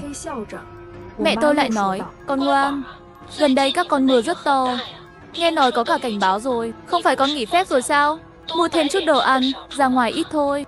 Yên tâm đi, con mua rất nhiều đồ ăn. Ít nhất cũng đủ cho con ăn nửa tháng. Con sẽ không ra ngoài cho đến khi kỳ nghỉ kết thúc. An ủi mẹ nửa ngày, cũng gần như ăn no rồi, vẫn chưa đã. Nghĩ ăn xong cũng không cần dọn dẹp nữa. Buổi tối tiếp tục ăn một bữa lẩu. He he, bây giờ cuộc sống này là những gì tôi muốn. Rất thoải mái. Ăn uống no đủ, ngủ trên ghế sofa. Đột nhiên bị một tiếng sấm sét đánh thức. Tôi ở trong phòng khách vẫn nghe thấy tiếng to như vậy. Bên ngoài phải kinh khủng cỡ nào. Tôi đứng dậy và đi đến cửa sổ. Nhìn cơn mưa ngày càng mạnh mẽ. Đột nhiên có linh cảm không tốt. Mây đen áp lực khiến con người không thở được. Với lại oàm đến nỗi cảm thấy hơi đáng sợ. Nhìn từ cửa sổ về phía trước, màn sương trong mưa đó làm cho tầm nhìn của người ta mờ đi. Ngay cả tòa nhà đối diện cũng không nhìn rõ nữa. Giống như nước mưa từ trên trời rơi xuống, liên tục, không bao giờ dừng lại. Tôi mở điện thoại ra, nhìn thấy nhiệt độ cũng đã giảm xuống. Bây giờ chỉ còn 25 độ. Và tin anh ta văn bản nhận cũng chỉ là nhắc nhở cảnh báo mưa lớn, không có gì đặc biệt. Mở nhóm chủ sở hữu, một đám người đang cãi nhau, lo lắng xe trong Gaza dưới đất sẽ bị ngập nước, luôn muốn quản lý tài sản đi thoát nước. Tôi không nói gì, dù sao con xe máy 3.000 tệ của tôi đang ở dưới lầu. Hơn nữa bình thường tôi cũng không nói chuyện trong nhóm. Tôi ngồi xuống ghế sofa, nhưng hơi lơ đãng, luôn cảm thấy hơi nguy hiểm, nhưng lại không biết phải làm sao. Tôi hơi bồn chồn, một lúc nằm một lúc lại ngồi dậy. Tôi cảm thấy mình cần phải làm gì đó. Đứng lên và kiểm tra nhà. Nếu mưa lớn đến thao tuần, vậy thì tôi không cần lo lắng. Nước và thức ăn vẫn còn nhiều. Nhưng nếu cơn mưa này không dừng lại thì sao? Mưa lớn đã 3 ngày rồi. Khi tôi nhìn ra ngoài cửa sổ, chỉ thấy mây đen hòa lẫn sét đánh. Giống như ở gần trong tầm tay, cố thủ trên mái nhà, làm cho người ta áp bức không thở được. Trước mắt là một màn mưa dày đặc mờ ảo, thậm chí khiến tôi không thể nhìn rõ tòa nhà đối diện. Tôi lo lắng và lo lắng trốn qua lại ở nhà. Luôn cảm thấy cần tôi làm gì đó. Nếu mưa lớn sẽ dừng lại trong vòng 1 tuần, vậy thì nước và thức ăn của tôi không đủ. Nhưng nếu mưa này không ngừng thì sao? Tôi mở điện thoại ra, muốn theo dõi mưa ở các vùng khác của đất nước. Phát hiện thành phố khác mặc dù cũng có mưa, nhưng tất cả đều bình thường. Không có tình huống mưa lớn liên tục của tôi. Tôi đi quanh phòng hết vòng này đến vòng khác, vẫn không biết phải làm gì. Đột nhiên nhớ đến năm ngoái đôi 11, tôi theo xu hướng mua một chiếc xe đạp quay tự phát điện. Vậy không bằng thì nhân cơ hội lấy ra rèn luyện một chút đi. Rất vất vả lắp ráp xong theo hướng dẫn sử dụng. Điều chỉnh chiều cao ghế, tôi đã thử một chút. Có vẻ tốt đấy. Có lẽ là quá lâu không tập thể dục lại có chút thích thú. Hơn nữa cắm điện thoại vào còn có thể sạc. Đã để đấy hơn nửa năm rồi mà không ảnh hưởng gì. Lát nữa nhất định phải lên mạng thêm một lời khen ngợi. Chỉ là công suất sạc này thực sự chậm, nhưng ít nhất còn có thể sạc được. Đi xe đạp xong toàn thân đổ mồ hôi liền đi tắm rửa, lại đến bên cửa sổ quan sát mưa. Cảm giác như lớn hơn lúc nãy một chút. Trời sắp tối rồi. Nhìn những giọt mưa trên cửa sổ, tôi hơi lo lắng. Tôi dùng tay chạm vào đường nối của cửa sổ. Vẫn khô, may không xuất hiện tình trạng dồn nước. Đột nhiên một tia chớp lớn đâm vào một tòa nhà cao ở phía xa, chớp mắt tia lửa bắn tung tóe. Cả một tòa nhà được thắp sáng đèn rực rỡ. Đột nhiên tất cả đều tắt. Tôi căng thẳng hơn. Tôi đã gọi cho mẹ tôi. Mẹ nói tôi có cơ hội thì về quê. Quê ở trên núi, dù mưa to đến đâu cũng không ngập được. Cúp điện thoại, tôi ngồi trên ghế sofa với khuôn mặt lo lắng. Hàng ngàn suy nghĩ. Hiện tại tình huống này chắc anh ta là không thể quay về. Vậy phải làm sao? Mưa sẽ kéo dài bao lâu? Thành phố này có an toàn không? Tôi suy nghĩ nửa ngày, cũng không nghĩ ra lý do. Cơm cũng chưa ăn, vô tình ngủ thiếp đi. Lúc ngủ dậy còn tưởng là nửa đêm. Căn phòng tối om, chỉ nghe thấy tiếng mưa rơi trên cửa sổ. Chẳng lẽ trời mưa đến cả đồng hồ sinh học cũng rối rồi sao? Cầm điện thoại lên xem thời gian. Bây giờ là 9 giờ sáng. Đi tới cửa sổ, bầu trời vẫn còn tối. Mưa càng lúc càng lớn. Mở nhóm chủ sở hữu và thấy rất nhiều thông tin. Hóa ra tầng 1 đã bị ngập rồi. Mực nước ở tầng 1 cũng không còn quá một nửa. Quản lý tài sản đang sắp xếp chủ phòng tầng 1 trong một căn phòng trống trên tầng cao.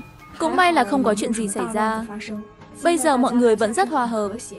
Tôi bắt đầu lo lắng, mưa này có thể còn vài ngày nữa. Tôi quyết định kiểm đếm những đồ ăn tôi có. Nhìn bữa ăn đắt tiền bên cạnh cầm cự được 1 tháng. Tôi nghĩ cần giảm lượng tiêu thụ. Lập kế hoạch hợp lý, nhất định phải tồn tại lâu hơn mới được. Ăn sáng xong, tôi bắt đầu sắp xếp mọi thứ tôi có. 10 cân gạo, 2 túi mì gói, 10 gói bột mì, 1 túi khoai tây, 6 củ khoai tây tím, 4 quả cà chua, một số loại rau xanh, 6 bình tương ớt, còn hơn 50 quả trứng. Nếu chỉ ăn thực phẩm chủ yếu, tôi không nghĩ mình có thể ăn hết trong mấy tháng. Bên trong tủ lạnh có 4 chai cô cơ, lớp đông lạnh có 10 khay sủi cảo, một hộp khoảng 20 cái, mẹ tôi tự tay gói. Đồ này của tôi thật sự không nhiều, nhưng chỉ mình tôi. Như vậy cũng đủ cho tôi ăn một thời gian. 20 lít nước đóng vào 3 thùng. Nhìn như thế này, tôi ăn cũng khá nhiều, vừa bình tĩnh một chút. Nhưng tôi lại lo lắng, mưa lớn liên tục có gây mất điện và mất nước không? Vì vậy, tôi chạy đến phòng vệ sinh và đổ đầy nước vào bồn nhưng vẫn chưa đủ. Mất điện thì tủ lạnh này không dùng được nữa. Tôi quyết định 2 ngày này ăn đồ đông lạnh trước. Cái nào để được trong nhiệt độ bình thường thì tạm thời, nếu không đợi đến khi mất điện. Thực phẩm đông lạnh đều hỏng hết rồi. Tôi thật là một người thông minh. Mưa lớn đến ngày thứ 5, nhiệt độ giảm mạnh. Không cẩn thận, tôi ngủ trên ghế sofa bị cảm lạnh. Uống thuốc xong mê man, nằm đắp chăn và cuộn tròn trên ghế sofa. Không phải là tôi không muốn ngủ trong phòng, mà là cảm thấy an toàn hơn trên ghế sofa. Đã là 9 giờ rưỡi tối rồi. Tôi điện thoại cho mẹ để đảm bảo an toàn, nhưng tôi không nói với cô ấy về chuyện tôi bị bệnh. Trong nhóm chủ sở hữu đã đưa ra một thông báo, nói là điện bị hư hỏng nghiêm trọng. 2 ngày tới có thể mất điện. Bảo mọi người chuẩn bị cho tốt. Đó không phải là tin tốt. Nhanh chóng tìm sạc dự phòng để sạc điện. Cho đến khi bụng gầm gừ mới cảm thấy đói. Mở tủ lạnh đầy, nhưng thật sự không biết nên ăn gì. Thời tiết hơi lạnh và tôi bị cảm, tốt hơn là uống chút nước súp đi. Tôi nấu một bát mì, chiên thêm 2 quả trứng nữa. Từ từ ăn xong rửa bát đi. Trong khi vẫn còn điện, nhanh chóng nằm xuống ghế sofa, chơi một vài trò chơi trong khi sạc. Kết quả trò chơi đến nửa đêm, vẫn là thua nhiều tánh tắc ít, thật sự ảnh hưởng đến tâm trạng. Đã 1 giờ rồi, có lẽ vì ngủ nhiều nên vẫn không buồn ngủ, nhưng cũng đến giờ đi ngủ rồi. Lúc này đột nhiên mất điện, để nhà chìm vào bóng tối. Mặc dù sợ hãi, nhưng vẫn bình tĩnh suy nghĩ xem nên làm gì tiếp theo. Đồ trong lớp đông lạnh của tủ lạnh thực sự phải nhanh tay ăn. Sau khi mất điện ước tính cũng có thể duy trì được 2 ngày. Sau đó bật điện thoại ở chế độ máy bay. Sau đó chế độ tiết kiệm điện mở tiểu thuyết. Trước khi đi ngủ đặc biệt đổi thành chăn dày. Sợ mình lại ngủ bị cảm rồi. Ngày hôm sau khi thức dậy, tôi cầm điện thoại lên xem. Mới 7 giờ sáng. Xem ra hôm qua ngủ quá nhiều. Hôm nay dậy đủ sớm rồi. Ra khỏi giường, trong không khí rất lạnh. Cũng may tối qua đổi thành chăn dày, cho nên mới không cảm thấy lạnh. Tìm bộ đồ ngủ dày và mặc vào. Sao trong nhà này lạnh thế? Đi tới bên cửa sổ nhìn một cái. Bên ngoài vẫn là mây đen che khuất bầu trời. Mưa vẫn rất lớn. Nhìn vào cửa sổ được gia cố bằng băng keo, yên tâm một chút. Nhấc điện thoại lên và tắt chế độ máy bay. May mà còn có mạng. Trước tiên hãy gọi cho mẹ tôi để báo cáo bình an, lại xem tin tức. Trời bắt đầu mưa khắp nơi, mà chúng tôi đã liên tục 5 ngày mồng 5 đêm rồi. Mực nước tiếp tục tăng, đã ngập đến tầm 2 rồi. Trong nhóm chủ sở hữu thì thầm. Tôi không có tâm tư thái độ nhỏ, quá đói, đặc biệt là khi trời lạnh. Cơn đói rõ rệt hơn. Đồ của lớp đông lạnh phải nhanh tay lấy ra ăn. Vào bếp thử một chút khí vẫn có thể đánh được. May mắn trong bất hạnh. Hôm nay hãy cho mình một bát sủi cảo súp hoa trứng. Đơn giản và bổ dưỡng. Bên ngoài bão tố, không khí lạnh tràn ngập. Và đôi chân nóng hổi trước mặt tôi, làm cho tôi cảm thấy hạnh phúc trong cơn mưa này. Ăn xong đơn giản là dọn dẹp xong, vốn muốn mở điện thoại xem tin anh ta. Ngồi trên ghế sofa nhưng cảm nhận được ý nghĩa. Luôn cảm thấy chỗ nào bị rò rỉ không khí. Tôi cảm thấy có gì đó không ổn, đã kiểm tra một vòng. Cho đến khi đi vào phòng ngủ, tôi phát hiện cửa sổ phòng có một mảnh kính. Không biết tại sao nó tự nổ, thật đáng sợ. Gần hơn một chút, tôi cảm nhận được gió và độ ẩm của mưa. May là vẫn chưa rơi xuống, nhanh chóng sửa nó bằng băng keo. Phòng ngủ này không thể ở được nữa. Dù sao thì tôi cũng thích ngủ trên ghế sofa. Cứ dọn dẹp và chuyển đến phòng khách, rồi đóng cửa phòng ngủ lại. Tốt hơn rồi. Không biết có phải do cảm lạnh không, luôn cảm thấy mệt mỏi. Nhấc điện thoại lên, đúng 10 giờ, điện thoại còn 76% pin. Người quản lý tài sản trong nhóm đang thống kê số lượng người, nói là muốn báo cáo. Sau khi suy nghĩ, tôi vẫn không điểm danh nữa, tôi cũng không cần lắm. Cứu hộ sẽ không đến kịp trong một thời gian, tạm thời không nói chuyện nữa. Lúc này Mao Bất Phàm trong nhóm đã nói chuyện riêng với tôi. Hôm đó khi tôi mua hàng về, mang theo túi lớn túi nhỏ, anh ta đã giúp tôi mang nó vào thang máy. Một chàng trai rất nhiệt tình. Tôi cũng không nghĩ nhiều, nói với anh ta là tôi có nhiều đồ tiếp tế hơn, tạm thời không thiếu thức ăn. Mao Bất Phàm nói cho tôi biết, mưa nhiều nhất là tỉnh của chúng tôi, nhưng quận Tân Giang nơi chúng tôi ở địa hình cao, thảm họa là nhẹ nhất trong tỉnh. Cứu hộ có thể không nhanh như vậy, nhưng còn 3 ngày nữa, chờ người hạ lưu chuyển xong là có thể tiến hành xả lũ. Đến lúc đó nước đọng trong thành phố sẽ rút đi một chút. Nhìn vào thông tin này, trong lòng tôi rất không vui. Tôi cảm thấy mình cần phải làm gì đó, nhưng lại bất lực. Và tôi đã đưa ra một quyết định. Tôi hỏi họ có cần thức ăn không? Họ thực sự cần nó. Có rất ít vật tư được phân bổ cho cộng đồng của chúng tôi. Bây giờ mọi người đều thiếu hụt. Tôi lấy một túi 10 cân gạo và một túi bột mì, đặt ngoài cửa. Hãy để anh ấy tự đến lấy. Mao Bất Phàm trả lời một tiếng. Rất nhanh đã nghe thấy anh ta tới cửa, cầm đồ ăn xuống lầu. Trong nhóm rất nhanh có tin anh ta của Mao Bất Phàm, nói tìm thấy ít thức ăn để mọi người đi lấy. Không tiết lộ là tôi đưa. Điều này tôi rất hài lòng, tôi không muốn bị bỏ lỡ. Nhưng trên đời luôn không thiếu người có tâm. Tôi nằm trên sofa không có gì để làm. Bạn đừng nói ghế sofa này nằm rất thoải mái. Nhiệt độ cũng vừa phải. Dậy sớm vào buổi sáng, chẳng mấy chốc tôi đã ngủ. Trong giấc ngủ, tôi mơ hồ nghe thấy tiếng động ở cửa. Lỗi mật khẩu. Mật khẩu sai, tôi đột nhiên tỉnh dậy. Có người lại đặt mật mã cửa nhà tôi. Lỗi mật khẩu. Có người thử lại mật mã cửa nhà tôi, làm tôi sợ quá. Người ở cửa vẫn không ngừng cố gắng. Tôi nhẹ tay nhẹ chân đi đến cửa, dựa lưng vào cửa và thở. Nghe này, người đó đang ở hi hi, xem không mở được cửa nhà tôi. Đá mạnh một chút đi rồi. Tôi lập tức ngồi xuống đất, hai tay ôm lấy mình. Rất lâu không dám đứng dậy cũng không dám phát ra tiếng động. Không biết bao lâu rồi, cửa đã lâu không có tiếng động. Tôi mới dám mở điện thoại ra xem. Nhưng phát lại chung cửa là một người mặc đồ đen. Người đàn ông đội mũ và khẩu trang. May mà tôi ngủ trong phòng khách. Nếu tôi ngủ trong phòng ngủ, tôi không biết người này vào. Nhìn vào hình dáng, không giống người tôi biết. Nhưng nếu tôi không biết, sao anh ta biết về tôi? Tôi đã không ngủ nhiều sau nửa đêm, cho đến bình minh. Như thường lệ gửi tin anh ta cho mẹ báo bình an. Đi đến cửa sổ xem thời tiết không thay đổi chút nào. Vẫn là mưa lớn. Điều đáng sợ hơn là khu phố đã là một mảnh đất rộng lớn rồi, không nhìn thấy mặt đất. Và nhiệt độ dường như giảm xuống một chút. Ăn sáng một gói mì gói, lại lấy ra một lon cốc đã lâu không uống. Mặc dù ăn sáng như vậy không tốt cho sức khỏe, nhưng này, không cần biết, ăn uống xong rồi. Tôi suy nghĩ một chút vẫn có thể nói chuyện với Mao Bất Phàm một chút. Tôi đã gửi tin anh ta cho anh ấy, nói ngắn gọn về chuyện tối qua. Lâu rồi anh ấy không trả lời tin anh ta. Tôi cắm dây điện thoại vào xe đạp tự phát điện, vừa sạc vừa tập thể dục. Trước khi Mao Bất Phàm không trả lời tin anh ta, tôi quyết định không tắt điện thoại. Cưới cả buổi sáng, điện thoại cũng gần như đầy. Mao Bất Phàm vẫn không trả lời tin anh ta. Mệt mỏi nhìn mưa ngoài cửa sổ. Buổi trưa cũng không biết nấu cơm, chỉ ăn chút đồ ăn vặt thôi. Đột nhiên nghe thấy có người vội vàng gõ cửa. Tôi nhẹ tay nhẹ chân đi đến sau cửa không dám lên tiếng. Là tôi. Hóa ra là Mao Bất Phàm lo lắng tôi leo cầu thang lên rồi. Tôi đang do dự không biết có nên mở cửa không. Mao Bất Phàm bảo tôi không cần mở cửa. Có rất nhiều túi bùn ở cửa. Chắc là người đó mang đến. Nhưng bây giờ không thể tìm ra đó là ai. Nếu không tôi sẽ đưa bạn đến phòng tập thể trên tầng 10 trước. Chỉ là nhiều người hơn một chút. Tôi suy nghĩ rồi vẫn từ chối. Phòng nhóm chắc canh ta tôi không chấp nhận được. Hơn nữa người áo đen kia cũng không vào được. Cứ như vậy đi. Ngày đó trôi qua nhanh chóng. Buổi tối tôi đặc biệt ngủ muộn hơn một chút.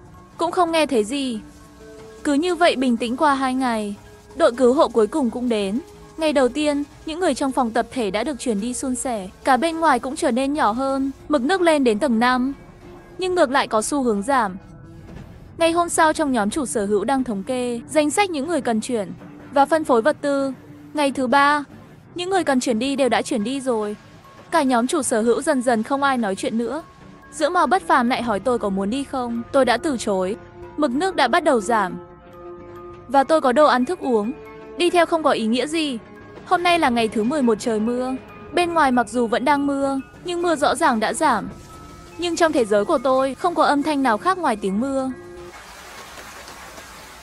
Thực ra sau 2 ngày này tôi có chút hối hận. Sớm biết nên đi theo Mao Bất Phàm. Mấy ngày nay càng ngày càng suy đồi. Cũng không có tâm tư làm món gì ngon. Đã 3 ngày kể từ khi họ chuyển đến bây giờ. Tôi đã ăn 9 bữa mì. Không còn nhiều thức ăn. Nếu tiết kiệm chút ăn, chắc là còn có thể trụ thêm một tuần nữa. Mao Bất Phàm nói 3 ngày nữa có thể gửi cho tôi một làn sóng vật tư. Hơn nữa, chúng tôi vẫn còn một gia đình trên tầng 14. Tôi không quá lo lắng. 2 ngày yên ổn trôi qua nhanh chóng. Nhưng 11 giờ đêm ngày thứ 3, đột nhiên một tiếng sấm bên ngoài đánh thức tôi dậy. Bên ngoài tiếng mưa lớn vang lên. Tôi ngồi dậy. Sự căng thẳng không tự chủ được làm tôi hơi sợ. Không biết cuộc phản công của phụ nữ này trước khi kết thúc thảm họa thiên nhiên hay là dấu hiệu của thảm họa sắp tới. Nếu tôi biết, tôi đã rút lui cùng với đội quân lớn. Cũng không đến mức rơi vào tình thế tiền thoái lưỡng nan hiện tại. Mưa bất ngờ phá vỡ sự bảo vệ tâm lý của tôi. Tôi giấu mặt và khóc. Nếu tôi đi theo sơ tán, bây giờ có thể đoàn tụ với mẹ không? Tại sao tôi lại ngu ngốc như vậy? Khi tôi khóc không được, điện thoại đổ chuông. Là Mao Bất Phàm gọi. Tiểu Vũ, em không sao chứ? Tôi khóc nức nở với một tiếng khóc rất sâu. Bên kia Mao Bất Phàm hình như vội rồi. Luôn luôn an ủi tôi. Tôi bình tĩnh lại một chút. Không sao đâu, chỉ là vừa rồi có chút suy nghĩ lung tung thôi. Mao Bất Phàm im lặng một lúc lâu rồi nói anh đừng sợ. Tôi nhất định sẽ đi cứu cô. Sau khi cúp điện thoại, tâm trạng tôi tốt hơn rất nhiều. Phải nói, Mao Bất Phàm này thật sự đầy trách nhiệm, nhưng vẫn không thể ngủ được. Tôi nằm trên sofa xem tiểu thuyết. Cho đến khi tôi bắt đầu bối rối, bỗng nhiên có tiếng gõ cửa. Tôi ngạc nhiên, bước nhanh đến cửa. Là tôi, Mao Bất Phàm. Bạn sao rồi? Tôi mở cửa ra xem một chút. Mặc áo mưa màu đen, một khuôn mặt vội vã. Sau khi nhìn thấy tôi, anh ấy lại cười ngây ngốc. Nhìn anh ấy vui vẻ có chút hoảng hốt, không tự giác cũng mang theo nụ cười.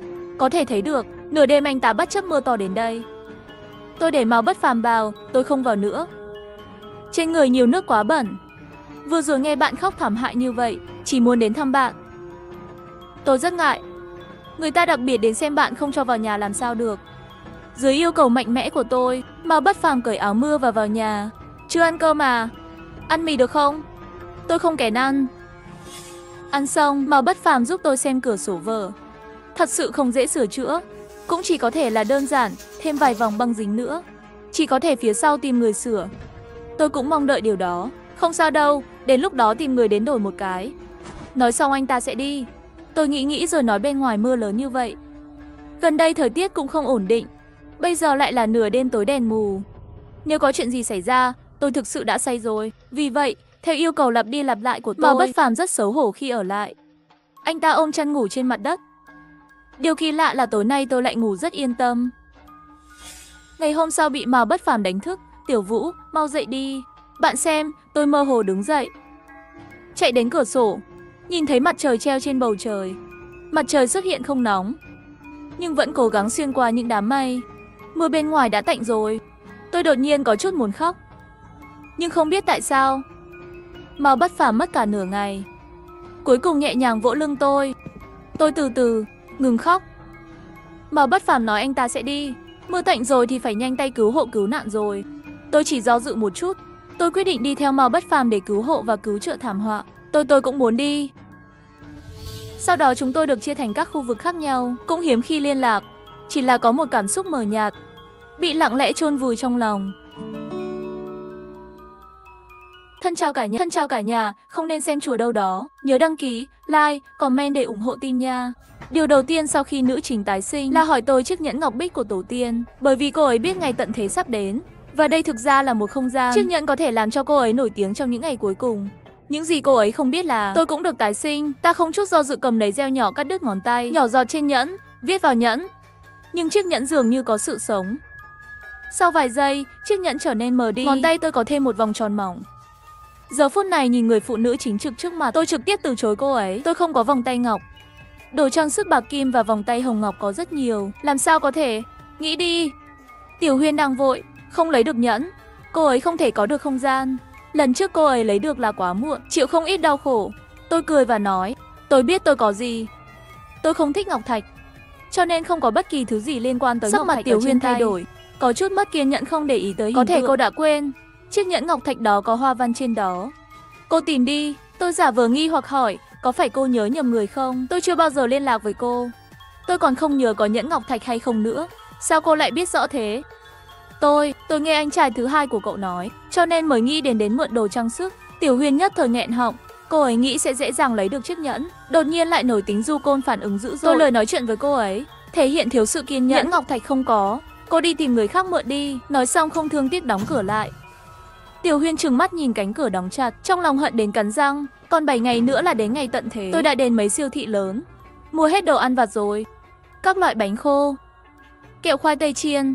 Ngoài ra còn có mì gói, bột chua cay, lẩu tự sôi, sữa chua, trái cây khô, sữa, đồ uống có ga cũng không thể thiếu. Coco Silver dắt, nước cam, nước dừa, Khi sắp xếp thanh toán, đầy hơn 20 giỏ hàng, mỗi cái thành một ngọn đồi, thu hút sự chú ý của nhiều người. Ngoài ra còn có video và hình ảnh do người khác chụp được gửi lên mạng, thu hút tương tác. Tôi không biết điều đó. Hơn 20 giỏ hàng, cuối cùng đóng gói hơn 100 túi đồ. Nhân viên siêu thị giúp tôi nhắc đến cửa. Tôi đã thuê một chiếc xe tải rồi, quét dọn. Sau khi mua đồ ăn vặt và nước ngọt ở một vài siêu thị tất cả lớn, kéo đến nhà kho. Ra khỏi siêu thị, tôi sẽ đến kho đông lạnh trước, đặt thịt vào không gian trống. Sau đó lại đến nhà kho không ngừng mua vào. Trong không gian không ngừng tăng lên, thuốc vẫn chưa đến. Tôi đi bộ trên phố, thấy một cô gái cầm trà sữa trên tay, mới nhớ ra đồ ăn nhẹ còn có đồ ăn nhanh chưa mua. Vì vậy, đen cuồng nhanh chóng chạy nửa vòng thành phố tới quán trà sữa. Ông chủ, tôi muốn 100 tách trà sữa trân châu, 100 cốc sữa lắc xoài, chanh cam vàng, khoai mỡ nhuyễn, dương chi cam lộ. Dưới ánh mắt kinh ngạc của ông chủ, tôi nhanh chóng quét thẻ, chứng minh mình không đùa. Để lại địa chỉ của nhà kho, hãy mang đến sớm nhất có thể. Sau khi mua trà sữa lại đi mua gà rán, mì lạnh nướng. Còn đến cửa hàng bánh ngọt quét sạch tiệm luôn. Sau đó lại không ngừng chạy đến các nhà hàng, gọi bừa 20 phần thức ăn, mỗi món ăn 20 suất, tất cả các loại hương vị món ăn đều có. Mua xong đồ ăn tôi về nhà kho chờ. Thức ăn chế biến sẵn không quá lâu, tốt nhất là đặt nó vào không gian khi còn nóng. Không gian là tĩnh, sau khi xếp vào thì sẽ như nào, 10 năm 8 năm sau lại lấy ra sẽ là như thế nào. Ngay cả nhiệt độ cũng không thay đổi. Rất nhanh sau đó lại có trà sữa, gà rán.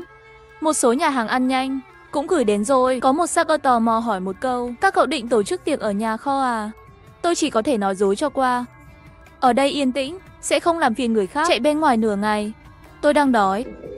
Nhặt một phần cơm bò cà tím, ăn thịt bò mềm, cà tím đẫm sốt, khiến người ta thèm ăn. Uống trà sữa khi khát, sau đó ăn thêm một miếng bánh nhỏ nữa. Với những vật tư này, đủ dưỡng ẩm cho gia đình chúng tôi trong những ngày tận thế. Tôi đã đợi 3 tiếng đồng hồ. Tất cả những thứ đặt hàng mới được gửi đến đây. Lướt một vài cái, tất cả đều vào không gian. 3 ngày trôi qua, đồ ăn và quần áo hầu như đã mua gần hết. Còn lại là phương tiện giao thông, công cụ liên lạc và thiết bị sạc. Tôi đã xem số dư thẻ ngân hàng, còn lại 1 tỷ 5 nghìn vạn là đủ rồi. Nghĩ đến phương tiện giao thông, nhà để xe của gia đình có hàng chục chiếc xe hơi sang trọng. Quay về lấy rồi tính tiếp. Nghĩ đến cơn mưa lớn sắp tới, cùng với thực phẩm là điều cần thiết. Và trong nhóm có không ít gian thương bắt đầu hét giá gạo lên. Trận mưa này em là sẽ không ngừng lại được. Mà lúc này, nước đã dâng lên đến cầu thang của tầng 2 rồi. Chủ hộ của tầng thấp, rất nguy hiểm. Cửa sắt lớn của lối vào hành lang đột nhiên bị người nào đó dùng sức phá hỏng. Tôi cùng đại ca ra ngoài xem. Người đến là một cặp mẹ chồng nàng dâu và cả một đứa cháu trai. Đừng hỏi nữa, bà cũng biết. Mọi người đều hết lương thực rồi. Bà cũng không muốn hỏi xin cháo lương thực, chỉ là cháu trong nhà. Đói đến nỗi không còn sức để mở miệng nói chuyện được nữa. Có thể cho một ít cháo hoặc mì gói không? Mỗi người một miếng cũng được. Không có, xin đừng đến làm phiền chúng tôi. Người con dâu ánh mắt lộ ra vẻ bất mãn. Các người nhìn không giống như không no nhỉ? Rõ ràng trong nhà còn rất nhiều lương thực tích trữ, tại sao không tình nguyện giúp? Con trai tôi ăn một miếng thì có làm sao? Cho mấy người mỗi người một miếng thì tôi phải ăn ít đi à? Các người sao cứ thích làm vậy với tôi nhỉ? Tôi còn lo không nổi. Tại sao lại phải hy sinh bản thân để giúp các người như cậu sao lại có thể máu lạnh như thế chứ? Cậu phân chia một ít lương thực thì đã có thể cứu được mấy mạng người. Người làm việc tốt phước lành sẽ tới. Nếu như cậu đồng ý giúp chúng tôi, đợi qua thời kỳ này, chúng tôi báo đáp lại cậu gấp đôi. Ba mẹ chồng của người phụ nữ đó đột nhiên tiến lên 2 bước, với tay vào trong cửa sắt thông qua khế sắt. Tôi lùi ra sau. Nhìn bà lão liều mình với nhưng không đến chỗ tôi, mặt rất tức giận. Chúng tôi không cần ai báo đáp. Trong lúc nguy hiểm thì người người đều máu lạnh vô tình không phải sao? Nhớ kỹ chúng tôi có máu lạnh vô tình. Tôi nói xong, liền quay người đi vào trong nhà. 1 giây sau, ngoài cửa truyền đến tiếng hét lớn. Mẹ không sao chứ? Mẹ sao vậy? Tôi dừng chân ngoái lại nhìn. Vừa nãy chỉ thấy bà lão đó ôm ngực ngã xuống. Mặt trắng bệch, miệng thì run run. Đây là biểu hiện của bệnh phát. Tôi không quan tâm. Quay đầu tiếp tục đi vào nhà. Ở đấy họ sẽ tìm cách để tôi đồng nghĩa là sẽ đứng ở đó. Đại ca lạnh nhạt nhìn họ một cái. Đi phía sau tôi. 2 người không được đi. Cậu sao có thể hại mẹ tôi thành thế này chứ? Đáp lại lời của người phụ nữ. Đó là tiếng đóng cửa. Đại ca, anh có phải thấy em không có tình người không? Ích kỷ, máu lạnh và đáng sợ. Anh biết em làm vậy là có lý do riêng của em. Hơn nữa cửa đó cũng không thể mở ra được. Lần này em cho họ lương thì họ sẽ có thể đến xin lần thứ 2. Lần thứ 3, tin tức sau khi bị truyền ra, cả tòa nhà người người sẽ đến chỗ chúng ta xin lương thực. Không ngừng. Cuối cùng chúng ta là vì lòng tốt mà đem đến cho bản thân không ít phiền toái. Nếu như mỗi người đều có suy nghĩ như đại ca có phải là tốt không? Đại ca nhìn nhị ca cửa phòng vẫn đóng, bất lực lắc đầu. Lão nhị trừ có năng khiếu kinh doanh ra thì đại đa số những thứ khác chẳng biết gì cả. Bố với mẹ vừa đúng lúc nghe được cuộc nói chuyện của 2 anh em chúng tôi. Họ trầm tư khá lâu. Cả ngày này họ cũng chỉ có lên mạng lướt dạo xem tin liên quan đến tình hình thiên tai của cả nước. Thiên tai không biết khi nào mới có thể kết thúc. Bố tôi nghĩ thông, liền kéo nhị ca từ trong phòng ra. Họp gia đình, sau này trong cái nhà này do Nam qua làm chủ. Nó đưa ra quyết định gì chúng ta đều phải toàn lực ủng hộ. Ai dám chống đối, đừng trách ta đuổi ra khỏi nhà. Khi bố nói lời này, liếc nhìn nhị ca gãi đầu, không hiểu gì nói. Bố nói thế thì là thế, nhìn con làm gì? Con tất nhiên sẽ đồng ý với Nam qua. Cứ rồi như thế, cả nhà đều thống nhất đồng tình với ý kiến. Tôi vừa nghĩ lại đột nhiên nói một câu. Điện thoại của Tiểu Huyền hết pin rồi. Anh gọi điện cho cô ấy cả buổi cũng không thể liên lạc được. Không biết cô ấy thế nào rồi. Nhị ca nói xong, không ai đáp lại. Anh ấy ngẩng đầu nhìn mọi người, chỉ thấy cả nhà không nói nửa lời đang nhìn chằm chằm vào anh ấy. Con nói sai gì rồi sao? Nhị ca càng không hiểu gì. Vỗ vai anh ấy nói, không có gì, em chỉ cần nhớ là đừng rước phiền muộn về cho gia đình là được rồi. Buổi chiều, 2 anh của tôi bị nhốt đến phát chán liền lôi bài ra chơi cùng nhau. Bàn bên cạnh còn để đầy trà, Pepsi, gà rán và hoa quả. Bố mẹ cũng có trò chơi riêng, họ chơi cờ vây. Chính lúc này, cửa sắt bị người ta gõ kêu bong bong. Một âm thanh thô bạo truyền đến. Người ở nhà số 3001 ra đây cho hôm nay bắt buộc phải cho chúng tôi một ý kiến. Thiên tai lại tới. Đến ngày thứ 3, chúng tôi đi chưa được lâu trời đã đen mù mịt, mây mù dày đặc. Con đề nghị đến căn hộ ở 2 ngày, đợi trời quang rồi đi chơi. Căn hộ nằm ở chỗ mặt tiền của trung tâm thành phố. Nhà chúng tôi mua tầng cao nhất. Đến lúc đó cho dù trời có mưa lớn tới mức nào cũng không sợ bị nước ngập vào. Một nhà tạm thời được an toàn. Tôi mượn đại ca 100 vạn. Vừa nãy xem dự báo thời tiết, mấy ngày tiếp theo sẽ liên tục mưa. Ngày kia sẽ có mưa rất to. Đến lúc đó không thích hợp ra ngoài, vẫn là nên đi mua trước một ít vậy. Nghe cũng có lý, nên đã lấy điện thoại. Anh cũng phải đi mua một ít. Mọi người thích ăn gì cũng được, chỉ là mua nhiều chút. Còn có nhị ca, 3 người cũng đi mua ít vật tư. Mua càng nhiều càng tốt, dưới gợi ý của tôi. Cả nhà đều đen cuồng mua. Một cái tủ lạnh chắc chắn không đủ. Tôi liền chốt đơn luôn 2 chiếc tủ lạnh lớn, 5 cái máy phát điện, 10 bình đựng nước. Sáng sớm ngày hôm sau, bên ngoài mưa nhỏ, dự báo thời tiết nói ngày kia sẽ có mưa rất to. Cả nhà cùng nhau ăn bữa sáng không lâu, tủ lạnh được chuyển tới. Nhị ca ngạc nhiên nhìn tôi, Tiểu đệ em mua nhiều tủ lạnh thế làm gì? Trong nhà chỉ cần một cái là dùng đủ rồi. Tôi lắc đầu, nhẹ nhàng nói, một cái là không đủ, 3 chiếc mới tạm đủ. Năm qua chúng ta sẽ không ở lâu như vậy đâu. Thực ra mua cũng lãng phí, nhưng mà còn mua rất nhiều thịt, không cho vào tủ lạnh để cấp đông thì sẽ bị hỏng mất. Những người khác không biết tôi đang nói bao nhiêu là bao nhiêu. Chỉ khi đến 1 tiếng sau, vật tư để trước cửa trông như là một của đối vậy. Họ mới tròn mắt nhìn. Nhìn 4 người trong nhà nhìn nhau, thấy chất đầy vật tư ngoài cửa như thể cạn lời với tôi vậy. Tôi cười nói, những ngày tới sẽ có mưa rất to, trong nhà phải có đồ dự trữ mới an toàn. Năm qua chúng ta có nhận thức về gian khổ là tốt, nhưng anh nghĩ những thứ này cũng còn quá xa. Những thứ này đủ để nhà chúng ta ăn trong một tháng đó. Con mua cũng mua rồi, bỏ chúng vào tủ lạnh trước. Nếu thật sự không ăn được hết thì chúng ta đem đi phân phát cho mọi người. Không giải thích quá nhiều, qua mấy ngày nữa họ sẽ hiểu thôi. Kiểm tra một chút chất lượng cửa sổ, cửa đại đều rất tốt, không cần phải đổi, chỉ là cần phải là một tường rào ở ngoài cầu thang phòng có người ngoài lên. Lợi dụng lúc trời mưa nhỏ, tôi ra ngoài mua một bức tường rào vừa dày vừa to, ra hẹn thời gian đến lắp đặt. Tranh thủ cũng mua luôn một ổ khóa, loại mà cắt không hỏng đập không vỡ. Tiếp đó là đi đến xem đồ cổ. 2 năm trước đã nhìn trúng một con rèo tốt, nhưng ông chủ không bán. Ông chủ con rèo tổ đó vẫn còn chứ. Ông chủ thẳng thắn quan sát tôi, rồi từ phía sau người kéo tủ ra, chọn lấy một con rèo bình thường, rồi nói 10 tệ. Tôi thực sự muốn mua con rèo tốt đó. Không có.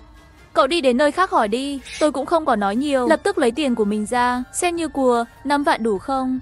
Không đủ cũng có thể quẹt thẻ. Ông Chu nhìn mấy giây, chấp nhận giá tiền này của khách hàng nam qua này, quay người đi vào trong căn phòng ở bên cạnh. Không lâu sau, ông chủ cầm ra một cái hộp rồi đi ra, xem. Tôi nhận lấy chiếc hộp và mở ra. Bên trong là một thanh kiếm sắc bén có màu đen. Tôi vừa nhìn đã nhìn trúng chiếc kiếm này. Chiếc kiếm này tôi mua, bao nhiêu tiền? Ông chủ trầm ngâm một 10 vạn tệ. Tôi không có trả giá, thuận lợi mua chiếc kiếm đó về.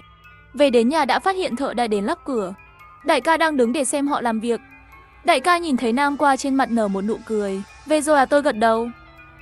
Sáng ngày hôm sau, tôi bị tiếng sấm làm tỉnh. Dậy liền mở rèm nhìn qua cửa sổ. Bên ngoài đang mưa rất to trắng xóa cả trời. Trên trời thì mây mịt mù. Sau khi vệ sinh cá nhân xong, ra ngoài, bố đang đứng gần cửa sổ. Nhìn bên ngoài đang mưa rất to, bất lực nói, sớm biết thời tiết xấu như vậy, đã lùi lịch lại xuống tháng sau rồi. Trận mưa này bắt đầu đêm qua mưa tới tận bây giờ, chưa tạnh lần nào. Mẹ ngồi trên sofa nói xong rồi quay người lại nhìn bên ngoài. Tôi đứng bên cạnh nói, bố, con vừa nhìn thấy trong nhóm dịch vị nhà có người nói một nửa phần lớn thành phố đã bị ngập chi bằng cho công nhân ở nhà, đợi bao giờ mưa tạnh rồi hẵng đi làm, và bảo họ tìm cách tích trữ đồ ăn cho bản thân đi. Mẹ quay sang nhìn tôi, sinh mệnh sớm đã được định sẵn rồi. Tôi cầm điện thoại ngồi ở sofa, lên FYP mạng xã hội lướt xem tình hình. Các từ khóa hát trên tất cả các FYP đều là mưa lớn. Trong nhóm dịch vụ nhà cũng không có ít người nói tới trận mưa này. Trong nhóm vẫn coi là ổn định, không có ai nghĩ nhiều về chuyện mưa to lắm. Thậm chí có người còn vui mừng vì được nghỉ nhưng vẫn có lương. 3 ngày sau, trời mưa to không có ý muốn ngừng lại. Trên dự báo thời tiết hiển thị, mưa lớn sẽ còn liên tục tiếp diễn trong vòng 1 tuần nữa. Trong nhóm mọi người đều không ngừng bày tỏ thái độ với trận mưa to này. Sớm đã lường trước được sẽ có mưa rất to, sẽ thiếu phương tiện đi lại trên nước. Tôi đã đi mua Cadeno từ trước, mỗi loại mua 30 chiếc. Sau đó là mua hết hàng tồn kho. Dưới mắt nhìn của ông chủ, tôi sờ mũi và lại nói dối. Tôi đầu tư công viên nước sắp mở cửa rồi. Ông chủ hiểu ra. Công viên nước tôi biết. 2 năm trước cũng có người tới mua nhiều như vậy. Ông chủ đã được giải thích các vui vẻ nhanh chóng sắp xếp cho tôi. Trên đường đi về, tôi lại vào cửa hàng điện thoại, chạy đến mấy quán mới mua đủ 50 bộ đàm. Trước khi thiên tai đến không lâu, thành phố em đã cắt điện toàn bộ, mất hết tín hiệu. Chỉ có thể dựa vào liên lạc vệ tinh. Sạc dự phòng tôi cũng mua không ít, giống như sạc dự phòng được lấy từ mặt trời, máy phát điện, những gì liên quan tới năng lượng mặt trời, tôi đều mua không thiếu. Nhìn thấy trong không gian trống đầy ắp toàn vật tư, tôi mới an tâm, nhớ tới những siêu xe của nhà, xăng và dầu cũng không thể thiếu. Một mình tôi đi đến trạm xăng là chắc chắn là không thể, nên tìm đại ca đi cùng. Đại ca Khôn tổng giám đốc công ty phát hành, là người có quan hệ rộng rãi không thể không nhờ tới. Cuối cùng, tôi thành công mua được 20 vạn lít xăng 15 dầu, vạn dầu ma đến đút. Cho tất cả vào xe chở dầu chuyên dụng, sau đó trở đến kho của tôi. Tiền mua xăng là đại ca trả, lại tiết kiệm được ít tiền. Tôi về tới nhà, xuống hầm để xe. Hai anh trai ở nhà cũng đều thích siêu xe. Đi được mấy lần xong lại để một góc trong hầm xe. Dưới hầm để xe có 3 chiếc. Vị trí 1 là xe gia đình thường sử dụng, tạm thời không chiếm không gian. Vị trí số 2 và 3 ở hầm xe. Mấy chiếc xe không ai dùng, bị mất cũng không ai biết. Tôi nhanh tay xử lý nó luôn. Thời gian thiên tai tới vẫn còn 5 ngày. Bắt đầu tính thời gian dưới sự thúc giục của tôi. Khôn đang làm ăn ở bên ngoài cũng quay về. Mấy ngày liền, Tiểu Huyên có việc hay không? Lại còn thỉnh thoảng muốn nghe ngóng về tin tức của nhẫn ngọc thạch. Tôi nói rồi không có. Cô ấy cũng không chút nản lòng, không lấy được nhẫn cũng không bỏ cuộc. Tối hôm đó, nhị ca Tiểu ca tới tìm tôi, mở miệng là mượn nhẫn. Tiểu đệ, em vì chị dâu tương lai của em một lần thôi được không? Ca có hạnh phúc hay không là đều nằm trong tay đệ đó. Tiểu ca nhìn và cầu xin tôi. Tôi cười lạnh một tiếng. Tôi bày ra biểu cảm vô tội trên mặt. Nhị ca, em muốn có nhẫn ngọc thạch, em có thể không mượn chị ấy sao? Anh không nghĩ đây là cơ hội tốt để anh thể hiện sao? Tiểu ca xin lời khuyên, thể hiện như nào? Anh bảo Tiểu Huyên vẽ nhẫn ngọc thạch mà mình sau đó ra ngoài nhờ người ta làm cho cô ấy một bất ngờ không tốt. Tiểu ca như được khai sáng, đúng ha. Sao anh không nghĩ ra chứ? Anh sẽ đi hỏi ngay bây giờ. Đợi một chút, nếu Tiểu Huyên hỏi thì anh nói là vẽ nhẫn ngọc thạch ra cho em xem là được. Tôi dặn lại. Tiểu ca vui vẻ bước đi. Nhìn bóng lưng ngốc nghếch của anh tôi bất lực lắc đầu. Tiểu ca rất có đầu óc kinh doanh. Chứng tỏ ít không thấp mà sao khi gặp Tiểu Huyên lại thành không rồi. Sau khi ăn xong bữa tối xong, cả nhà ngồi ở phòng khách nói chuyện. Tôi đột nhiên nói, nhà chúng ta lâu rồi chưa đi đâu chơi. Vùng ngoại ông bên đó mới mở một vườn thực vật sinh thái, còn có du lịch nông nghiệp hay nữa. Là chúng ta đến đó chơi mấy ngày, thư giãn thả lỏng tinh thần một chút. Tôi thực không phải là muốn đi chơi thật, mà là muốn gia đình chuyển đến đó ở. Chúng tôi ở biệt thự gần biển, đất không cao, mấy ngày nữa mưa to thiên tai, nước biển dâng lên, cuối cùng sẽ bị nhấn chìm trong biển nước. Nhưng tự nhiên lại muốn họ chuyển đi, họ nhất định sẽ không đồng ý, cho nên tôi mới nghĩ cách để cho họ chuyển đi. Bố nhìn sang mẹ để nhận sự đồng ý, được thôi dù sao. Công việc thì làm cũng không hết, chúng ta cũng phải cho bản thân nghỉ ngơi thư giãn một chút. Mẹ cười cười, con mấy ngày nữa cũng chưa có việc gì cần xử lý. Khôn khôn ôn hòa đồng ý. Tiểu ca nghĩ một lúc, con phải ở cùng với Tiểu Huyên nên sẽ không đi đâu. Tôi tức không làm gì được anh ấy. Nhị ca anh như vậy là không được, yêu đương thì cũng phải có một không gian riêng. Anh suốt ngày ở cùng với Tiểu Huyên, có phải anh thấy nhà mình phiền nên không muốn nói ra? Tiểu ca bán tín bán nghi nói, chắc là không phải chứ. Nghe em nói cho hai người không gian, có câu một lời chia tay còn hơn một cặp vợ chồng không gặp mấy hôm thì tình cảm của hai người càng đi lên. Hoặc là lời nói của em có thể lừa người. Tiểu ca tin 8 phần, anh nghe em, người trọng tình yêu như anh hai tôi không phải là tuyệt vọng. Nếu không thì tôi cũng tức muốn chết. Khôn khôn nhìn về phía tôi, trong ánh mắt mang theo sự dò hỏi. Thân chào cả nhà, không nên xem chùa đâu đó. Nhớ đăng ký, like, comment để ủng hộ team nha. Hôm nay là ngày thứ 7 của đợt bùng phát zombie. Tôi cầm một bát bún ốc, vừa ăn vừa lo lắng nhìn ra ngoài cửa sổ. Trong ngày tận thế không ai sống sót này, ở đó xuất hiện một người sống. Tên tôi là Nguyệt Nguyệt. Vào ngày mùng 1 tháng 7 năm 2024, thế mà bùng phát. Ngày tận thế sẽ đến từ hư không. Cho ngày này, tôi đã chuẩn bị cả 7 tháng rồi. Mọi người biết chuyện này đều nói tôi bị điên. Thực ra trước khi ngày này đến, tôi cũng không chắc mình có bị điên hay không. 7 tháng trước, tôi đã lái xe về nhà. Khi chúng tôi nhìn thấy góc đi ra, mọi thứ đều muộn. Khi tôi thức dậy, tất cả đều là màu trắng chói mắt. Là người sống sót duy nhất trong vụ tai nạn. Chưa kịp bị khống chế thì đã bị nỗi sợ hãi lớn nuốt chửng. Bởi vì tầm nhìn của tôi trượt xuống bên phải, một dòng phụ đề xuất hiện. Còn 5106 giờ 50 ngày nữa là mất điện xuất hiện. Tin hay không? Thân chào cả nhà, không nên xem chùa đâu đó. Nhớ đăng ký, like, comment để ủng hộ team nha. Cái kế ngược mà tôi nghĩ sẽ biến mất sau khi ngủ một giấc, lúc nào cũng ngoan cố tồn tại. Sau, tôi đã nói chuyện này với người bạn thân nhất của tôi, Meiji. Cô ấy lại là vẻ mặt không nói nên lời nhìn tôi nếu là cô. Chuẩn bị đi. Bị thầy ma cắn chết là nhỏ, chết đó là lớn. Tôi bị sốc. Cô thực sự tin rằng sẽ có xác sống. Ai biết được. Anh trai tôi làm thêm giờ ngày càng nhiều, lại bí ẩn hỏi cái gì cũng không nói. Tôi xem, một ngày nào đó virus sẽ hủy diệt thế giới này. Bệnh của anh trai cô ấy ở tỉnh chúng tôi, công việc nghiên cứu độc. Thực ra trong lòng tôi vẫn giữ thái độ hoài nghi. Nếu cô không thể quyết định, tôi sẽ đi với cô. Cô ấy nắm lấy tay tôi, kế hoạch tự cứu ngày tận thế tăng lên. Trong những ngày sau đó, hai chúng tôi bắt đầu xây dựng nơi trú ẩn của ngày tận thế. Đầu tiên là tầng trên cùng cao 36 tầng. Ngoài ra còn có một sân thượng lớn rộng gần 100 m². Sau đó còn lấy kính trong phòng. Tất cả đổi thành kính phối cảnh một chiều. Rèm cửa cũng thêm vật liệu che bóng dày. Như thế này, những người bên ngoài không thể nhìn thấy tình hình trong nhà. Bởi vì mái nhà là một không gian tương đối lớn. Vì vậy, tôi đã từ bỏ ý tưởng niêm phong hoàn toàn kính cường lực. Thế là ngày hôm sau gọi sư phụ đến, nhấn một vòng dây thép gai cao bao nhiêu cho sân thượng. Nhắc đi nhắc lại nhất định phải vững chắc và vững chắc. Tôi có chút không thích giao tiếp với người lạ. Vì vậy, hầu hết các giao tiếp được thực hiện bởi Meiji. Khi tôi cầm nước trà cho sư phụ bước vào phòng khách, đang nghe hai người nói chuyện. Cô gái: sân thượng tốt, cô đang làm gì vây quanh? Meiji hạ giọng: sư phụ, căn nhà này không phải của tôi, là của bạn tôi. Cô ta có chút vấn đề ở đây. Sư phụ sợ hãi thất sắc, đầu óc cô ta có vấn đề. Phải không? Bạn tôi luôn bị ảo tưởng nguy hiểm, luôn cảm thấy người khác muốn hại cô ấy. Vì vậy, cô bị ảnh hưởng, sau đó lắp một thanh lưới điện trên dây thép gai này. Muốn loại công suất lớn đó, thanh toán lần trước. Đó là cách cô ấy thường giao tiếp với người khác. Sau khi tôi tức giận không rõ, xem xét vấn đề cung cấp điện, tôi đã liên hệ với các chuyên gia trực tuyến lần đầu tiên để lắp đặt hệ thống năng lượng mặt trời. Ngày hôm sau, nhìn thấy các tấm pin mặt trời lấp đầy một nửa sân thượng, trong lòng tôi lập tức thư giãn. Nhưng Meiji còn có thể mua được hơn tôi. Tôi nhìn thấy 10 hộp pin trên mặt đất. Hít một ngụm khí lạnh có phải là mua quá nhiều không? Tôi nghi ngờ nếu những viên pin này chỉ dùng để chiếu sáng. Có thể 10 năm cũng không dùng hết. Meiji đến đây. Dấu hiệu thời gian hôm nay vẫn còn đó không? Tôi thở dài vẫn còn đó. Còn 3241 giờ và 36 phút trước khi thầy ma xuất hiện. Đếm ngược bình thường là một cái gai trong mắt tôi. Meiji là một khuôn mặt, không sao đâu. Chúa phù hộ, mỗi xu chi tiêu đều có phần thưởng. Vấn đề của cửa hàng đã được giải quyết. Tiếp theo là nước. Tôi đã tính toán với Meiji, lượng nước uống của một người trưởng thành mỗi ngày là khoảng 2 lít. Vậy hai người một năm 2.000 lít là đủ rồi. Sau đó hai chúng tôi chạy khắp các siêu thị lớn. Sau một số thao tác như mua nước và thoát nước, cuối cùng cũng có đủ 400 thùng 5 lít nước tinh khiết. Sau đó vẫn còn ở sân thượng, không gian còn lại bố trí một miếng dâu nhỏ, chọn một số loại rau có chu kỳ tăng trưởng ngắn hơn. Đếm ngược hiển thị. Khoảng cách thầy ma xuất hiện còn hơn 2 tháng nữa, đã đến lúc tích trữ thức ăn. Đầu tiên tôi mua 2 tủ đông 200 lít, 2 tủ lạnh 400 lít, nghĩ rằng thịt mua trực tuyến chắc chắn không tươi lắm.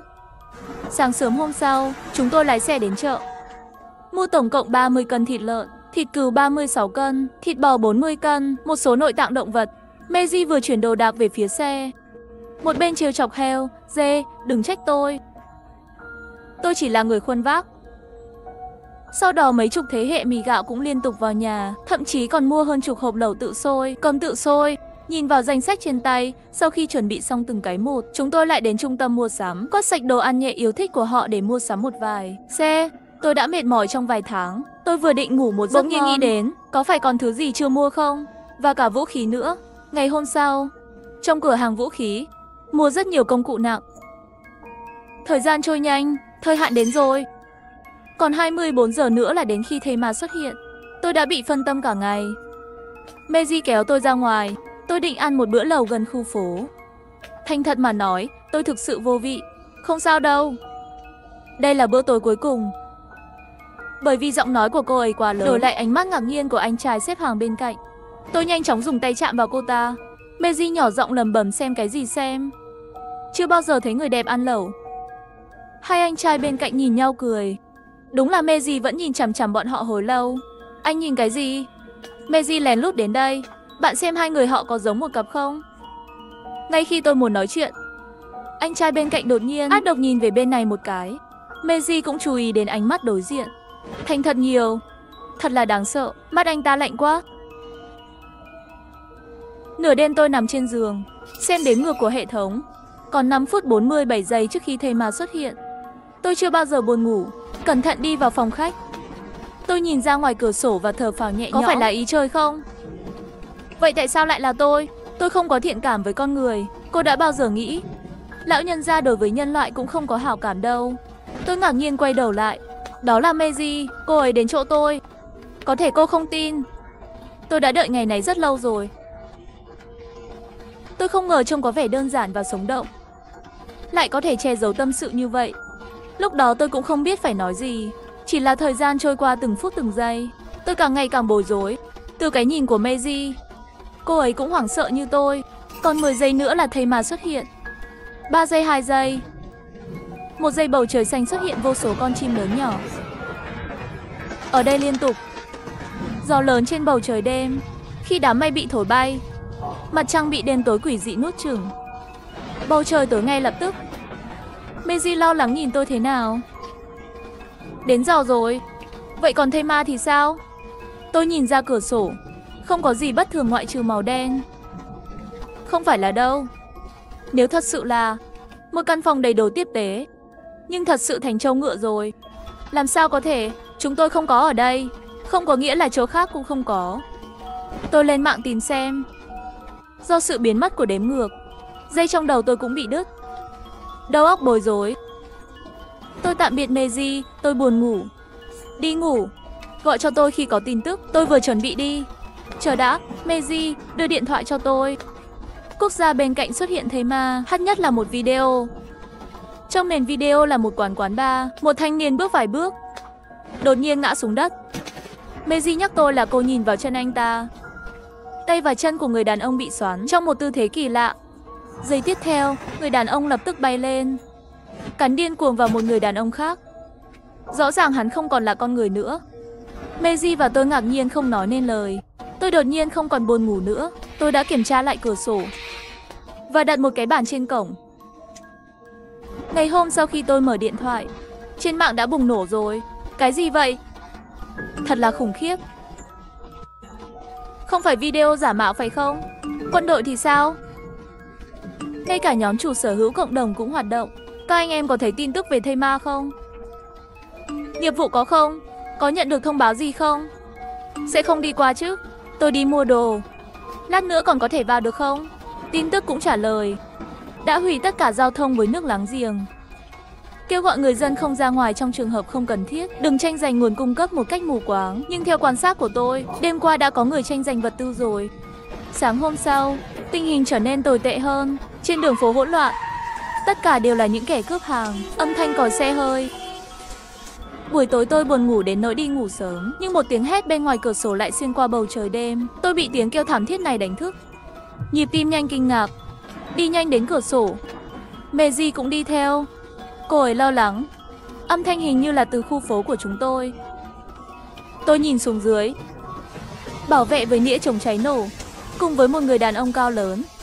Xác sống đối đầu, nhưng khi lũ thây ma nhảy lên và lao vào anh ta, bảo vệ lại sợ hãi, vứt bỏ nĩa chống nổ, quay đầu bỏ chạy. Nhưng một giây sau, lũ thây ma đã ném anh ta xuống đất. Meiji đã nhìn ngây ngốc rồi, ngồi dưới đất. Đã ngã rồi. Nhanh chóng nổ nồi. Đó là Sambi.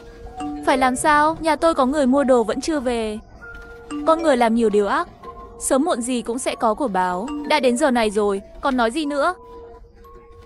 Nhà ai có gạo và mì dư thừa? Tôi tính giá cao. Meiji nhìn điện thoại cũng bất đắc dĩ. Ai ngốc thế?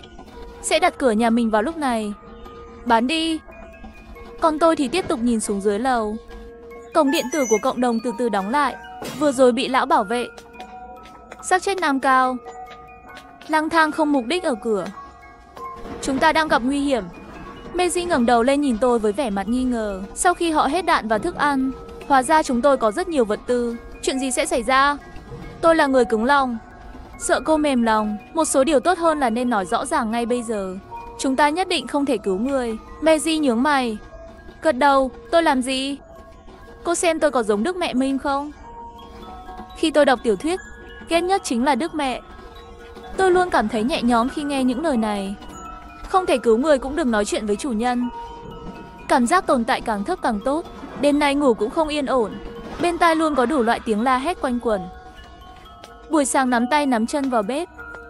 Nước và điện vẫn dùng được. Vì sự an toàn, tôi định dùng nước khoáng dự trữ. Vì sợ mùi nấu ăn bay ra ngoài, tôi chuyển lò điện tử vào phòng ngủ. Sau đó tôi nấu một nồi bún ốc lớn, để tôi và Meiji ăn đủ. Meiji đứng trong phòng khách, ngửi mùi hương. Cái gì? Thơm và hôi. Ăn cơm xong tôi tiếp tục đứng trước cửa sổ. Đường phố vắng tanh. Chỉ có một số người có tư thế kỳ lạ đang đi bộ. Mới một đêm thôi, sao lại thành như vậy? Meiji thở dài. Tôi nhanh chóng kiểm tra thông tin trên mạng. Là đột nhiên xuất hiện nhiều khu vực cùng nhau bùng phát. Con đường lây nhiễm lúc đầu là gì? Thực ra chỉ có tôi biết. Phòng ngủ nó đến từ hư không. Chúng tôi rất cẩn thận. Rèm cửa luôn được kéo một nửa, chỉ để lại nửa kia quan sát tình hình bên ngoài. Ban đêm cũng không bật đèn, chỉ cầm đèn pin để chiếu sáng. Thức ăn không thiếu, nhưng chúng tôi cũng không dám làm thức ăn có mùi hôi, sợ mùi hương thu hút người khác. Trong 3 ngày này, bên ngoài ngày càng nhiều thây ma. Cơ thể họ đang thoái hóa, một số mức độ suy thoái bị mất nghiêm trọng. Chỉ và kéo cánh tay đi bộ. Nhìn nguyên liệu này, chỉ là sinh vật hữu cơ, sớm muộn gì cũng thối rữa sạch. Lúc đó chúng ta có thể ra ngoài. Nhưng một số người không thể chờ đợi. Chỉ thấy một cô gái trẻ ở tòa nhà đối diện đi về phía cổng khu phố với cây gậy bóng chày. Người phụ nữ nhìn trái nhìn phải, một bên đến gần cổng. Cô ta đi làm gì vậy? Ở nhà hết đồ ăn rồi. Người phụ nữ đang nói chuyện đã đến cổng. Trái bằng thẻ điện tử. Cửa mở ra với một tiếng nhỏ giọt. Sau gian hàng an ninh, đột nhiên xuất hiện một cái màu xám biến dị Sambi. Người phụ nữ sợ hãi hét lên, quay đầu lại và chạy đến bãi đỗ xe. Bởi vì tiếng kêu quá lớn, thu hút đến bên phải một đám thây ma đuổi theo. Khi người phụ nữ muốn lên xe thành công, nhưng lại bị đám thây ma đuổi tới đánh ngã. Cá nhân tôi đang xem, quay đầu đi, nhưng ở tầng đối diện lại truyền đến một tiếng khóc. con gái tôi. Cô ấy khóc tôi rất buồn. Mặc dù rất buồn, nhưng một số hộ gia đình không muốn. Ngoài cửa sổ có tiếng la hét. Khóc cái gì? Không còn nữa sao? Muốn chết cũng không sao. Đừng kéo mọi người cùng chết. Đây là chiến binh đầu tiên muốn thoát khỏi nhà tù. Thất bại của cô ấy là trên khu phố, một đám mây thấp bao phủ.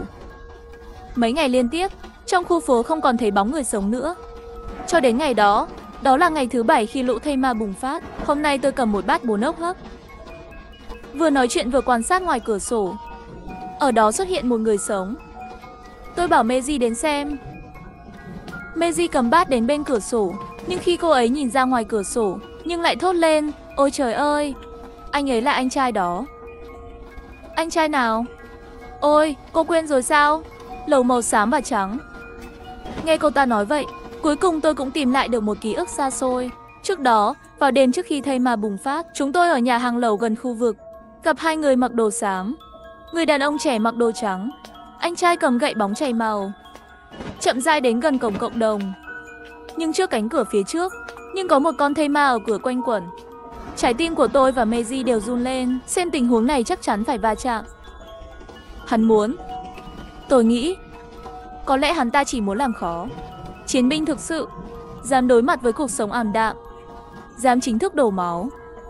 Tôi không thèm để ý đến lời nói nhảm nhí của cô ta, tiếp tục theo dõi tình hình dưới đây. Tiếng bước chân của tiểu ca áo xám cuối cùng cũng làm kinh động thây ma. Hắn lao tới với tốc độ đáng kinh ngạc. Mắt thấy sắc máu bắn tung tóe 3 thước, tôi rời khỏi tầm nhìn. Meiji điên cuồng lắc tôi, cô xem nhé. Nhìn này, tôi nghi ngờ nhìn xuống. Xác sống đã ngã xuống rồi, thằng nhóc đang nhìn xuống đầu nó. Chuyện gì vừa rồi? Meiji phấn khích giơ tay che giấu. Vừa rồi, hắn một lần như vậy, ngay đầu của thây ma. Sau đó thây ma ngã xuống. Đầu tôi động lòng. Rất nhiều phim về thây ma đều ở trong đầu. Túi được đặt làm điểm yếu của thây ma. Khi tôi nhìn xuống, hắn ta đang theo dõi chúng tôi. Ra khỏi cửa tiểu khu, lên một chiếc xe địa hình và đi. Đến đêm, tôi mới thấy người bạn nhỏ đó trở về. Lần này hắn ta lái một chiếc xe chuyển phát nhanh. Trên đó có mấy hộp vật tư. Hắn ta lái xe chuyển phát nhanh thẳng xuống tầng dưới của đơn vị, lấy ra một cái bộ đàm nói gì đó. Vài phút nữa, chỉ thấy tên tiểu ca áo trắng kia xuống tầng 5. Hai người chuyển từng kiện vật tư trên xe xuống. Lần này họ thu hoạch tốt. Những vật liệu này có thể hỗ trợ trong một thời gian dài. Chọn lọc tự nhiên. Sự sống còn của kẻ mạnh nhất. Meiji thở dài. Mấy ngày tới, trong tiểu khu lại có người liên tục làm việc. Một em trai ra ngoài tìm đồ tiếp tế. Đáng tiếc không phải ai cũng có may mắn như vậy. Một người đàn ông vì chiếc xe quá lớn, không thể vào khu vực. Khi anh ta mang đồ tiếp tế ở cửa, bị tấn công bởi xác sống chạy ra ngoài, trực tiếp biến thành thây ma. Hôm nay đã là ngày thứ 15 dịch bệnh bùng phát. Mạng trong thành phố bị ngắt. Mọi người không còn có thể lấy thông tin từ Internet. Ngày 16 thành phố không còn cửa hàng nữa. Đêm tối không đáy. Ngày thứ 17, ngay cả vòi nước cũng bị hỏng.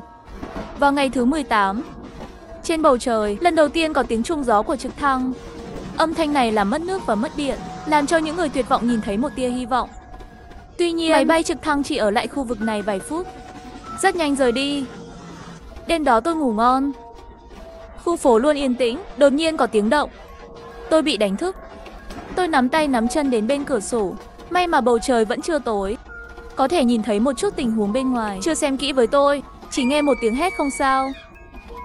Sau đó là tiếng mọi thứ rơi xuống đất. Meiji cũng đến rồi, sao vậy? Tôi rất bất đắc dĩ. Có người nhảy lầu. Meiji không nói nữa, mà là dùng tay che chặt miệng. Trong khu phố truyền đến tiếng khóc của một người phụ nữ, khóc rồi lại biến thành cười. Không lâu nữa, cô ta bị những cư dân khác chửi bới. Cô có bệnh không? Có thể không hại người được không? Có biết chuyện này sẽ dẫn đến lũ thây ma không? Và thay vì dừng lại, ngược lại càng phát điên cười ha ha. Cô phải chết, tôi cũng phải chết. Chúng ta đều phải chết. Ngày càng có nhiều thây ma bị âm thanh này trói buộc, dùng thân thể vô thức đập vào cửa. Không, họ sẽ phá cửa. Có một người thuê nhà cáu kỉnh mắng muốn chết à? Ngay lúc này, người phụ nữ rơi từ trên cao xuống. Sau một tiếng động, khu phố trở nên im lặng. Meiji mắt ngấn lệ nhìn, như vậy không còn nữa. Trong lòng tôi cũng không dễ chịu, không có điện nước, không có thức ăn, cả về thể chất và tâm lý đều không chịu nổi. Người nói ta người này có phải quá ích kỷ không? Meiji sửng sốt 2 giây, cô là một con người, không phải đấng cứu thế. Đừng nghĩ nữa. Tôi biết cô ấy đang an ủi tôi, nhẹ nhàng bấm 2 cái đầu. Đêm nay tôi ngủ không ngon lắm. Trong mơ luôn có một người phụ nữ không nhìn rõ mặt, khóc. Ngày hôm sau, tôi bị đánh thức bởi một tiếng động lạ. Âm thanh này là tiếng súng. Tôi nhanh chóng đến bên cửa sổ, nhìn thấy mấy chiếc xe quân đội đang đậu ở cổng khu vực. Một người đàn ông cầm loa phóng thanh. Chúng tôi đã thiết lập vùng an toàn. Chúng tôi ở đây để đưa các bạn đến khu vực an toàn. Vùng an toàn, cô cảm thấy an toàn chứ? Chúng tôi an toàn nhất ở đây. Kể từ khi thây ma bùng phát, cướp nhà là rất nhiều. Không biết sao, tôi luôn cảm thấy những người này không đúng lắm. Nhưng chẳng bao lâu nữa có người từ trên lầu xuống, thậm chí có cả những người già yếu. Cũng may là không có gì xảy ra. Quân đội đưa những người sống sót lên xe tải, trực tiếp rời đi. Tôi và Meiji không có ý định rời đi. Vật liệu lái xe an toàn, không nhất thiết phải giàu hơn những gì chúng ta có. Đã hơn 2 tháng kể từ khi thây ma bùng phát, Meiji và tôi cuối cùng đã quyết định có một bữa ăn ngon. Hai chúng tôi làm một bàn đầy đồ ăn ngon. Ăn cơm xong Meiji đến trước cửa sổ, lại là hắn ta vẫn chưa đi. Tôi nhanh chóng đến cửa sổ kiểm tra, nhìn thấy tiểu ca áo xám đã đến bên cửa lớn. Thật kỳ lạ, lần trước họ có nhiều xúc xắc như vậy. Tại sao lại mạo hiểm tính mạng của mình? Hầu như không có nước trong nguồn cung cấp mà họ lấy. Thằng nhóc đó sắp đưa tay đẩy cửa. Đột nhiên có một cái thây ma xông ra. Anh trai mất cảnh giác lấy gậy bóng chày chặn lại. Xác sống cắn vào cánh tay hắn. Cây gậy bóng chày cũng rơi xuống đất.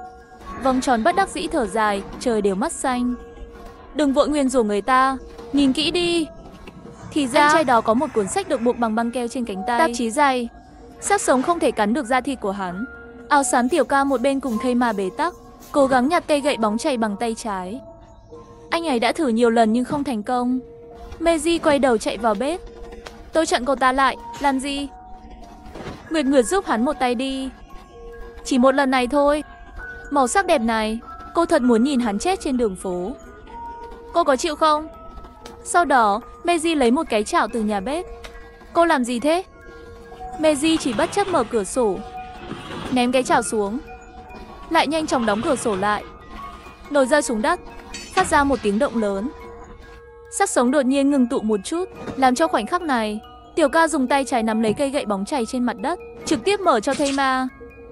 Không biết ảo giác của tôi là gì, trước khi người đàn ông rời đi, không nhìn về phía chúng tôi. Meiji ngồi trên mặt đất thở hổn hển, trông sợ hãi và phấn khích. Đứng tốt, lần sau đừng làm nữa. Meiji không nhịn được cười. Ngày hôm sau khi nấu ăn, nghĩ đến việc đặt rau mùi tươi, tôi liền nói với Meiji, cô ra sân thượng bóc một ít rau mùi. Chúng tôi làm món súp hoa trứng. Meiji vui vẻ lên đường lấy đi rồi. Trong vòng chưa đầy 1 phút, cô ta đã quay lại, trong mắt đầy sợ hãi. Có cái gì đó ở hậu trường. Tên cảnh sát trong lòng tôi. Cái gì? Hình như là máy bay không người lái. Tôi nghe xong lập tức cảm thấy tình hình nghiêm trọng. Nhanh lên mái nhà. Trung tâm hậu trường của Nhiên có một cái máy bay không người lái. Xin lỗi, xung quanh không có gì bất thường để đưa máy bay lên khỏi mặt đất. Máy bay rơi một cái hộp. Tôi mở cái hộp ra. Bên trong là một bộ đàm. Cảm ơn sự giúp đỡ của các bạn. Tôi là người hôm qua ra ngoài tìm người không có tiền. Tên tôi là Mao Bất Phàm. Người sống với tôi là bạn tôi. Tên hắn là Dâu Ân. Các người nguy hiểm. Có một người trong đơn vị của bạn. Anh ấy đã ở trước cửa nhà bạn rồi. Sau một hồi, hắn buộc một sợi dây thừng trên ban công nhà mình để tắm. Đầu buộc vào eo mình. Bắt đầu leo núi rồi. Tôi và Meiji nhìn nhau, nhìn thấy nỗi sợ hãi trong mắt nhau. Để giải quyết vấn đề này, tôi nói chuyện với bạn gái bên cửa sổ. Có màng chống nổ trên cửa sổ. Sân thượng có lưới điện, trừ khi nó có cánh để bay. Nếu không thì làm sao có thể vào được. Ngay khi tôi muốn nói chuyện, bộ đàm trong tay lại truyền đến âm thanh của tòa nhà đối diện. Hai người đẹp, có một người ở tuổi 33, dây an toàn được buộc vào cửa sổ ở tầng trên. Đã sợ hãi rồi. Chú ý an toàn. Tôi nhìn ra cửa sổ. Mau cầm vũ khí đi lên mái nhà. Nửa tiếng trôi qua, một bóng người trèo lên biển chỉ đường. Meiji đặt cột đèn pin, đấm vào mặt hắn. Đó là một khuôn mặt hoàn toàn xa lạ với chúng tôi. Mắt của người đàn ông bị đánh đều nhắm lại. Tôi ra hiệu cho Meiji tắt đèn pin. Hắn vừa mới mở mắt, nhìn thấy trên sân thượng có một hỗn hợp mật ong, dây thép gai, thể hiện vẻ mặt tuyệt vọng. Meiji mỉm cười nhắc nhở đừng chạm vào. Những thứ này đều có điện. Hắn rõ ràng đã thắng, giọng nói cũng mang theo tiếng khóc. Làm ơn, hãy thương xót tôi. Tôi đã không ăn trong 2 ngày. Sao anh biết nhà chúng tôi có người? Sao anh biết chúng tôi có hàng? Tôi đã thấy khi các cô chuyển đồ. Làm ơn. Tôi cầm cây gậy bóng chảy lên và đi về phía người đàn ông. Meiji nắm lấy cánh tay tôi. Khi anh ấy vừa lên đây, không phải là muốn xin chúng ta cho hắn một ít đồ ăn. Đối với loại tội phạm cố gắng giết người này, nâng cây gậy bóng chảy lên, nếu không anh sẽ tự đi xuống. Nếu không tôi sẽ đánh anh. Tự chọn đi. Đàn ông nhìn thấy thái độ của tôi, đột nhiên dữ dội. Không nói một lời, anh trèo xuống từ trên sân thượng. Meiji vẫn còn thắc mắc. Hắn đi rồi. Hắn muốn gì? Khi tôi cũng đang suy nghĩ, có một tiếng động lớn ở dưới lầu. Sau đó là một tiếng hét đau đớn. Tôi chạy nhanh đến cửa sổ và nhìn xuống. Bộ đàm lại phát ra tiếng động. Hai người đẹp. Làm tốt lắm. Lần này là dùng chảo phải không? Giờ anh ta đâu? Đùa đấy. Hắn đang lang thang bên ngoài.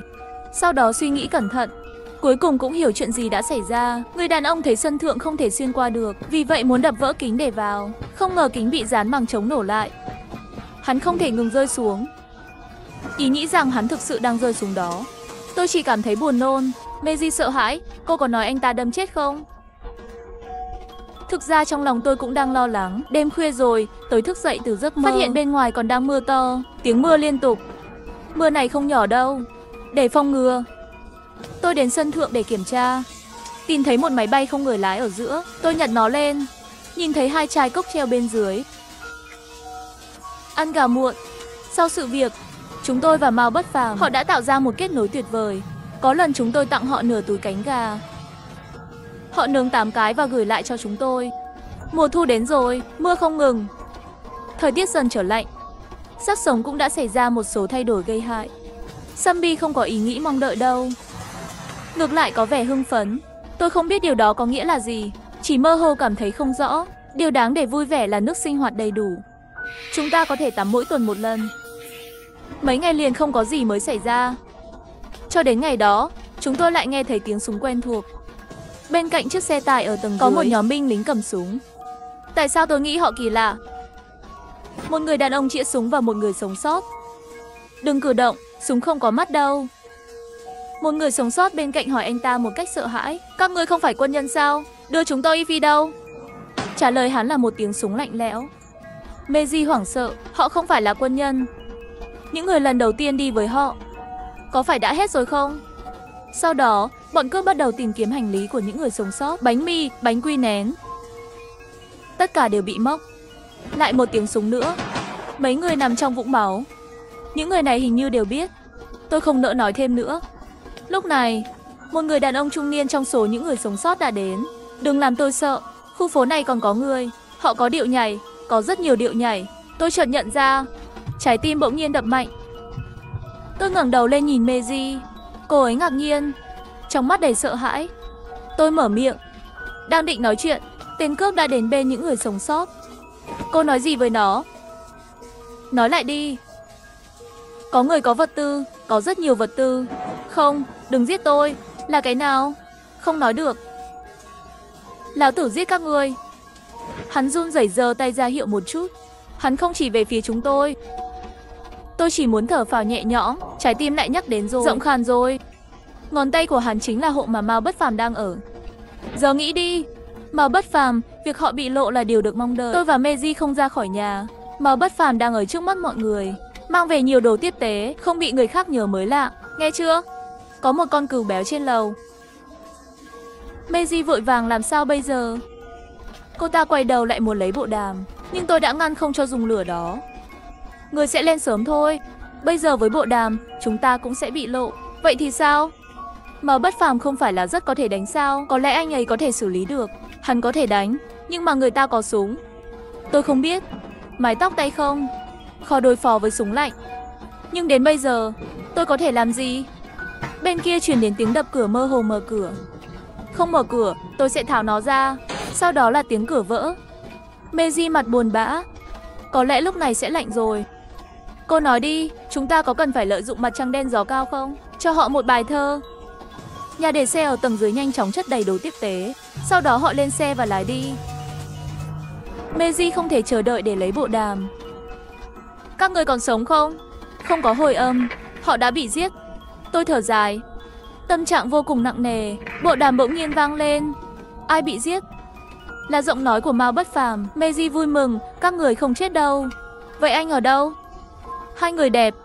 Chúng tôi đang ở trên mái nhà. Ở đây gió quá. Sợ quá. Con nói chuyện tử tế không được sao? Các người đang ở đâu?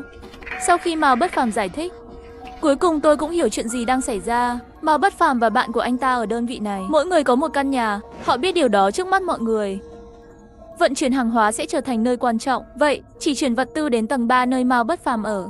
Đến đêm, đang lén chuyển vật tư, chuyển đến tầng 5 của bạn anh ta, chỉ để lại không nhiều vật tư trên tầng 3. Tôi thực sự ngưỡng mộ họ. Làm tốt lắm.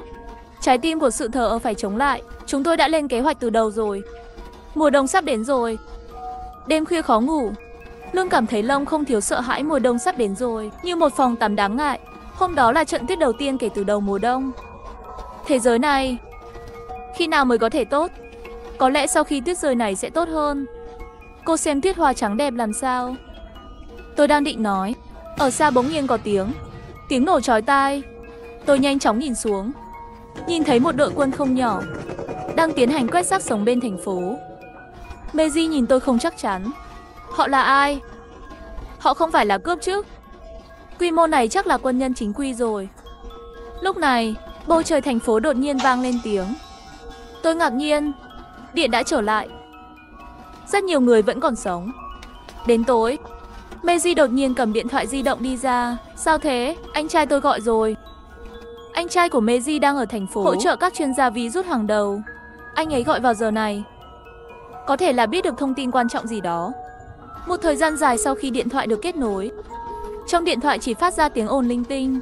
Vậy tay vì anh trai Meiji muốn tìm dấu vết của tín hiệu trong không khí. Có phải là Meiji không? Anh ơi, là em đây, anh có sao không? Bố mẹ sao rồi? Ổn hết. Còn em thì sao? Em ở thành phố với Nguyệt Nguyệt. Giờ chúng em đã an toàn. Thành phố của em không an toàn. Sắp phải dùng vũ khí hạng nặng bày đôi phụ trợ, xác sống đột biến. Bên anh sẽ sớm trở thành đống đổ nát. Quân đội đang tiến lên. Có thể ngày mai sẽ đến. Vậy em và Nguyệt Nguyệt thì sao? Địa chỉ cụ thể của em ở đâu? Anh sẽ đón các em. Meiji hơi dò dự, nhìn lên tôi. Tôi gật đầu với cô ta. Ngày mai là trực thăng để đón các em. Bay lơ lửng giữa không trung. Cần leo lên thang an toàn để lên máy bay. Đừng mang quá nhiều đồ. Hãy nhớ rằng sau đó tín hiệu trở nên không ổn định. Tôi nghiêm túc nhìn Meiji nhanh chóng thu dọn đồ đạc. Chúng tôi tìm ra 2 cái vali, mang theo quần áo và đồ vệ sinh cá nhân và thức ăn và nước uống. Mọi thứ đã sẵn sàng. Meiji đột nhiên ấp úng. Sao vậy?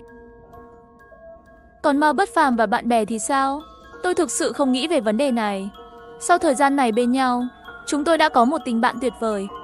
Chúng tôi giúp đỡ lẫn nhau trong những ngày cuối cùng. Đây là duyên phận hiếm có.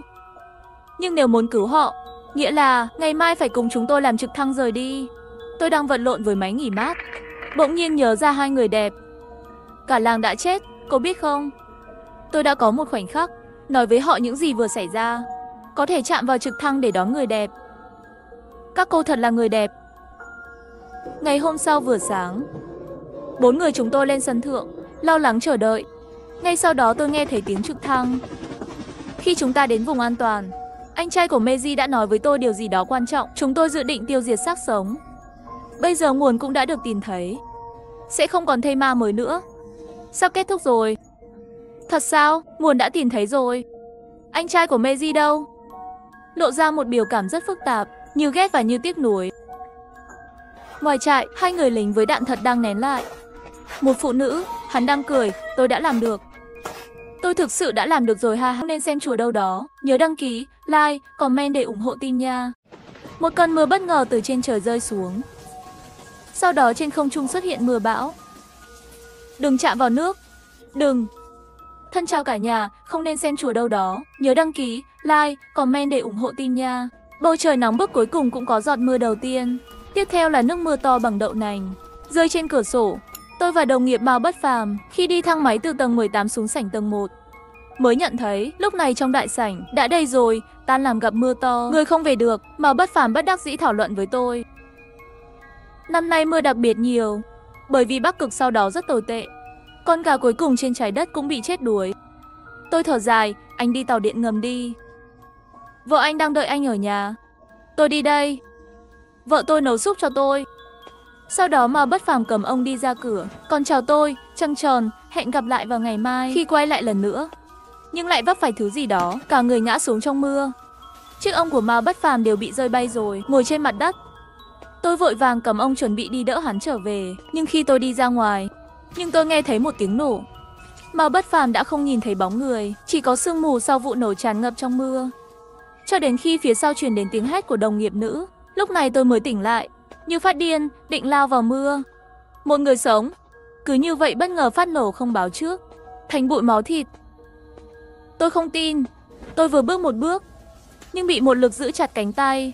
Là bạn thân nhất của tôi, Meiji. Cô ấy hơi ngẩng đầu lên, ra hiệu cho tôi nhìn bầu trời nhiều mây. Tôi nhìn theo tầm mắt của cô ấy. Một dòng chữ neon cực kỳ đáng sợ hiện lên giữa bầu trời. Đừng chạm vào nước, đừng. Mưa ngày càng lớn. Mới qua được nửa tiếng, nước ở cổng tòa nhà đã dâng lên khoảng 30 cm. Hơn nữa mưa to không có mùi hôi. Tôi cuộn tròn trong góc vẫn còn nặng, ngâm mình trong lông, trong làn khói mù tự nổ không thể giải thích được. Một người tốt thì không còn nữa. Hẹn một ngày là kẻ hèn nhát như vậy sao? Mà Bất Phàm nhìn thấy cũng phải cười. Meiji không biết khi nào đến bên tôi, biểu hiện giận dữ xen lẫn sợ hãi. Không thể chết, nhất định không thể chết. Tôi muốn sống, tìm hiểu xem tại sao lại như vậy. Tầng 17 là nhà kho của bộ phận khuyến mãi của chúng tôi, có thức ăn và đồ uống. Tôi đưa chìa khóa cho đồng nghiệp, kế hoạch lấy một phần thức ăn ra ngoài khẩn cấp. Mọi người đã bị vây hãm gần 1 tiếng rồi, nhân viên cứu hộ không xuất hiện. Trên điện thoại cũng không có lời giải thích tương ứng, chuyện này thật bất thường. Tôi đến nhà kho, nhìn lên vật tư trên kệ. Lông mày thúc giục chặt chẽ, nếu mưa không ngừng, mọi người đều bị mắc kẹt, nhưng thứ này nhiều nhất là đủ cho tất cả mọi người ăn trong 1 tuần. 1 tuần sau thì sao? Tòa nhà này sẽ biến thành địa ngục. Khi tôi nghĩ, Meiji vội vàng đi tới. Không tốt, bên ngoài có 2 người đột biến. Một ông và một bà ngoài cửa, đứng trước cửa tòa nhà, mắt đầy sợ hãi. Vào đây cho chúng tôi, hiểu không? Làm ơn, vợ tôi đã rất yếu rồi. Tôi tìm thấy da của bà đó đã bắt đầu biến đổi, dường như có dấu hiệu thối rữa. Một bên bảo an cũng tiến tới lùi lại. Tất cả lùi lại, các người hay là đi nơi khác xem đi. Tôi vội chạy ra cửa, giơ tay chặn lại bảo vệ. Đó là mưa bên ngoài gây ra cho họ một chút. Nói cách khác, mưa nhỏ sẽ gây ra sự thay đổi trong mô cơ thể. Và một khi cơ thể con người tiếp xúc với nước mưa với số lượng lớn, sẽ tự nổ tung, giống như Mao Bất Phàm. Nghe tôi nói, an ninh cũng bỏ vũ khí xuống, đuổi chúng ra. Người béo nói chuyện tên là Lão Uông, là giám đốc dự án của công ty công nghệ tầng 7. Miệng hắn hơi mở. Khi còn muốn nói gì nữa, trái đất bỗng nhiên rung chuyển. Sóng lớn không biết từ đâu tới. Nó cao gần 1 mét. Sắc mặt tôi thay đổi. Mọi người chạy lên lầu. Quả nhiên không quá 2 phút, sóng tràn vào đại sảnh tầng 1. Một số người hoảng sợ không chọn đường, nhấn nút thang máy. Tôi vừa định dừng lại, nhưng thấy cửa thang máy đã từ từ mở ra. Không đợi người ở cửa thang máy phản ứng, nước tràn ra từ thang máy. Gần như tất cả mọi người ở cửa thang máy đều bị ướt rồi, cảm thấy 3 tiếng nổ. Vô số bông hoa đỏ nở trong không khí. Họ chết như thế này, thậm chí không kịp hét lên. Tiếng nước chảy dưới đất giống như âm thanh ma thuật của địa ngục, áp bức thần kinh của mỗi người đến cùng cực.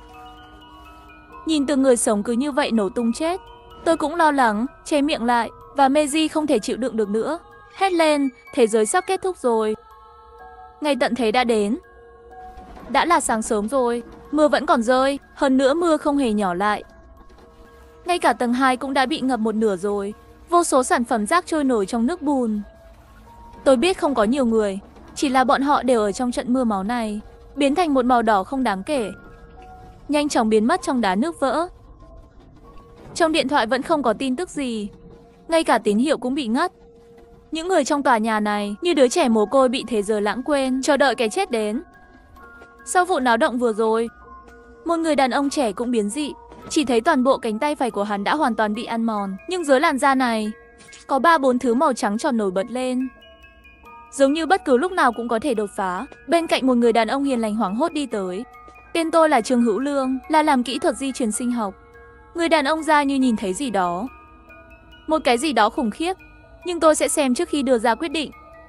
Trương Hữu Lương lấy ra một cái nhíp tinh xảo, sau đó dùng nhíp giữ anh ta lại. Đầu tròn màu trắng trên cánh tay, cùng với sự ngột ngạt của cuộc đời đàn ông trẻ, tôi thực sự rút ra một cái nấm nhỏ hình chiếc ông.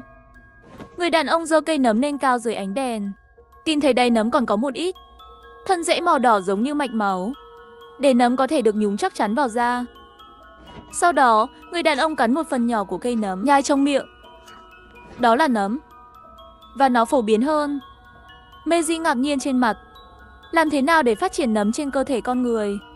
Lạ thật. Trong lòng tôi cảm thấy bất an. Con người bị dính vào một phần nhỏ của cơ thể, đang dần biến thành động vật và thực vật. Bị số lượng lớn người bị mưa trực tiếp phát nổ. Nó giống như Meiji nhìn tôi và nói dừng lại một nửa. Thành phố nào? Chương trình thanh trừng con người. Mưa lớn cả tuần nay. Mây đen ngoài cửa sổ, không thể phân biệt ngày đêm. Nước lũ đã tràn vào tầng 5 của tòa nhà. Thỉnh thoảng có thể nhìn thấy máy hút thuốc đáy sông sâu. Có một sinh vật lạ trong nước, màu trắng đậm nhấp nháy. Thực phẩm trong kho của công ty gần như cạn kiệt. Đây không phải là dấu hiệu tốt. Lão Vương dựa vào sức mạnh của mình, luôn cướp của người khác. May mà người hiện tại vẫn còn một chút lý trí. Nhưng tôi biết nó sẽ không kéo dài lâu. Mọi người sẽ hoàn toàn rơi vào bóng tối. Ngày thứ 8 bị kẹt ở công ty. Rõ ràng là buổi trưa, bên ngoài thì tối mù sương. Sau một tiếng lách cách, thành phố mất điện. Điều tôi sợ nhất là nó đã xảy ra. Nguồn điện là ánh sáng duy nhất trong thành phố của con người. Là nhóm chúng tôi đang trên bờ vực. Điều duy nhất trong lòng người tuyệt vọng. Khi tôi đang nghĩ về cách đối phó tiếp theo, bên ngoài văn phòng đột nhiên có tiếng hét. Tôi chỉ đến làm việc. Bên ngoài có chuyện gì vậy?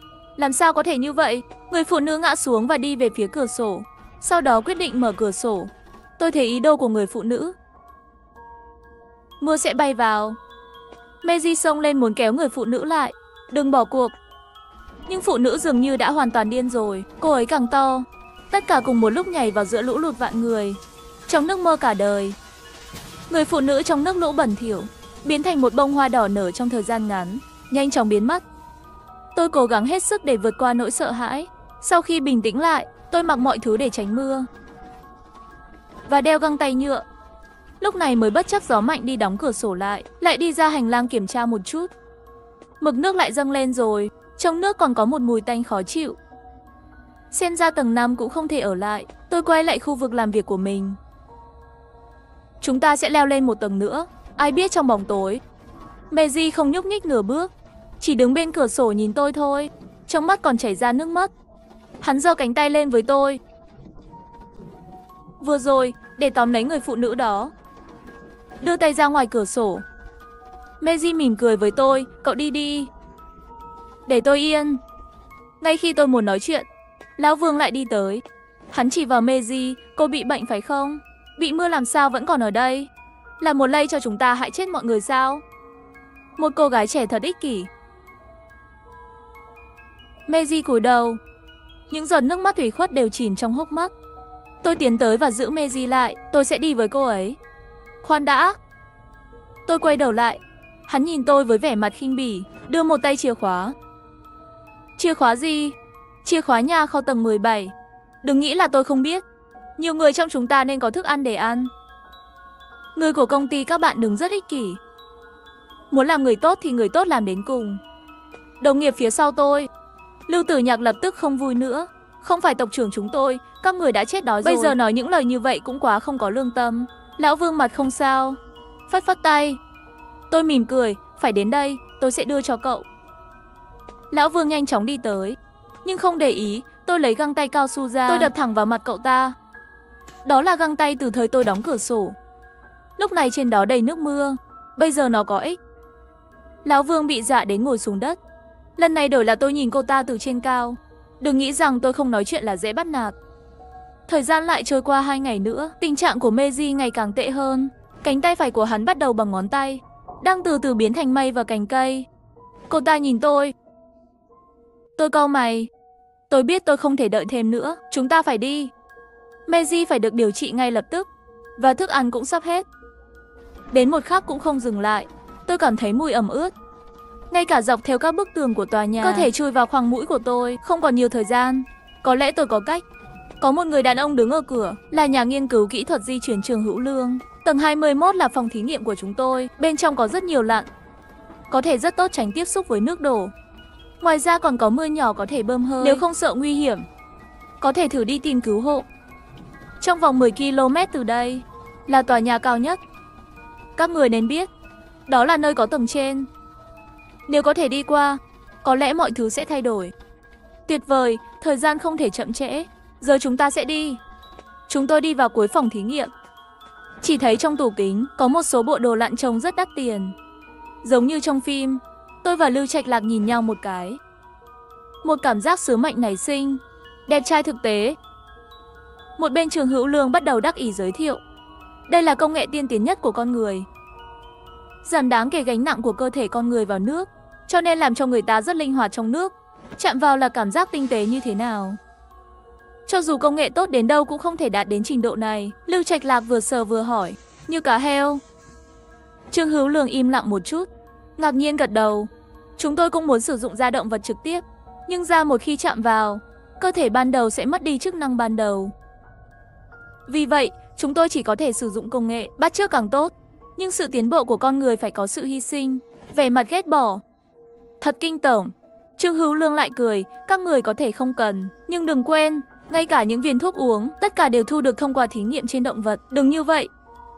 May mắn thay, không phải cá heo thống trị thế giới. Dưới chủ nghĩa nhân đạo, con người sẽ không trở thành thí nghiệm. Tôi nhìn bộ đồ lặn trong tay, vẻ mặt vô cùng nặng nề. Tôi đứng trước cửa sổ và nhìn ra ngoài. Bên ngoài tòa nhà đã trở thành một mảnh đại dương. Giọng Lưu Trạch Lạc đều đang run rẩy. Đây vẫn là nơi chúng ta từng sống sao? Tôi ném bùa lặn và thuyền trước mặt mọi người. Đây là cơ hội sống sót duy nhất của chúng ta. Còn trẻ và mạnh mẽ, hãy đi với tôi để được giúp đỡ. Đến lúc đó tìm được cứu trợ của chính phủ rồi quay lại cứu mọi người. Chúng ta không còn nhiều thời gian. Một đám người mặt đối mặt, không ai muốn nói chuyện. Lão Vương lại đi tới, luôn trích dẫn gà cuốn chặt. Chắc là bị nhiễm rồi. Hắn cười rất dữ dội. Theo cô không biết sao, người của chúng ta sắp được cứu rồi. Anh là người không có trái tim tốt. Bảo mọi người chạy đi chết có phải là tôi không? Lông mày căng thẳng, trong lòng nghi ngờ. Giải cứu gì? Nhìn ra ngoài cửa sổ nói chuyện đi.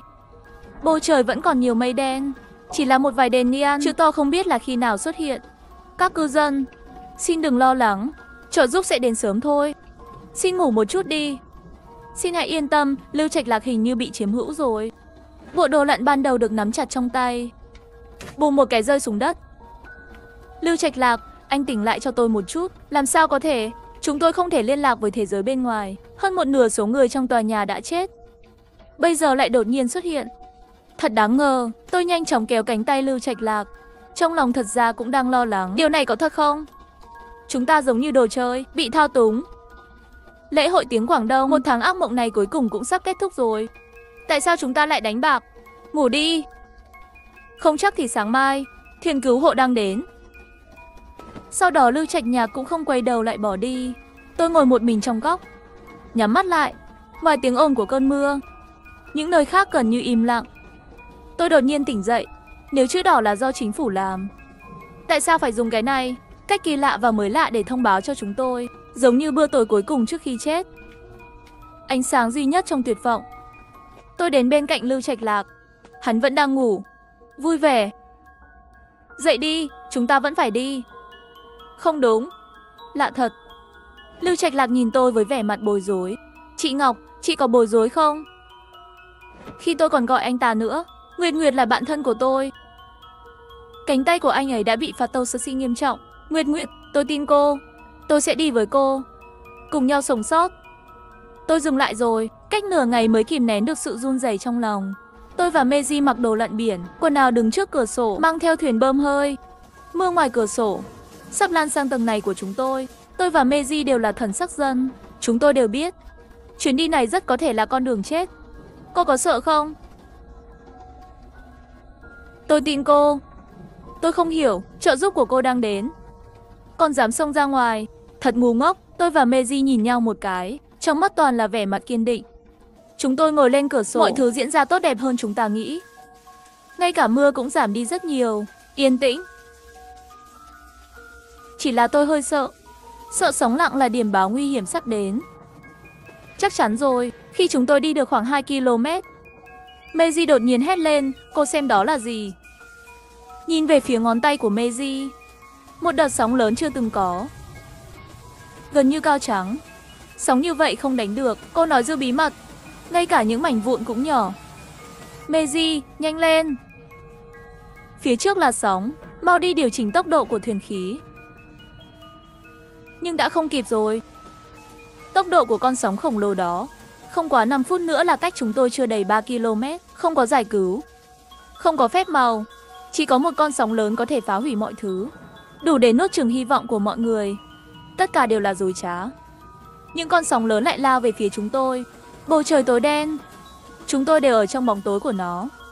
Khoảnh khắc trước khi sóng lớn ập đến với chúng tôi kéo Meiji nhảy từ trên đỉnh tối ra xuống. Trong nước, mắt tôi đột nhiên mất đi. Sau đó là một tiếng kêu. Khi tôi mở mắt lần nữa, tin thấy tôi trong văn phòng. Đây là giấc mơ, nói cho tôi biết đi. Có phải tôi chưa từng trải qua cơn mưa nào không? Mà Bất Phàm vẫn còn sống, Meiji cũng còn sống. Tôi chỉ nằm xuống, ngủ trưa trên bàn công cộng phải không? Rồi cơ thể tôi bỗng nhiên đau đớn. Lại một tiếng u tai nữa, nỗi đau buộc tôi phải mở mắt. Những gì có thể nhìn thấy chỉ có một mảnh. Meiji đang nằm bên cạnh tôi. Toàn bộ cơ thể tôi không dùng chút sức nào nữa, ngoại trừ đau là tê. Tôi muốn mở rộng vòng tròn, nhưng giọng nói của tôi dường như đã bị hư hỏng hoàn toàn rồi. Tôi muốn cố gắng hết sức để nâng cánh tay tê liệt của mình lên. Đó là khi tôi nhận thấy có một vết cắt trên cánh tay của tôi. Thiết kế áp suất của lặn, nước không được đổ vào. Nhưng khi vết thương có màu xanh lá cây và mọng nấm trắng, tôi mới hiểu ra tôi cũng không thể thoát khỏi sự trừng phạt này. Cuối cùng tôi cũng biến dị. Dù sao tôi cũng là người bình thường, kết cục như vậy cũng không khó chấp nhận đâu. Khi tôi định từ bỏ sự sống còn, trên trời lại có tiếng trực thăng. Dưới lòng đất còn có một tiếng nữa. Tôi thực sự khóc. Cả đời này chưa bao giờ kích động như vậy. Tôi nhanh chóng vẫy tay với họ. Phải, chúng tôi được cứu rồi. Khi tôi tỉnh lại, tôi đã ở trên giường bệnh. Nhân viên y tế ở ngay bên cạnh tôi. Cô may mắn đấy, nằm dưới sự nghiên cứu phát triển của chúng tôi. Bây giờ đã nghiên cứu ra rồi. Thuốc đột biến. Mọi người sẽ ổn thôi. Cô yên tâm. Nhân viên cứu hộ sau khi vào tòa nhà văn phòng tìm thấy vô số sinh vật chết đuối. Phán đoán sơ bộ là sau khi con người biến dị, bị phong tỏa trong lũ lụt. Đội cứu hộ vẫn còn ở tầng 14, tìm thấy mấy bộ đồ lặn và một chiếc thuyền bán xỉ không có bơm hơi. Một nhân viên cứu hộ khác chạy đến với vẻ mặt nghi ngờ. Không hiểu, có bộ đồ lặn, sao họ không đánh cược, sẵn sàng ở lại đây chờ chết. Đội nhìn ra ngoài cửa sổ, lúc này trên đó không còn chữ nữa. Chỉ có ánh sáng mặt trời xuyên qua những đám mây. Những chữ to giống như trước khi chết. Bữa tối cuối cùng, ánh sáng duy nhất trong tuyệt vọng. Ngay cả những người thông minh thường có thể cảm thấy có vấn đề. Sau một thời gian dài bị kìm nén, cũng sẽ hài lòng với hy vọng trống rỗng này. Thân chào cả nhà, không nên xem chùa đâu đó. Nhớ đăng ký, like, comment để ủng hộ tin nha. Hiện ra mối quan hệ không bình thường giữa bạn trai và bạn thân của mình, và vạch trần âm mưu của họ, nhưng lại bị họ đuổi ra ngoài trong cơn tức giận. Nhưng tôi hoàn toàn không ngờ rằng tháng 9 lại có tuyết rơi. Thân chào cả nhà, không nên xem chùa đâu đó. Nhớ đăng ký, like, comment để ủng hộ tin nha. Nhiệt độ giảm xuống tới âm 50 độ chỉ trong một đêm, và tôi bị chết cóng trước cửa nhà. Khi ý thức dần mờ nhạt, tôi thề nếu có kiếp sau, nhất định sẽ khiến cặp nam nữ gian trá này phải trả giá. Nhưng khi tôi mở mắt lần nữa, thì phát hiện mình đang đứng trước cửa công ty. Cơn đau biến mất hoàn toàn, thay vào đó là cái nóng oi bức. Sao lại như vậy? Tôi lấy điện thoại ra xem thời gian, ngày 13 tháng 8. Lúc này tôi mới nhận ra mình đã sống lại, trở về 20 ngày trước khi bị hại chết. Sau khi xác nhận mình đã sống lại, tôi vừa vui mừng vừa kinh ngạc. Trước tiên là cười lớn rồi khóc to. Tôi muốn lập tức quay về trừng trị đôi tình nhân đã hại mình. Nhưng ngay sau đó tôi lại bình tĩnh lại. Tôi nhớ lại trận tuyết kinh khủng trước khi chết. Nhiệt độ cao một cách bất thường vào mùa hè năm nay. Mọi người đều dùng điều hòa để sống sót. Đến cuối tháng 8 mới đỡ một chút. Nhưng ai có thể ngờ rằng vừa qua tháng 9 tôi đã bị chết cóng. Vì vậy bây giờ việc quan trọng nhất của tôi không phải là trả thù, mà là nghĩ cách tránh qua thời tiết lạnh giá không biết sẽ kéo dài bao lâu đó. Tôi đến tòa nhà văn phòng, chống lại ánh mắt của đồng nghiệp nghĩ mình điên rồi. Nộp đơn từ chức với lãnh đạo, rồi trở về căn nhà đang sống chung với bạn trai Dương Trưng, dọn dẹp đồ đạc của mình. Nhưng tôi không vội rời đi, bởi vì trên đường về tôi đã nghĩ ra, ngay cả khi tôi muốn rời đi thì tôi cũng không thể để anh ta được thoải mái. Tôi tìm thấy giấy tờ của Dương Trưng, tải về vài ứng dụng cho vay trực tuyến, nhập thông tin của Dương Trưng vào. Sau đó nấu một bàn thức ăn ngon, ngồi đợi Dương Trưng tan ca về. Dương Trưng vừa về đến cửa, nhìn thấy tôi với nụ cười ngọt ngào và một bàn thức ăn đầy đủ thì sửng sốt. Tôi định bán một căn nhà mà bố mẹ tôi để lại, mua căn nhà mới mà anh ta thích. Dương Trương vốn định lừa tiền tôi, nhưng nghe tôi muốn mua nhà cho anh ta thì vô cùng vui mừng, đi tới định hôn tôi. Tôi đẩy hắn ra. Ăn cơm trước đã, tôi đã xin nghỉ phép 1 tuần. Sáng mai tôi còn phải đi gặp môi giới nữa. Khi ăn cơm, tôi lấy điện thoại ra cùng chụp video vui vẻ với anh ta. Dương Trương vốn ghét tôi chụp ảnh anh ta, nhưng bây giờ anh ta phải dỗ tôi mua nhà cho anh ta, nên đành phải nghe lời. Tôi bảo anh ta chớp mắt thì anh ta chớp mắt, bảo anh ta lắc đầu thì anh ta lắc đầu. Sau bữa ăn, tôi đăng ảnh chụp được lên nền tảng cho vay trực tuyến để xác minh. Chỉ trong nháy mắt vài triệu đã vào tài khoản. Tôi gỡ bỏ ứng dụng. Ngày hôm sau khi Dương Trương đi làm, tôi mang theo hành lý rời đi. Mẹ tôi để lại cho tôi 2 căn nhà. Một căn là nhà ở khu học sinh, từ khi tôi học cấp 3 ở ký túc xá đã cho thuê. Một căn là biệt thự nhỏ dưới núi Tử Cấm ở ngoại ô thành phố Ninh. Mặc dù vị trí hơi xa, nhưng giá không đắt như biệt thự trong thành phố. Nhưng đổi lấy một căn nhà thương mại tốt ở trung tâm thành phố thì dư giả. Nhưng đây là nhà tôi không thể bán được. Trong nhà đã lâu không có người ở, nên tôi gọi người dọn dẹp vệ sinh. Vừa nghĩ xem phải trang trí như thế nào mới có thể chống chọi được thời tiết lạnh giá cướp mạng sống đó. Điều hòa sưởi ấm, sưởi sàn. Không được, đều không được, tuyết lớn như vậy. Ống nước chắc chắn sẽ bị đóng băng, dây điện cũng sẽ bị gãy. Muốn dựa vào ống nước của sàn ấm cũng không được. Vậy hầm tránh bom thì sao? Bỗng nhiên tôi nhớ đến nhà mình có một tầng hầm. Và phía sau tầng hầm là bức tường của núi Tử Cấm. Bức tường này đột nhiên sập xuống, lộ ra hầm tránh bom được xây dựng thời kỳ kháng chiến. Hầm này rộng 4 mét, dài 50 mét. Mát vào mùa hè, ấm vào mùa đông. Trong hầm còn rất khô ráo. Với hầm tránh bom có nhiệt độ ổn định này, tôi còn sợ gì thời tiết nóng hay lạnh cực đoan nữa chứ. Nhiệt độ giảm xuống tới âm 50 độ chỉ trong một đêm. Và tôi bị chết cóng trước cửa nhà. Nhưng khi tôi mở mắt ra thì lại phát hiện mình đã sống lại. Kiếp này, nhất định tôi sẽ khiến cặp nam nữ gian trá đó trả giá và sống sót trong thời tiết cực đoan này. Tôi đến hầm tránh bom ở tầng hầm nhà mình, bảo người giúp việc dọn dẹp đơn giản một chút, sau đó trở về phòng khách. Trời đã tối. Dương Trương gọi điện tới, hỏi tôi về việc vay tiền mua nhà. Tôi qua la vài câu rồi cúp máy. Thằng đàn ông này thật biết diễn. Hiện tại chắc đang cùng Trương Nãi. Ăn mừng cuối cùng cũng lừa được bán nhà. Nhưng lúc này tôi không có tâm trạng để ý đến anh ta. Tôi còn có việc quan trọng hơn cần làm. Sáng sớm ngày hôm sau, tôi gọi thợ đến giúp tôi cải tạo hầm tránh bom. Sau đó tôi đến siêu thị mua các loại vật tư. Đầu tiên là thức ăn. Tôi mua gạo, bột mì và mì gói, các loại rau khô, cánh gà, cổ vịt, khoai tây chiên, khô bò, phở, miến, nước giải khát, cà phê, các loại hộp đồ ăn đóng hộp, giấy vệ sinh, băng vệ sinh phụ nữ, quần lót dùng một lần, dầu gội đầu, sữa tắm, sữa rửa mặt và các loại đồ dùng hàng ngày. Tôi còn mua áo lông vũ, chân bông và các loại vũ khí tự vệ. Dương và đồ nội thất cơ bản tôi đều mua mới, vì tôi không muốn di chuyển đồ vật có sẵn trong nhà. Tôi vẫn muốn giữ nguyên dáng vẻ của đồ vật khi bố mẹ còn sống. Hàng hóa được gửi đến nhà tôi. An ninh bảo vệ nhìn thấy đều đến hỏi tình hình của tôi. Và tôi nói với họ là do lâu lắm rồi không có người ở nên phải cải tạo. Cho nên khi nhìn thấy công nhân giao hàng họ cũng không ngạc nhiên nữa. Nhà ai trước khi chuyển vào, không phải tất cả đều là tiêu tiền như nước. Cuối cùng khi tôi sắp xếp mọi thứ xong thì chỉ còn cách thời tiết lạnh giá đó 1 tuần. Trong thời gian này, Dương Trương gọi điện thoại mấy lần hỏi về việc mua nhà. Tôi suýt bật cười thành tiếng. Trương Nãi là bạn cùng đại học của tôi. Nhà cô ấy trọng nam khinh nữ, anh trai cô ấy lại không ham học. Tôi rất thương cô ấy, cố gắng đối xử tốt với cô ấy. Nhưng cô ấy lại cướp bạn trai của tôi và còn muốn cướp mạng sống của tôi. Tôi gọi điện thoại cho Dương Trương và mở máy tính xem camera giám sát mà tôi đã lắp đặt trước đó. 2 ngày nay anh có thấy Trương Nãi không? Trong camera, Dương Trương có chút căng thẳng. Không có, tôi gặp cô ấy làm gì? Tôi liền thở phào nhẹ nhõm.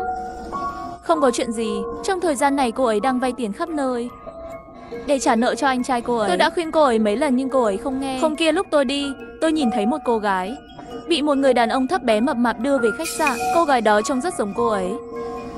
Hy vọng không phải cô ấy. Nói xong, tôi nhìn thấy hình ảnh trong camera. Dương Trương thay đổi sắc mặt, mắt Trương Nãi cũng hiện lên sự hoảng loạn. Tôi yên lặng nhìn họ cãi nhau om sòm, cũng rất tò mò, không biết họ sẽ phát hiện đồ của tôi đã biến mất khi nào. Càng muốn biết phản ứng của Dương Trương khi phát hiện mình nợ một khoản lớn sẽ phản ứng thế nào. Ha ha, tiếc là họ chỉ biết bố mẹ tôi để lại nhà cho tôi, nhưng không biết địa chỉ. Vì vậy dù anh ta phát hiện bị tôi lừa, nhưng cũng không thể tìm được tôi. Càng muốn xem biểu cảm của anh ta lúc đó sẽ như thế nào. Tất cả mê ra giám sát rồi. Tôi đến sân sau. Cô giúp việc đang dọn vệ sinh đã tập hợp được 9 người. Cô giúp việc đứng chờ ở cửa. Thực phẩm tươi sống tôi đặt trước cũng đã đến. Mọi người vào nhà bắt đầu cùng làm việc. rửa rau, trộn nhân, nhào bột, làm việc rất nhanh nhẹn, bắt đầu gói bánh bao, gói mì sủi cảo, làm xúc xích. Tự làm thì dù là nguyên liệu hay vệ sinh, chắc chắn đều tốt hơn mua ngoài. Tôi không muốn lại bị đau bụng vì ăn thực phẩm không vệ sinh nữa. Tôi đã thuê 5 tủ đông thương mại, dùng riêng để chứa thực phẩm. Khi thời tiết lạnh giá đến, thì ngoài trời chính là tủ lạnh tự nhiên. Lúc đó dù mất điện, tôi cũng không sợ. Sau khi làm xong tất cả mọi việc, chỉ còn 2 ngày nữa là thời tiết lạnh giá sẽ đến. Dương Trương cuối cùng cũng phát hiện mình nợ một khoản lớn tiền vay. Anh ta gọi điện thoại đến. Nhiệt độ giảm xuống tới âm 50 độ chỉ trong một đêm, và tôi bị chết cóng trước cửa nhà. Nhưng khi tôi mở mắt ra thì lại phát hiện mình đã sống lại. Kiếp này, nhất định tôi sẽ khiến cặp nam nữ gian trá đó trả giá và sống sót trong thời tiết cực đoan này. Vì sống sót trong ngày tận thế lạnh giá này, tôi đã chuẩn bị đầy đủ. Mua sắm vật tư, xây dựng căn cứ chống chọi với giá rét. Tiếp theo chỉ cần chờ đợi. Kiếp trước Dương Trương hại tôi rất thảm, tôi thấy mình nợ một khoản vay lớn. Làm hết đi. Dương Trương gọi điện thoại đến. Tiểu Lệ, chuyện tiền vay của tôi là sao? Khoản vay nào? Tôi không biết. À, anh nói 1,23 triệu đồng anh chuyển cho tôi mấy ngày trước đó à? Anh cuối cùng cũng thừa nhận rồi. Chờ đã, tôi chuyển cho cô khi nào? Gì cơ? Chính là tối hôm trước khi tôi đi. Anh nói trả lại tiền tôi cho anh mượn. Tôi còn nói không vội, nhưng anh nói anh em rõ ràng. Mượn tiền thì nên trả. Cô nói cái gì? Dương Trương rõ ràng sửng sốt. Sau đó tôi gửi một bức ảnh, là một tờ giấy vay nợ. Trên đó ghi rõ anh ta vay của tôi 1,23 triệu đồng tiền mặt. Kiểm tra không sai sót, sẽ trả lại trong vòng 1 năm và trả lại 2 phần cho tôi. Dương Trương khùng rồi. Tôi khi nào mượn tiền của cô? Ý anh là sao? Chẳng lẽ anh muốn chối bỏ? Dương Trương tất nhiên không thừa nhận, gào thét qua điện thoại, bảo tôi lập tức trả lại tiền. Nếu không thì kiện tôi. Tôi cười lạnh một tiếng. Tôi đã chuẩn bị đầy đủ chứng cứ. Nếu đã dám làm thì không sợ bị anh ta kiện. Sau khi ghi âm lại lời Dương Trương cố gắng chối bỏ, gần như xong rồi, tôi cúp máy, ra ngoài ăn cơm. Đây là những ngày yên tĩnh cuối cùng. Tôi vẫn rất trân trọng ăn món tứ xuyên yêu thích của tôi, rồi mua một chậu hoa lớn mới đi dạo về. Dương Trương không ngừng gọi điện thoại, gửi tin nhắn cho tôi, chửi tôi thậm tệ. Tôi không chặn cũng không trả lời. Nếu trước đây sự chú ý của anh ta bị cơn giận chiếm giữ, sẽ không phát hiện ra tôi đã bỏ hết chân bông giày và quần áo giày ở nhà cho thuê, vứt hết rồi. Thời gian đến, ngày cuối cùng của ngày tận thế. Tôi kiểm tra lần cuối cửa thông gió của hầm tránh bom, rồi đóng kín cửa sổ, để tránh ống nước bị đóng băng. Tôi tắm xong thì tắt vòi nước, xả hết nước trong ống nước, rồi mới mang chăn mền phơi nắng mấy ngày, đưa vào hầm tránh bom, dọn giường của mình. Tối nay tôi sẽ ngủ ở đây. Trong hầm tránh bom sâu thẳm, tắt đèn thì giống như một con rắn dài. Tôi ở trong đó một mình vẫn hơi sợ. Sau khi tắm xong nằm trên giường lướt điện thoại xem phim. Lúc này điện thoại có cuộc gọi đến. Là Trương Nãi. Tôi không nhận, mà mở camera giám sát trên máy tính bảng. Trương Nãi quả nhiên ở đó. Hai người rõ ràng không còn không khí ngọt ngào như trước nữa. Dương Trương tức giận điên cuồng. Trương Nãi thì không ngừng gọi điện thoại. Cuối cùng cô ta ném điện thoại sang một bên. Thật không ngờ tâm kế của cô ấy lại sâu như vậy. Bao nhiêu năm nay thật sự không nhìn ra chút nào. Anh là sao vậy? Cô ta bảo anh làm gì anh cũng làm. Anh là heo à? Không phải em nói cô ta dễ lừa, ngốc nghếch sao? Nếu không thì tôi có thể tin cô ta như vậy sao? Vậy là anh đang trách tôi à? Buồn cười thật. Lúc này họ vẫn chưa phát hiện ra đồ của tôi đã biến mất từ lâu rồi. Trong cuộc cãi nhau của họ, tôi dần dần thiếp đi. Khi tỉnh dậy đã là 3 giờ sáng. Tôi xuống giường, nhiệt độ của thực đã lạnh hơn rất nhiều. Tìm một chiếc áo lông vũ mặc vào, tôi ra khỏi hầm tránh bom. Trên đường lên phía trên, lạnh đến run người. Nhiệt độ ở tầng 1 còn lạnh hơn cả trong hầm. Run tay kéo rèm cửa sổ. Bên ngoài tuyết rơi dày đặc, trắng đến chói mắt. Nếu thời tiết lạnh giá như đã hẹn ập đến. Nhiệt độ giảm xuống tới âm 50 độ chỉ trong một đêm. Thời tận thế lạnh giá như đã hẹn đến. Kiếp trước, tôi bị người bạn thân nhất Trương Nãi và bạn trai Dương Trương đẩy ra ngoài cửa, chết cóng. Sau khi sống lại, tôi đã chuẩn bị đầy đủ. Nhất định tôi sẽ khiến họ trả giá. Tôi trở về hầm tránh bom, mở camera giám sát trên máy tính bảng. Dương Trương trên ghế sofa mặt tái mét, chửi thề ầm ĩ. Chồng à, em đói rồi, đói. Ai mà không đói chứ? Tiểu Lệ cái con khốn kia, khi tuyết ngừng rơi anh sẽ đi tìm nó, anh sẽ không tha cho nó. Sao gọi đồ ăn ngoài đều không có ai nhận đơn vậy? Ở đây sao không có chút đồ ăn gì cả? Ăn căn, chỉ biết ăn. Nhìn thấy bộ dạng thảm hại của hai người, tâm trạng của tôi tức thì vui vẻ hẳn. Tôi đặt máy tính bảng xuống, cầm điện thoại lên, vô số cuộc gọi nhỡ và tin nhắn chửi bới đều là của Dương Trưng gửi đến. Tôi cười khẩy bỏ qua. Có mấy tin nhắn của Trương Nãi đều là hỏi thăm và hỏi tôi đang ở đâu. Hay thật, cô ta vẫn nghĩ tôi không biết chuyện cô ta và Dương Trưng ở cùng nhau, vẫn đang diễn với tôi. Tôi liếc qua một cái rồi không trả lời. Để đề phòng, tôi phải chặn đứt đường lui của họ. Trong nhóm WeChat của cư dân khu nhà đó, tôi gửi một phong bao lì xì và nhắc mọi người đóng kín cửa sổ. Nhiệt độ tiếp tục giảm xuống. Những người không có đồ ăn, đồ uống, không có quần áo ấm để sống sót sẽ làm bất cứ chuyện gì, vì Dương Trưng và Trương Nãi không thể ngồi chờ chết. Khi không thể chịu đựng được nữa, họ chắc chắn sẽ cầu cứu hàng xóm. Nhiệt độ tiếp tục giảm xuống, hầu như tất cả các căn hộ đều mất nước. Tôi lại nhắc mọi người trong nhóm hãy trân trọng nước, thực phẩm và đồ chống lạnh, chuẩn bị cho tình huống xấu nhất. Sau đó tôi trả lời tin nhắn của Trương Nãi. Tôi đang ở nhà, còn cậu thì sao? Trong hình ảnh camera giám sát trên máy tính bảng, Trương Nãi đã bị lạnh đến ngay người. Hay là Dương Trưng phát hiện tin nhắn của tôi? Nhanh lên, Tiểu Lệ con đĩ này trả lời tin nhắn rồi. Trả lời thì trả lời thôi, có thể mang đồ ăn đến cho chúng ta, hay mang quần áo và chăn đến cho chúng ta à? Ôi trời, cô ta cũng không ngốc. Sao em lại ngốc thế? Mau hỏi địa chỉ nhà anh ta đi. Khi tuyết ngừng rơi chúng ta đi tìm anh ta đòi tiền.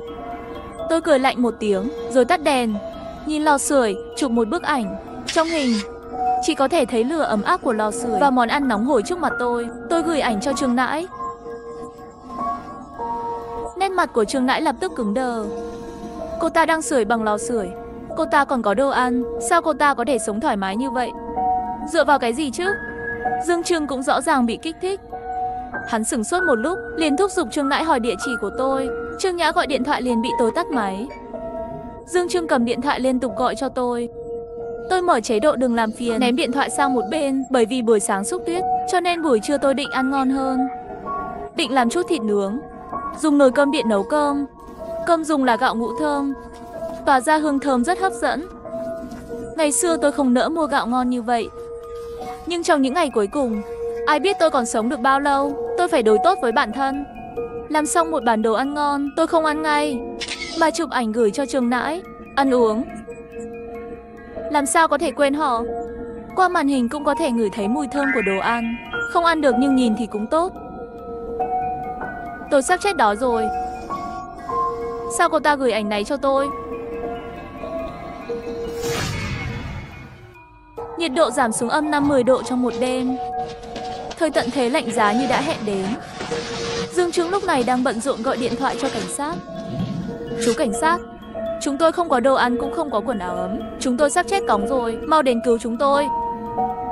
Không biết người bên kia nói gì, mà thấy lông mày Dương Trưng càng cau lại càng chặt. Tôi không kiềm được mà cười khẩy. Không cần đoán tôi cũng biết, lúc này cảnh sát chắc chắn bất lực. Thật coi họ như siêu nhân sao? Chiều tối, tôi kiểm tra cửa thông gió. Cửa thông gió bị gió thổi rầm rầm. Tôi cố gắng mở cửa thông gió, nhưng vừa mới kéo ra một khe nhỏ thì một đống tuyết bị thổi vào. Điện thoại bị ảnh hưởng của cái lạnh, lập tức bị tắt máy. Sau đó camera giám sát trên máy tính bảng cũng không hiển thị được nữa. Xem ra camera cũng bị hỏng do lạnh.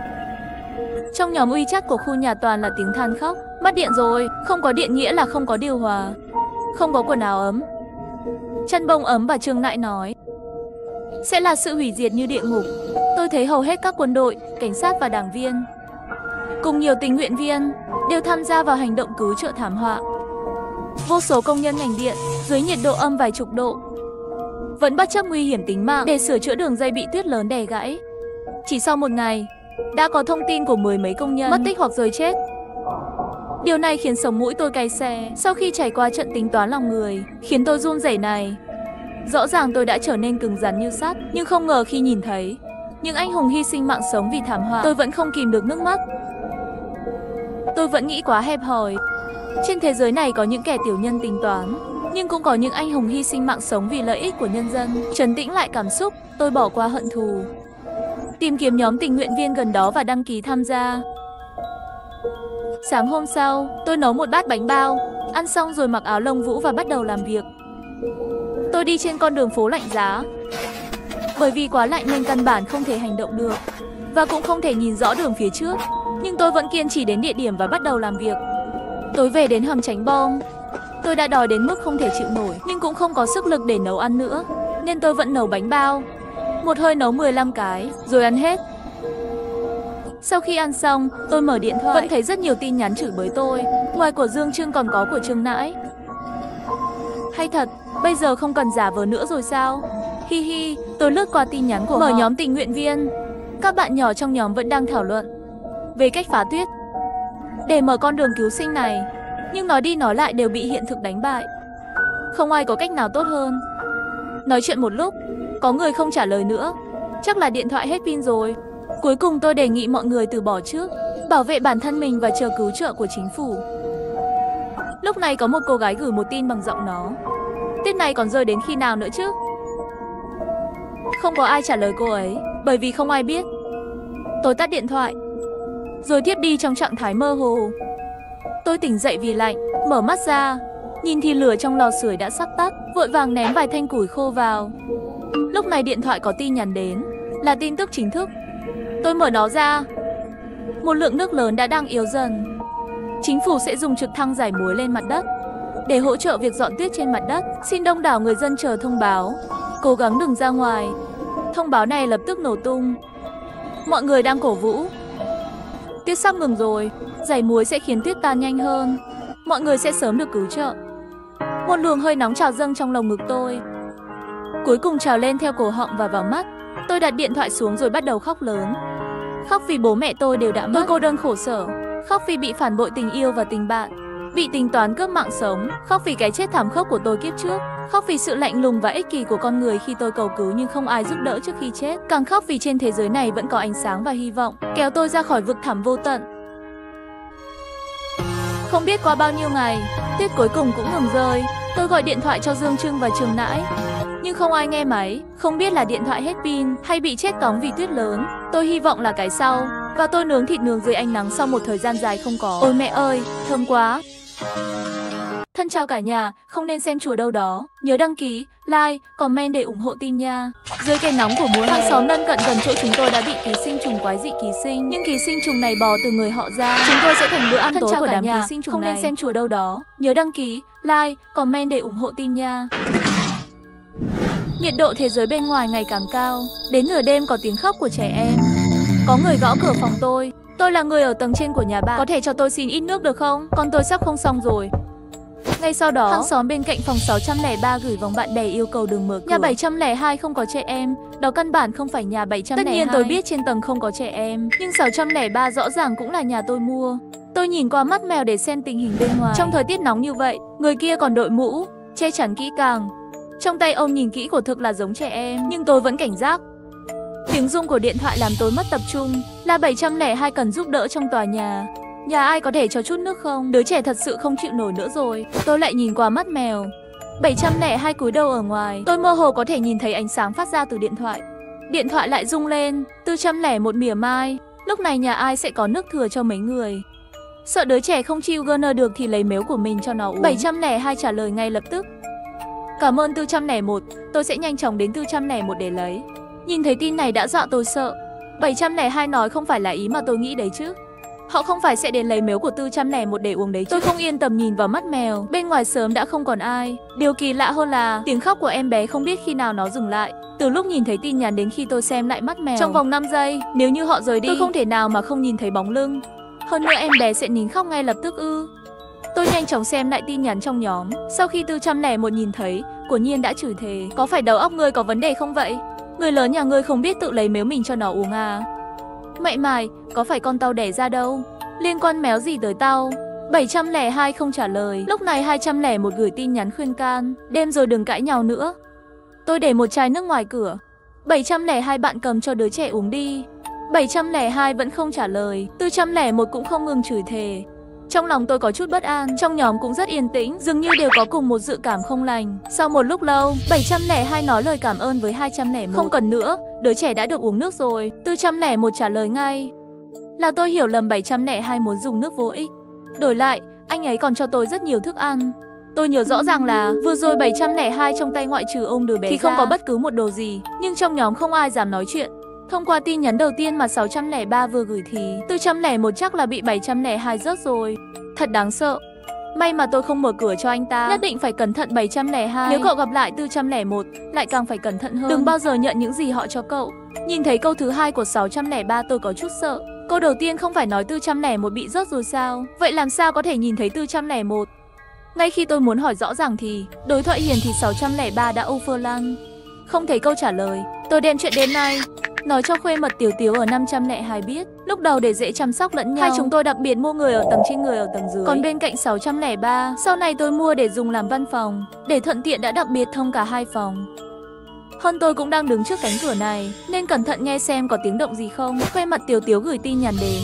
Từ từ, cậu tốt nhất vẫn là đừng nên một mình vào để kiểm tra. Nếu thật sự có người xấu nguy hiểm thì sao? Không phải vật tư của cậu còn có thể sống sót được 1 tuần sao? Chúng ta tìm một cơ hội cùng nhau qua xem 603 kia. Tớ đồng ý rồi, cửa tôi chọn để trang trí đều được gia cố đặc biệt chắc chắn. Chỉ cần tôi không lấy chìa khóa để mở, những công cụ thông thường đều sẽ không thể cậy ra được. Với những vật tư này vẫn có thể duy trì một thời gian. Tôi không cần phải mạo hiểm. Ngày thứ 10 trong phòng ngủ, ngày càng có nhiều nhà thiếu nước và thức ăn. Có một tin nhắn bất động sản, chắc chắn là một tia sáng trong bóng tối. Tối nay 5 giờ, bất động sản chúng tôi sẽ phân phát nước và thực phẩm ở dưới sảnh. Thời gian không nhiều.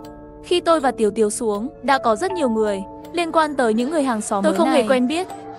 Để tin ra người có thể là 603. Tôi và Tiểu Tiếu đứng bên ngoài đám đông. 5 giờ bên bất động sản bắt đầu điểm danh. Đợi đến khi đọc tới 401 thì đám đông lập tức im lặng trở lại. Bên bất động sản không có kiên nhẫn và gọi mấy lần mới có người run rẩy giơ tay lên. Những người xung quanh 401 đều lặng lẽ đứng xa hơn. Do tôi và Tiểu Tiếu thấy 401, toàn thân ta trên xuống đều mặc chỉn chu, giống như bộ trang phục 702 mà tôi nhìn thấy ngày hôm đó. Khi bên bất động sản đọc đến 603 thì tôi đã lấy lại tinh thần. Nhưng không ai trả lời, tôi không khỏi có chút thất vọng. Thật bất ngờ là tôi đã nhìn thấy 702 mà tôi đã từng thấy. Trước kia 702 luôn đi giày cao gót và đi lại vào nửa đêm. Sau khi bị vài lần bị cô ấy làm cho tỉnh giấc, tôi đã đi tìm cô ấy. Từ đó về sau đã trở nên quen biết. Vì vậy, tôi biết cô ấy không có người yêu, cảnh không thể có con. Tôi nhìn chằm chằm vào mặt cô ấy một lúc, ngoại trừ không trang điểm thì nhìn trông hơi mất tinh thần. Không khác gì trước đây. Sau đọc một lần, bất động sản bắt đầu phát vật tư. Mỗi gia đình chỉ được nhận một phần. Lập tức có người không đồng ý. Dựa vào cái gì mà mỗi hộ lại chỉ có một phần? Nhà tôi 3 người. Tại sao những người sống một mình lại nhận bằng nhà chúng tôi chứ? Đúng thế, bắt buộc chết phải phát theo đầu người. Những người ở một mình cũng không đồng ý. Bất động sản đều phát nhiều như nhau. Nhà cô nhiều người, cũng không dạy cô à? Không ai biết vật tư sẽ phát tiếp vào lúc nào. Còn có vật tư nữa không? Trước mắt thấy cả nhóm sắp bắt đầu đánh nhau. Tôi lập tức kéo Tiểu Tiếu rời khỏi. Đột nhiên trong đám đông truyền ra tiếng ẩu đả. Mọi người thậm chí không lấy vật tư mà bắt đầu chạy như điên. Tôi nhìn vào trung tâm của đám đông, thấy 401 ngã xuống dốc. Từ trong thân thể của anh ấy bỏ ra rất nhiều ký sinh trùng, bò từ thân thể khô héo của anh ta ra. Những con ký sinh trùng đó còn lớn hơn những con mà tôi từng thấy thường ngày. Bò từ hy thê ra, bắt đầu há miệng cắn.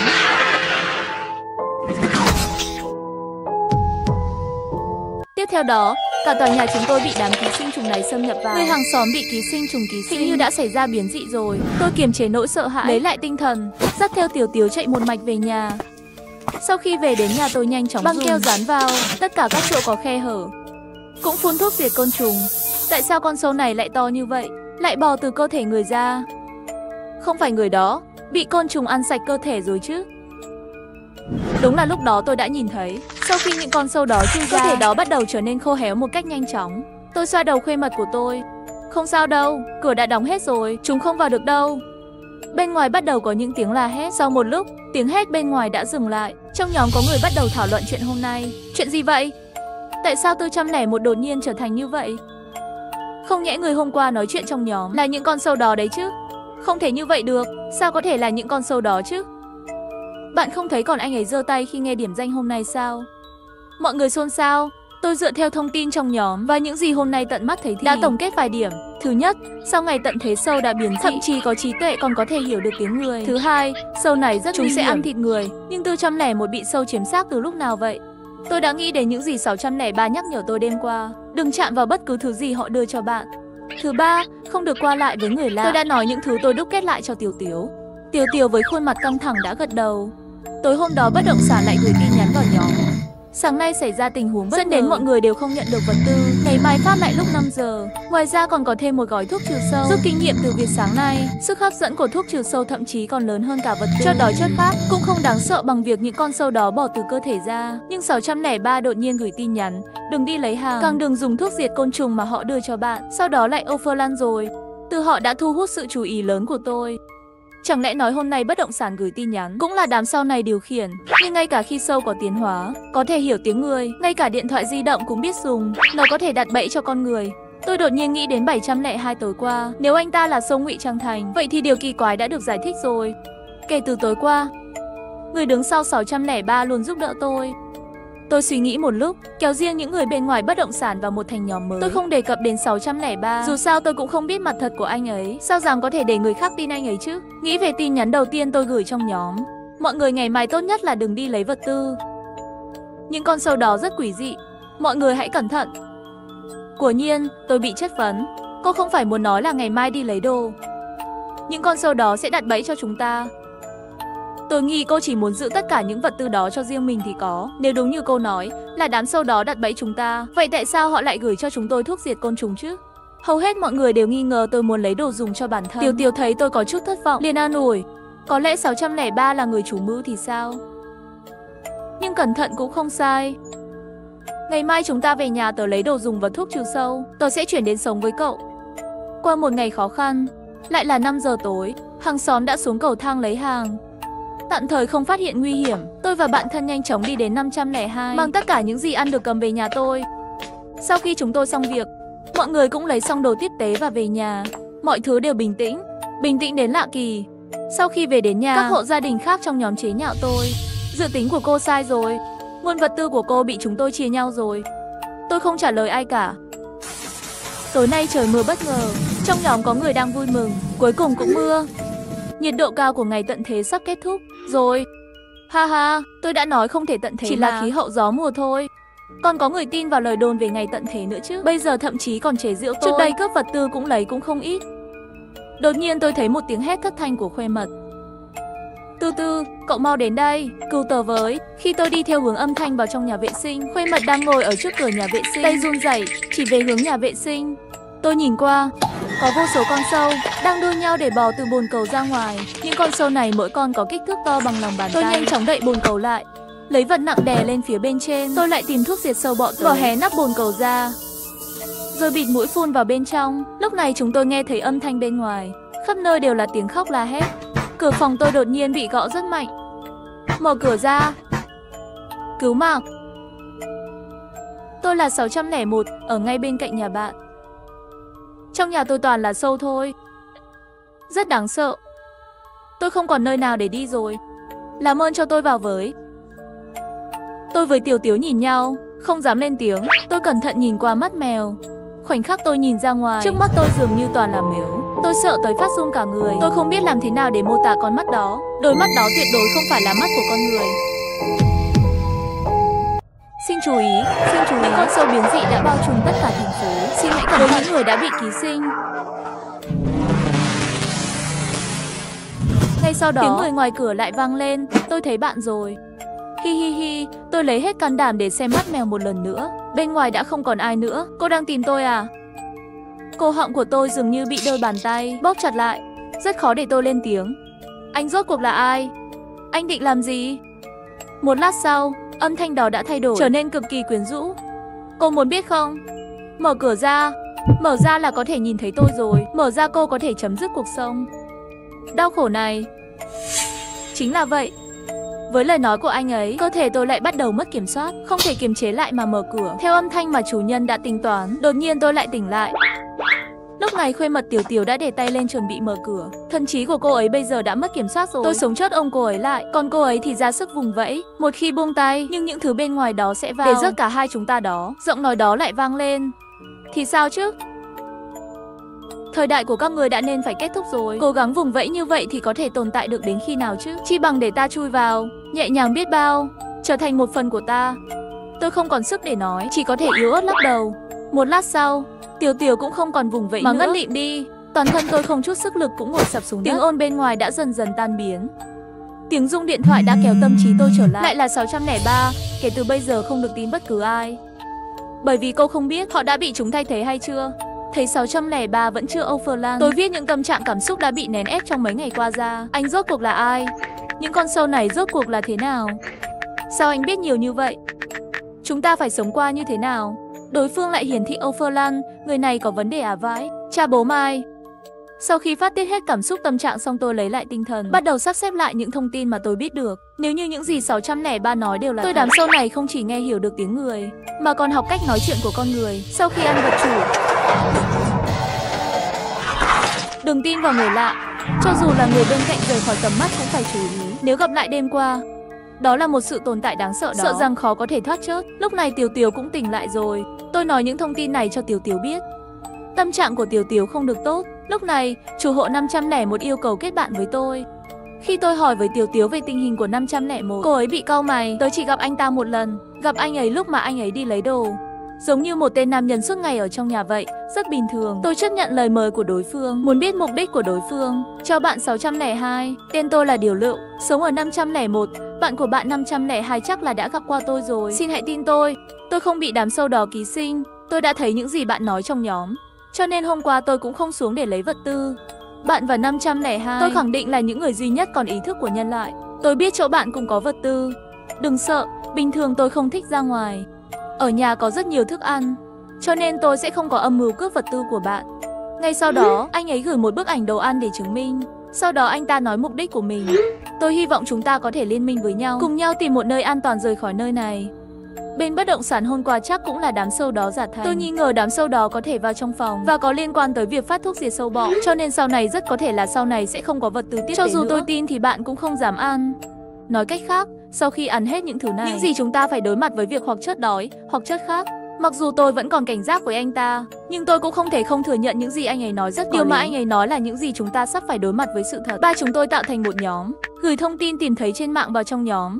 Sau đó nghiệm chứng tính chính xác, bởi vì trong đó có rất nhiều thứ đều là đám sâu đó đăng. Tin rằng không chỉ có mỗi khu của chúng ta bị đám sâu đó chiếm, cả thành phố đã bị chúng xâm chiếm hết rồi. Chúng giả vờ tìm thấy một nơi an toàn có vật tư phong phú, sau đó dụ dỗ con người qua đó. Lúc này tôi nhớ đến phòng tôi mua ngay bên cạnh 603. Bên trong vẫn còn ít vật tư. Tôi và Tiểu Tiểu đã chuẩn bị sẵn sàng để xông ra, cầm thuốc diệt sâu bọ tự chuẩn bị vào 603 để lấy vật tư. Thuận tiện cũng muốn biết người đàn ông bên trong 603, anh ấy rốt cuộc là ai? Tại sao đối với chuyện về đám sâu đó lại am hiểu như vậy? Sau khi mở khóa cửa bằng chìa khóa, tôi đặt tay lên tay nắm cửa. Tôi và Tiểu Tiểu nhìn nhau, gật đầu để có thêm dũng khí. 2, 1, đến khi tôi đẩy cánh cửa ra phía sau. Bên trong mọi thứ đều bình thường, ngoại trừ bụi có hơi nhiều. Chuyển đồ trước đã rồi tính. Tôi và Tiểu Tiểu bắt đầu nhanh chóng chuyển vật tư ra. Tôi vừa chuyển một thùng nước ra. Khi quay lại, Tiểu Tiểu căng thẳng nhìn tôi. Từ từ, phía nhà vệ sinh kia có tiếng động. Một chân đạp cửa nhà vệ sinh. Đi theo ánh sáng vào trong, tôi thấy trên mặt đất có một người. Anh ấy chưa kịp thích ứng nên đã lấy tay che mặt lại. Tôi nhìn bộ quần áo anh ấy mặc trông rất quen. Tôi hỏi, tại sao anh lại ở nhà tôi? Anh rốt cuộc là ai? Tiểu Tiểu sau khi nhìn thấy đối phương là con người cũng không còn sợ hãi nữa, lấy một cây gậy và đứng bên cạnh tôi. Anh nói gì đi chứ? Anh che mặt đi làm gì? Đừng lại đây, hai người sẽ không muốn thấy khuôn mặt này của tôi đâu. Tôi khinh, bây giờ biết mất mặt rồi à? Mau ngẩng đầu lên. Nam nhân chậm rãi ngẩng đầu lên, mặt anh ấy giống như bị dính vào lẫn mặt của đám sâu đó vậy. Trông rất kinh khủng. Thân chào cả nhà, không nên xem chùa đâu đó. Nhớ đăng ký, like, comment để ủng hộ team nha. Tôi chưa bao giờ nghĩ rằng đám thây ma thực sự bùng nổ. Và 4 cô gái trong phòng ngủ của chúng tôi. Thân chào cả nhà, không nên xem chùa đâu đó. Nhớ đăng ký, like, comment để ủng hộ team nha. Tất cả đều được trùng sinh trước 5 giờ khi thây ma bùng phát. Kiếp trước, chúng tôi hỗ trợ lẫn nhau trong cuộc đấu tranh cuối cùng, nhưng vẫn biến thành thây ma. Sống lại. Chúng tôi nhất định phải cố gắng sống đến 100 tuổi. Tôi mở mắt ra, phát hiện lúc này đang nằm trên giường trong phòng ngủ của trường đại học. 3 người bạn cùng phòng khác cũng chậm rãi mở mắt ngồi dậy. Chúng tôi 4 cái mắt to trừng mắt nhỏ một lúc sau. Chắc chắn là chúng tôi đã trùng sinh. Bây giờ là 10 giờ sáng, 5 tiếng nữa thị trường biến thành thây ma. Điều đầu tiên chúng tôi nghĩ đến là về nhà. Nhưng chúng tôi đều là người ngoại tỉnh, cho dù bây giờ mua vé cũng không kịp. Kiếp trước, chúng tôi trốn thoát bằng cách ăn trong nhà hàng. Nhưng vì thiếu thức ăn và nước uống nên cuộc sống vô cùng khó khăn. Sau đó để sống sót bước lên con đường sinh tồn. Chạy trốn vẫn không thoát khỏi số phận bị cắn chết. Lúc này tôi đưa ra ý kiến. Chúng tôi trú ẩn an toàn tại chỗ. Có thể kiên trì bao lâu thì kiên trì bấy lâu. Minh Minh gật đầu. Tôi đồng ý, nhưng chỉ có cửa phòng của chúng ta rất mỏng, không thể chống lại thây ma. Và chúng tôi cũng không có nhiều tiền. Làm sao mua vật tư? Trung gia cũng lo lắng xông lên nói. Giờ chỉ còn 5 tiếng. Thuê nhà rồi mua vật tư chắc chắn là không kịp. Tôi nhìn phòng ngủ. Sau đó mở một bức tường. Bên cạnh là phòng hoạt động. Chúng ta có thể để đồ bên cạnh trước. Bức tường này không phải là tường chịu tải, sau này mở trên tường là có thể đi qua. Về vấn đề an toàn, đến chợ vật liệu xây dựng mua gỗ và dụng cụ về. Chúng tôi tự ra cố cửa ra vào và cửa sổ. Chúng ta đều là những người sống sót còn lại. Biết nhanh nhất hiện nay, đây là cách dễ nhất để thực hiện. Khi chúng tôi thảo luận, chỉ có Từ Mộng Hàm im lặng. Bởi vì cậu ấy có thai, Từ Mộng Hàm mang thai. Điều này khiến tất cả chúng tôi đều bất lực. Xin lỗi, tôi không thể liên lụy các cậu nữa. Kiếp trước, cảm ơn các cậu đã chăm sóc. Tôi sẽ chuyển tiền cho các cậu. Sống tốt. Kiếp sau tôi nhất định sẽ báo đáp ân tình của các cậu. Tôi nằm mơ mơ lấy cô ấy. Sống cùng nhau sống, muốn chết cùng nhau chết. Đúng vậy. Đời trước khổ như vậy chúng ta đều chịu đựng. Đời này chúng ta tính toán trước, chắc chắn sẽ tốt hơn. Mộng Hàm, đừng sợ. Đối mặt với sự thuyết phục của Tiết Minh Minh và Trung gia, Từ Mộng Hàm cũng bắt đầu dần dần tâm trạng ổn định lại. Chúng tôi biết những lo lắng và sợ hãi của cậu ấy, nhưng chúng tôi không thể lãng phí thời gian. Lo lắng về tương lai, bước đầu tiên chúng tôi phải làm là kiếm tiền. Bình thường tiền tiết kiệm mà cha mẹ cho đều lấy ra, thẻ tín dụng và nền tảng cho vay cũng tùy tiện mượn. Nửa tiếng, chúng tôi có 83.000 đô la. Chúng tôi lập tức chia ra. Minh Minh đi chợ vật liệu xây dựng để mua vật liệu và công cụ và một số vũ khí. Tôi và Trung gia phụ trách đồ dùng sinh hoạt. Tôi liên hệ với nhân viên giao hàng để xin 50 thùng nước tinh khiết. Trong khi đó, Trung gia cũng đặt hàng trên mạng các loại thực phẩm có thể bảo quản lâu dài, nhưng thứ này sẽ được vận chuyển đến đây. Có thể giảm bớt rất nhiều gánh nặng cho chúng tôi. Mộng Hàm, cậu cứ ở trong phòng ngủ, đừng rời đi. Sạc đầy tất cả máy tính của chúng tớ. An toàn của chúng tớ nhờ cả vào cậu đấy. Chúng tôi dùng phương pháp này để giữ Từ Mộng Hàm lại. Từ Mộng Hàm cuối cùng cũng gật đầu. Các cậu yên tâm đi. Tôi sẽ làm tốt. Bên ngoài trường học có một siêu thị lớn. Tôi và Trung gia kéo vali về phía trước. Bây giờ trong kỳ thi chính thức, học sinh không thi, xem lại ở thư viện. Chúng tôi sẽ gọi cho bố mẹ trên đường đi, nói với họ là có chuyện khẩn cấp. Hãy để họ nhanh chóng về nhà. Nhưng cha mẹ không tin lời chúng tôi.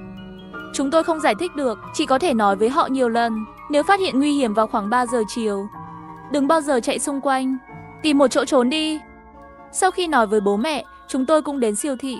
Chúng tôi đi mì gạo trước, khu vực thực phẩm đóng gói dầu và chân không, chuyển bao nhiêu cũng được. Lần thứ hai chúng tôi đến khu vực nhiên liệu, lấy tất cả các hộp rắn. Tổng cộng đóng gói 4 cái vali kéo về.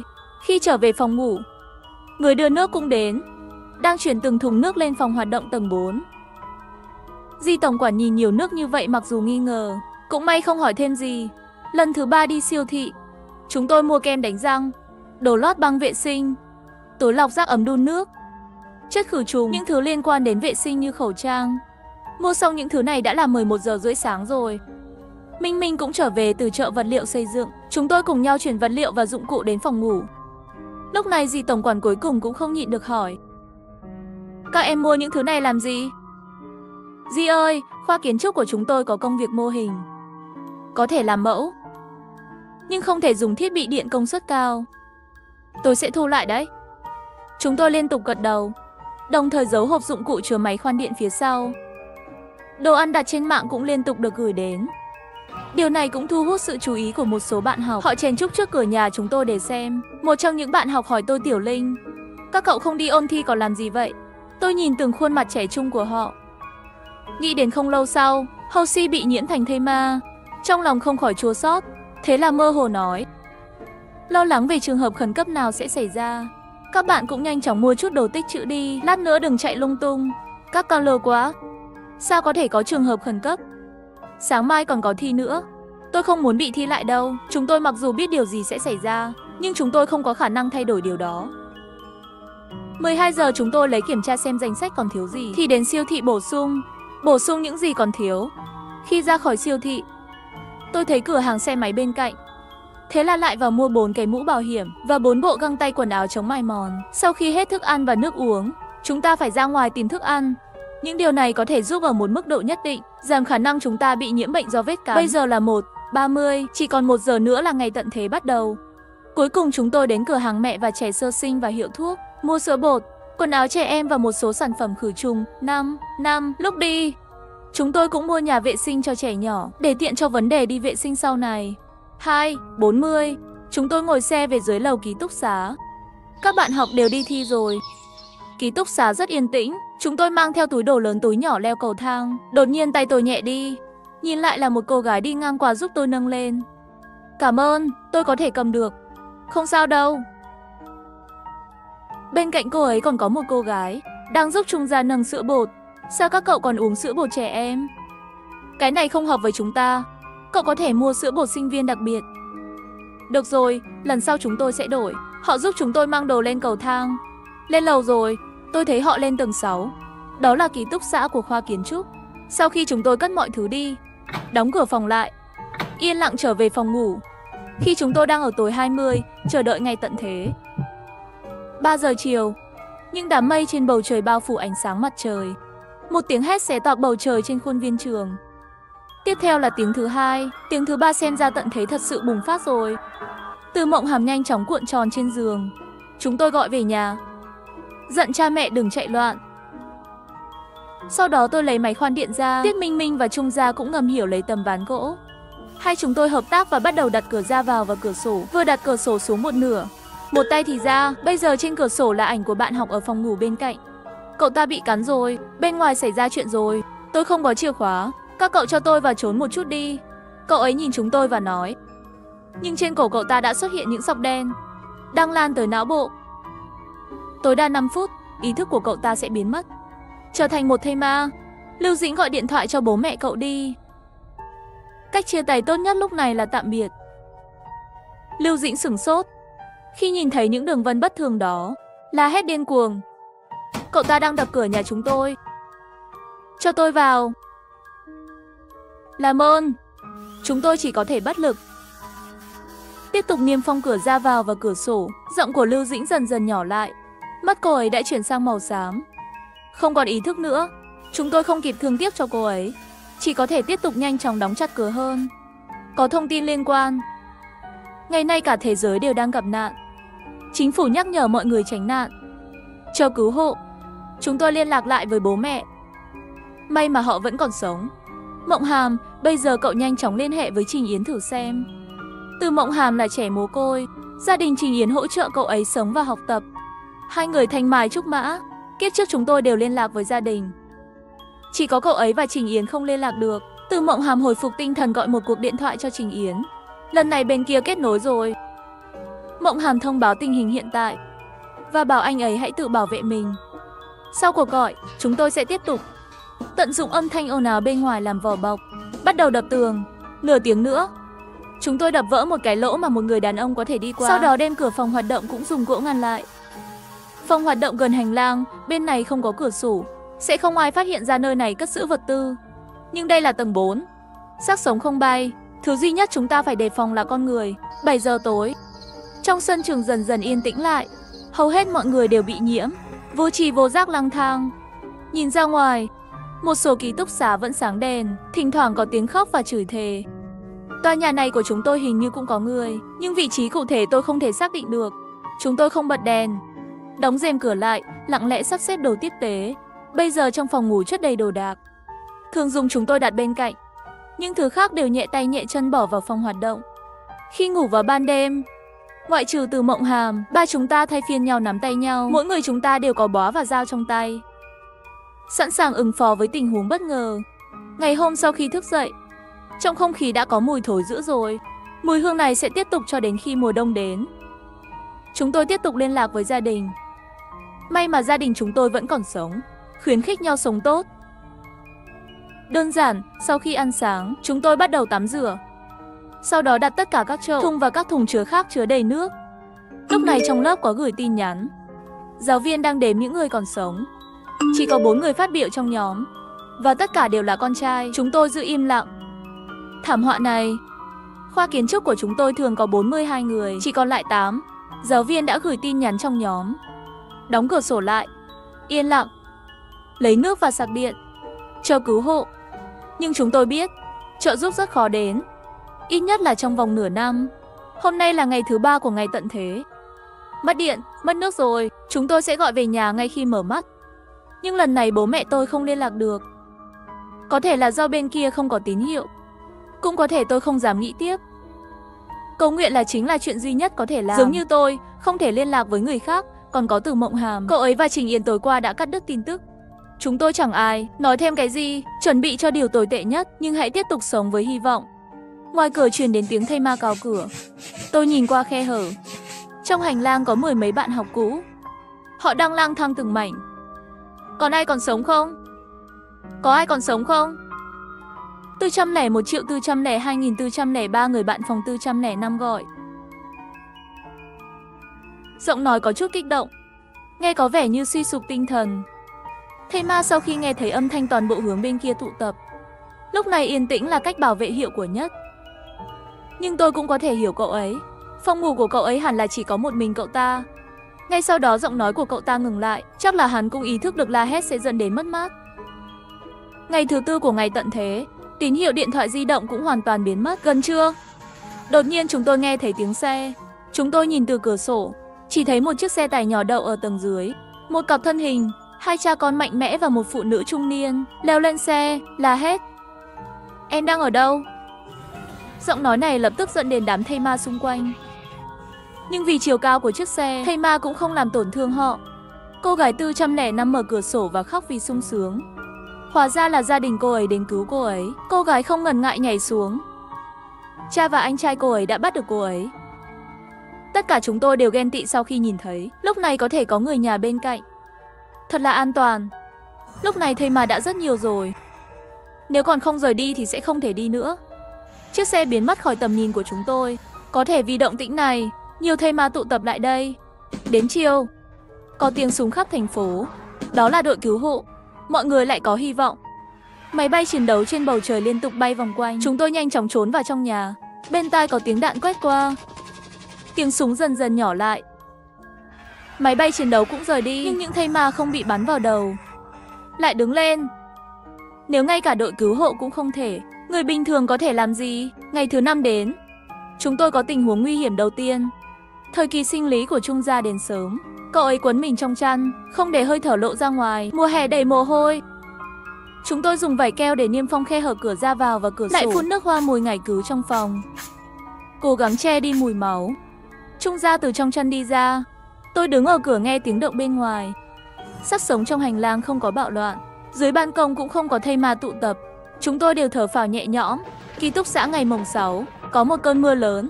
Trong mưa lớn, lũ thây ma đều đứng yên tại chỗ. Hãy để cho nước nhấn chìm lũ thây ma này. Tôi thấy các bạn học trong lớp và các giáo viên. Mấy ngày trước, giáo viên vẫn đang trong nhóm thống kê số người còn sống, bảo chúng tôi đừng ra ngoài. Nhưng bây giờ anh ta lại là một thây ma. Sao anh ta không ngồi yên trong phòng? Có vẻ như khi anh ấy gửi tin nhắn cho chúng tôi đã bị nhiễm rồi.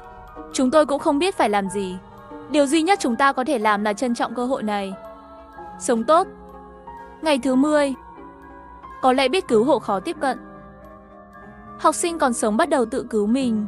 Tôi thấy ai đó xẻ khăn trải giường thành vải, buộc vào người. Sau đó từ ban công lật đến ký túc xá khác để tìm đồ tiếp tế. Đột nhiên, tôi thấy ai đó đang theo dõi chúng tôi. Mặc dù hướng nhìn không phải là phòng ngủ của chúng tôi, nhưng tôi có cảm giác họ đang lên kế hoạch gì đó. Sẽ không là phát hiện chúng ta để đồ trong phòng hoạt động rồi phải không? Chắc là không. Rèm cửa phòng hoạt động chúng tôi đặt xuống rồi. Chắc là do nguồn cung cấp bên kia của họ đã hết. Sau này sẽ đến tìm chúng ta. Nhưng cả hai chúng tôi đều nghĩ họ sẽ không qua được. Mặc dù những ký túc xá này cách nhau chưa đầy 100 mét, nhưng thây ma thì rất nhiều. Muốn đến bên này gần như là không thể. Ngày thứ 15. Một gói rác rơi từ trên lầu xuống. Chúng ta còn có người sống sót. Tôi lập tức nhớ lại ngày tận thế. Hai cô gái giúp chúng tôi nâng đồ. Có lẽ họ còn sống. Tầng 5, tầng 6 là khoa kiến trúc và khoa xây dựng. Họ sẽ không xuống chứ? Trung Gia có chút lo lắng. Minh Minh liền trấn an. Không sao đâu, mọi người đều là con gái. Cho dù họ muốn cướp, có 4 người, chúng ta không sợ. Tôi ngẩng đầu lên cẩn thận lắng nghe động tĩnh ở trên. Trên đó rất yên tĩnh, tôi không biết họ ở phòng ngủ nào. Sau đó, cứ vài ngày lại có một gói rác rơi xuống. Tôi suy ra từ tần số này rằng không có nhiều người ở trên. Phòng ngủ ngày 30. Từ Mộng Hàm bắt đầu có phản ứng. Kỳ lạ, không phải mỗi ngày đều ăn vitamin sao? Làm sao còn có thể như vậy? Chúng tôi mở điện thoại, kiểm tra sách thuốc đã tải xuống trước đó.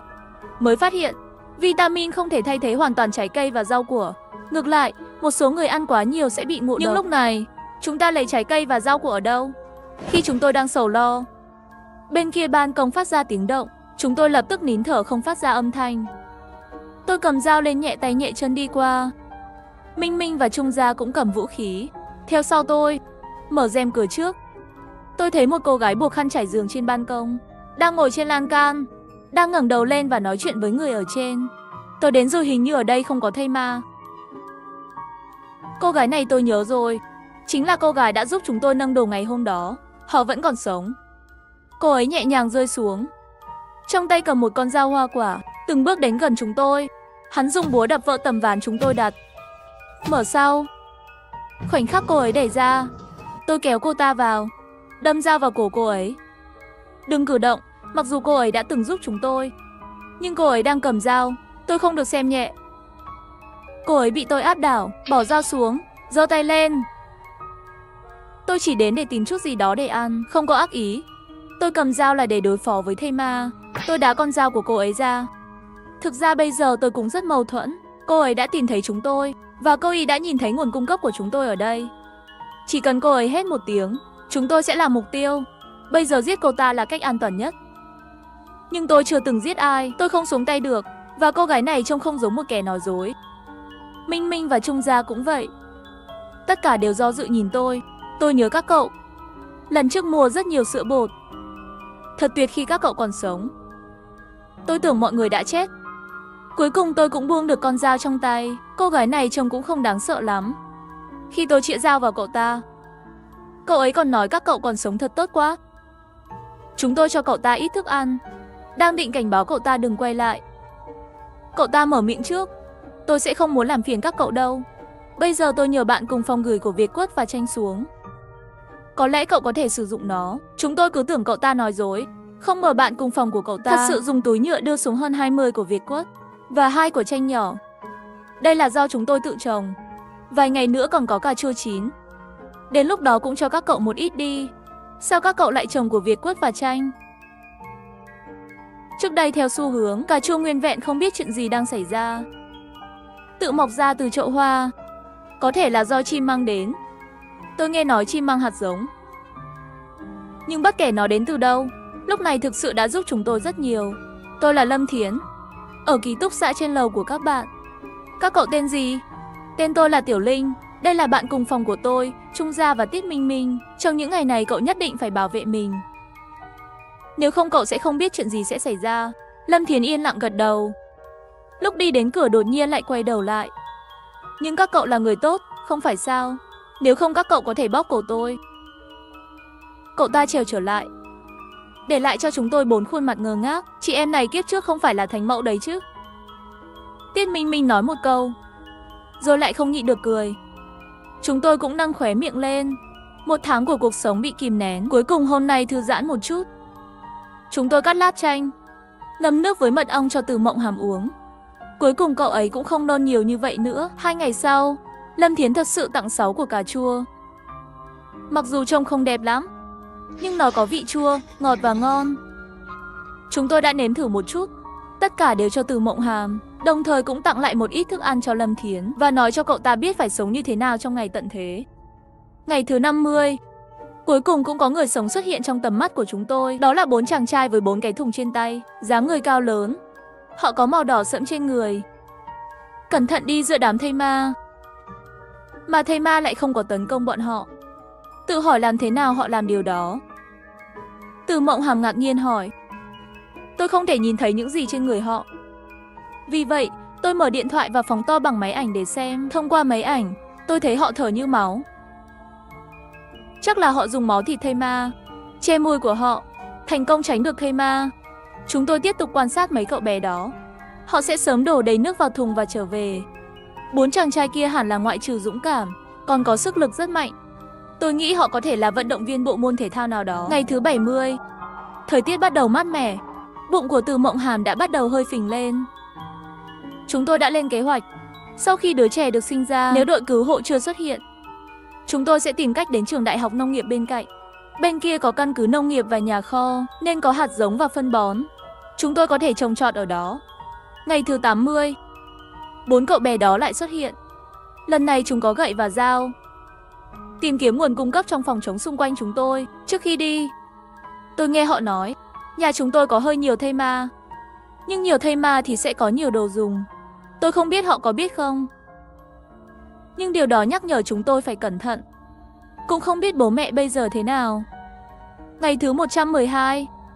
Có mấy chiếc máy bay bay qua trường học. Là máy bay của quân đội.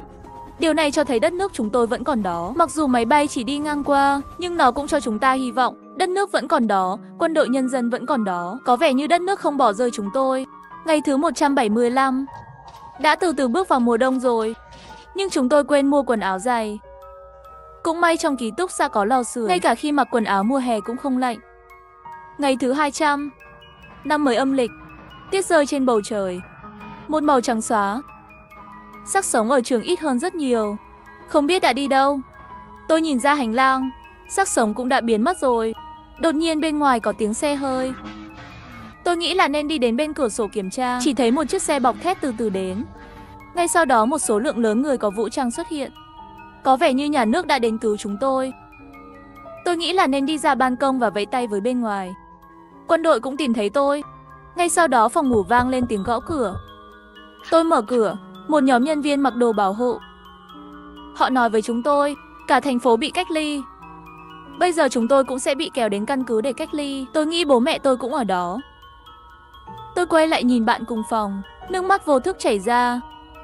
Thân chào cả nhà, không nên xem chùa đâu đó. Nhớ đăng ký, like, comment để ủng hộ tin nha. Phát sóng tin tài năng nên xem chùa đâu đó. Nhớ đăng ký, like, comment để ủng hộ tin nha.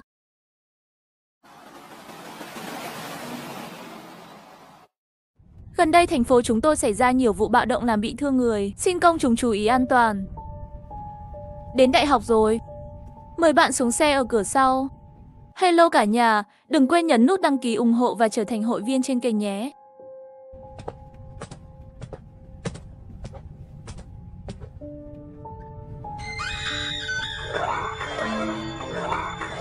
Gì đây? Tình huống quái gở gì? Rất người rồi. Gọi cảnh sát đi, cậu bé này gầy như vậy sao sức lực lại lớn như vậy? Hai người mới miễn cưỡng giữ anh ta lại. Cẩn thận đấy, thằng nhóc này mạnh lắm. Bởi vì còn rất cao, cảnh sát đang đến. Thành thật với tôi.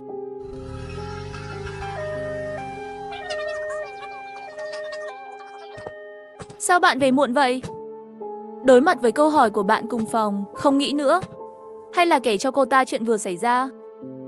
Thật à? Sao có thể có người như vậy? May mà đã bị cảnh sát bắt đi rồi. Tôi đi rửa mặt trước. Cậu bé đó thật kỳ lạ.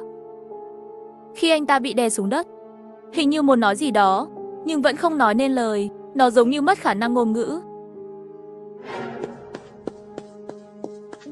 Này bạn bị sao vậy?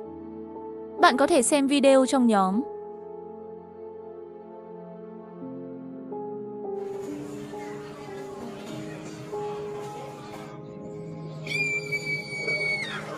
Anh Tam sao thế? Chuyện gì vậy? Hắn giống như thây ma ăn thịt người trong phim. Vương Nhất trong nhóm nói video này không nên truyền ra ngoài. Anh Tam bây giờ đã thành một nồi cháo. Chợ đồ ăn nhẹ bên cạnh trường chúng ta cũng bị niêm phong. Trường học cách anh Tam và phố ăn vặt rất gần. Nếu có thây ma vào thì sao? Nhưng bây giờ ngoài trường không nhất thiết an toàn hơn trong trường. Nếu chúng ta ra khỏi trường, chỉ nguy hiểm hơn. Bạn nói trường chúng ta có thể nào cũng có người bị nhiễm rồi không? Nữ sinh bị cắn trên xe buýt. Không có đột biến trực tiếp, mà là qua mấy vết nhỏ, lúc đó mới biến thành như vậy. Nếu một học sinh bị thương ngoài trường, có lẽ lúc đó không có gì sai. Nhưng điều gì sẽ xảy ra khi bạn quay lại trường trong vài giờ nữa? Không ai biết. Bây giờ ở đâu cũng nguy hiểm, nơi an toàn nhất là ký túc xá.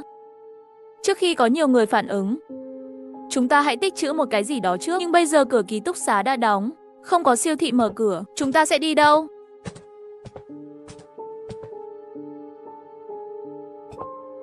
Tôi nhớ tầng dưới ký túc xá của chúng ta có may bán hàng tự động không? Phải, chúng ta đến đó mua chút đồ đi.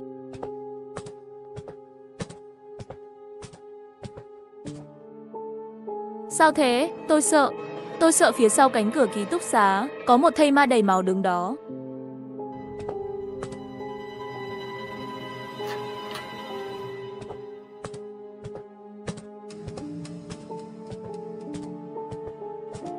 Máy bán hàng tự động sẽ không được bổ sung cho đến sáng mai. Bên trong không còn nhiều thứ nữa. Không sao, lấy bao nhiêu cũng được. Đúng. Lấy xong rồi, đi thôi.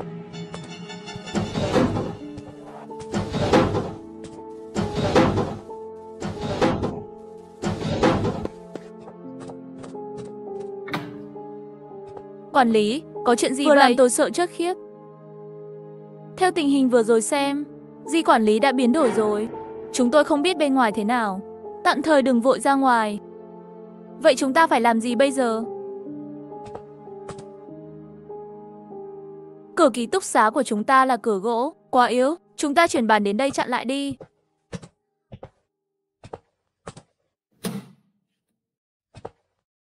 Giờ sao? Suýt.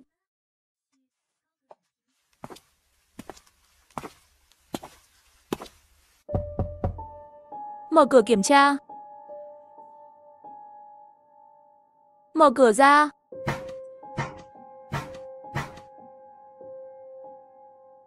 Tiếng đập cửa dường như đã dừng lại. Hình như hắn ta đi gõ cửa ký túc xá đối diện chúng tôi rồi. Ai vậy? Đêm khuya tối gõ cửa. Khoan đã. Bên kia sẽ mở cửa cho hắn ta. Cứu với. Cái gì? Quản lý dường như đã đi rồi. Không, tôi rất sợ thây ma còn biết nói chuyện sao.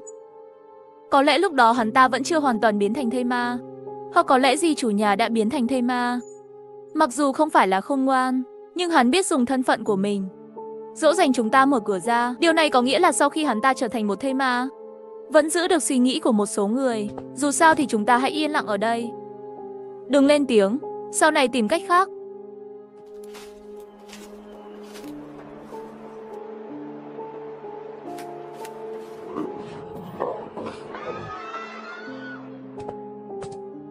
Không, có người đã gửi tin nhắn cầu cứu trong nhóm. Tôi thấy rồi. Cứu tôi với, tôi không gọi được.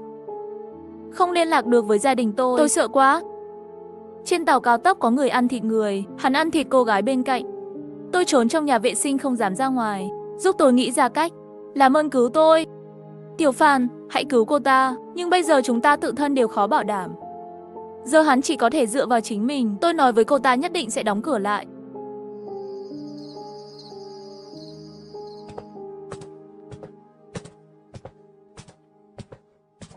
Không ngờ lại qua 10 mấy tiếng.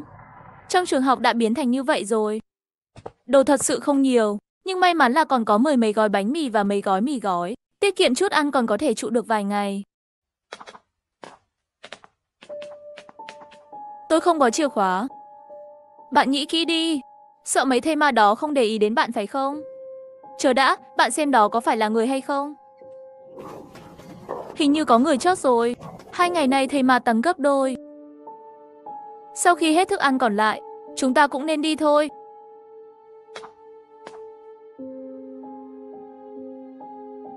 Là bạn à? Không, bạn xem điện thoại di động, sáng nay mới phát tin nhắn. Nói ở thành phố bên cạnh, thiết lập khu vực an toàn đầu tiên. Nhiều ngày như vậy, cuối cùng cũng thấy một tin tốt. Nhóm ký túc xá nữ có người gửi tin nhắn. Có ai còn sống ở tòa nhà số 5 không? Tiểu Phan, bạn nói người gửi tin nhắn muốn gì? Tôi không biết, chúng ta chờ xem nào. Đừng trả lời, các bạn còn đồ ăn không? Mọi người đừng hiểu lầm, tôi đã liên lạc với mấy bạn học không có thức ăn. Thành lập một đơn vị tạm thời, tôi định thử xem có thể không có ai ở ký túc xá không. Tìm kiếm vật tư. Tôi muốn hỏi mọi người có muốn tham gia không? Chúng ta có tham gia không? Nhóm là tốt, nhưng nguồn cung cấp trong tòa nhà có hạn. Vào tay mỗi người thì càng ít. Hơn nữa, nhiều người dễ gây chú ý hơn.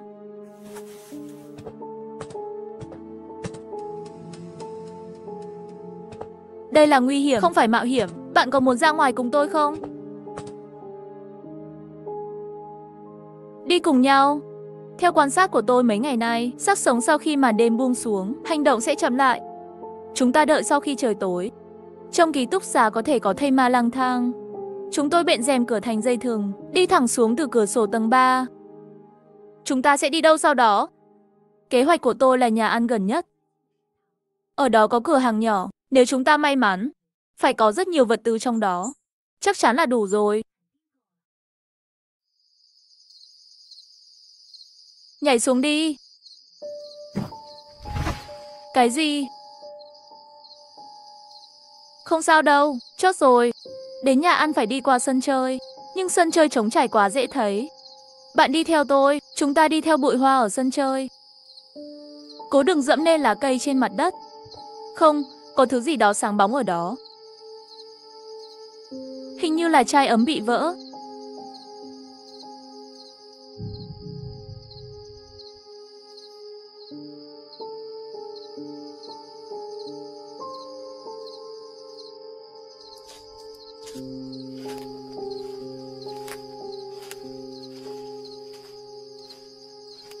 Đi thôi, lại đi qua thư viện phía trước là đến rồi.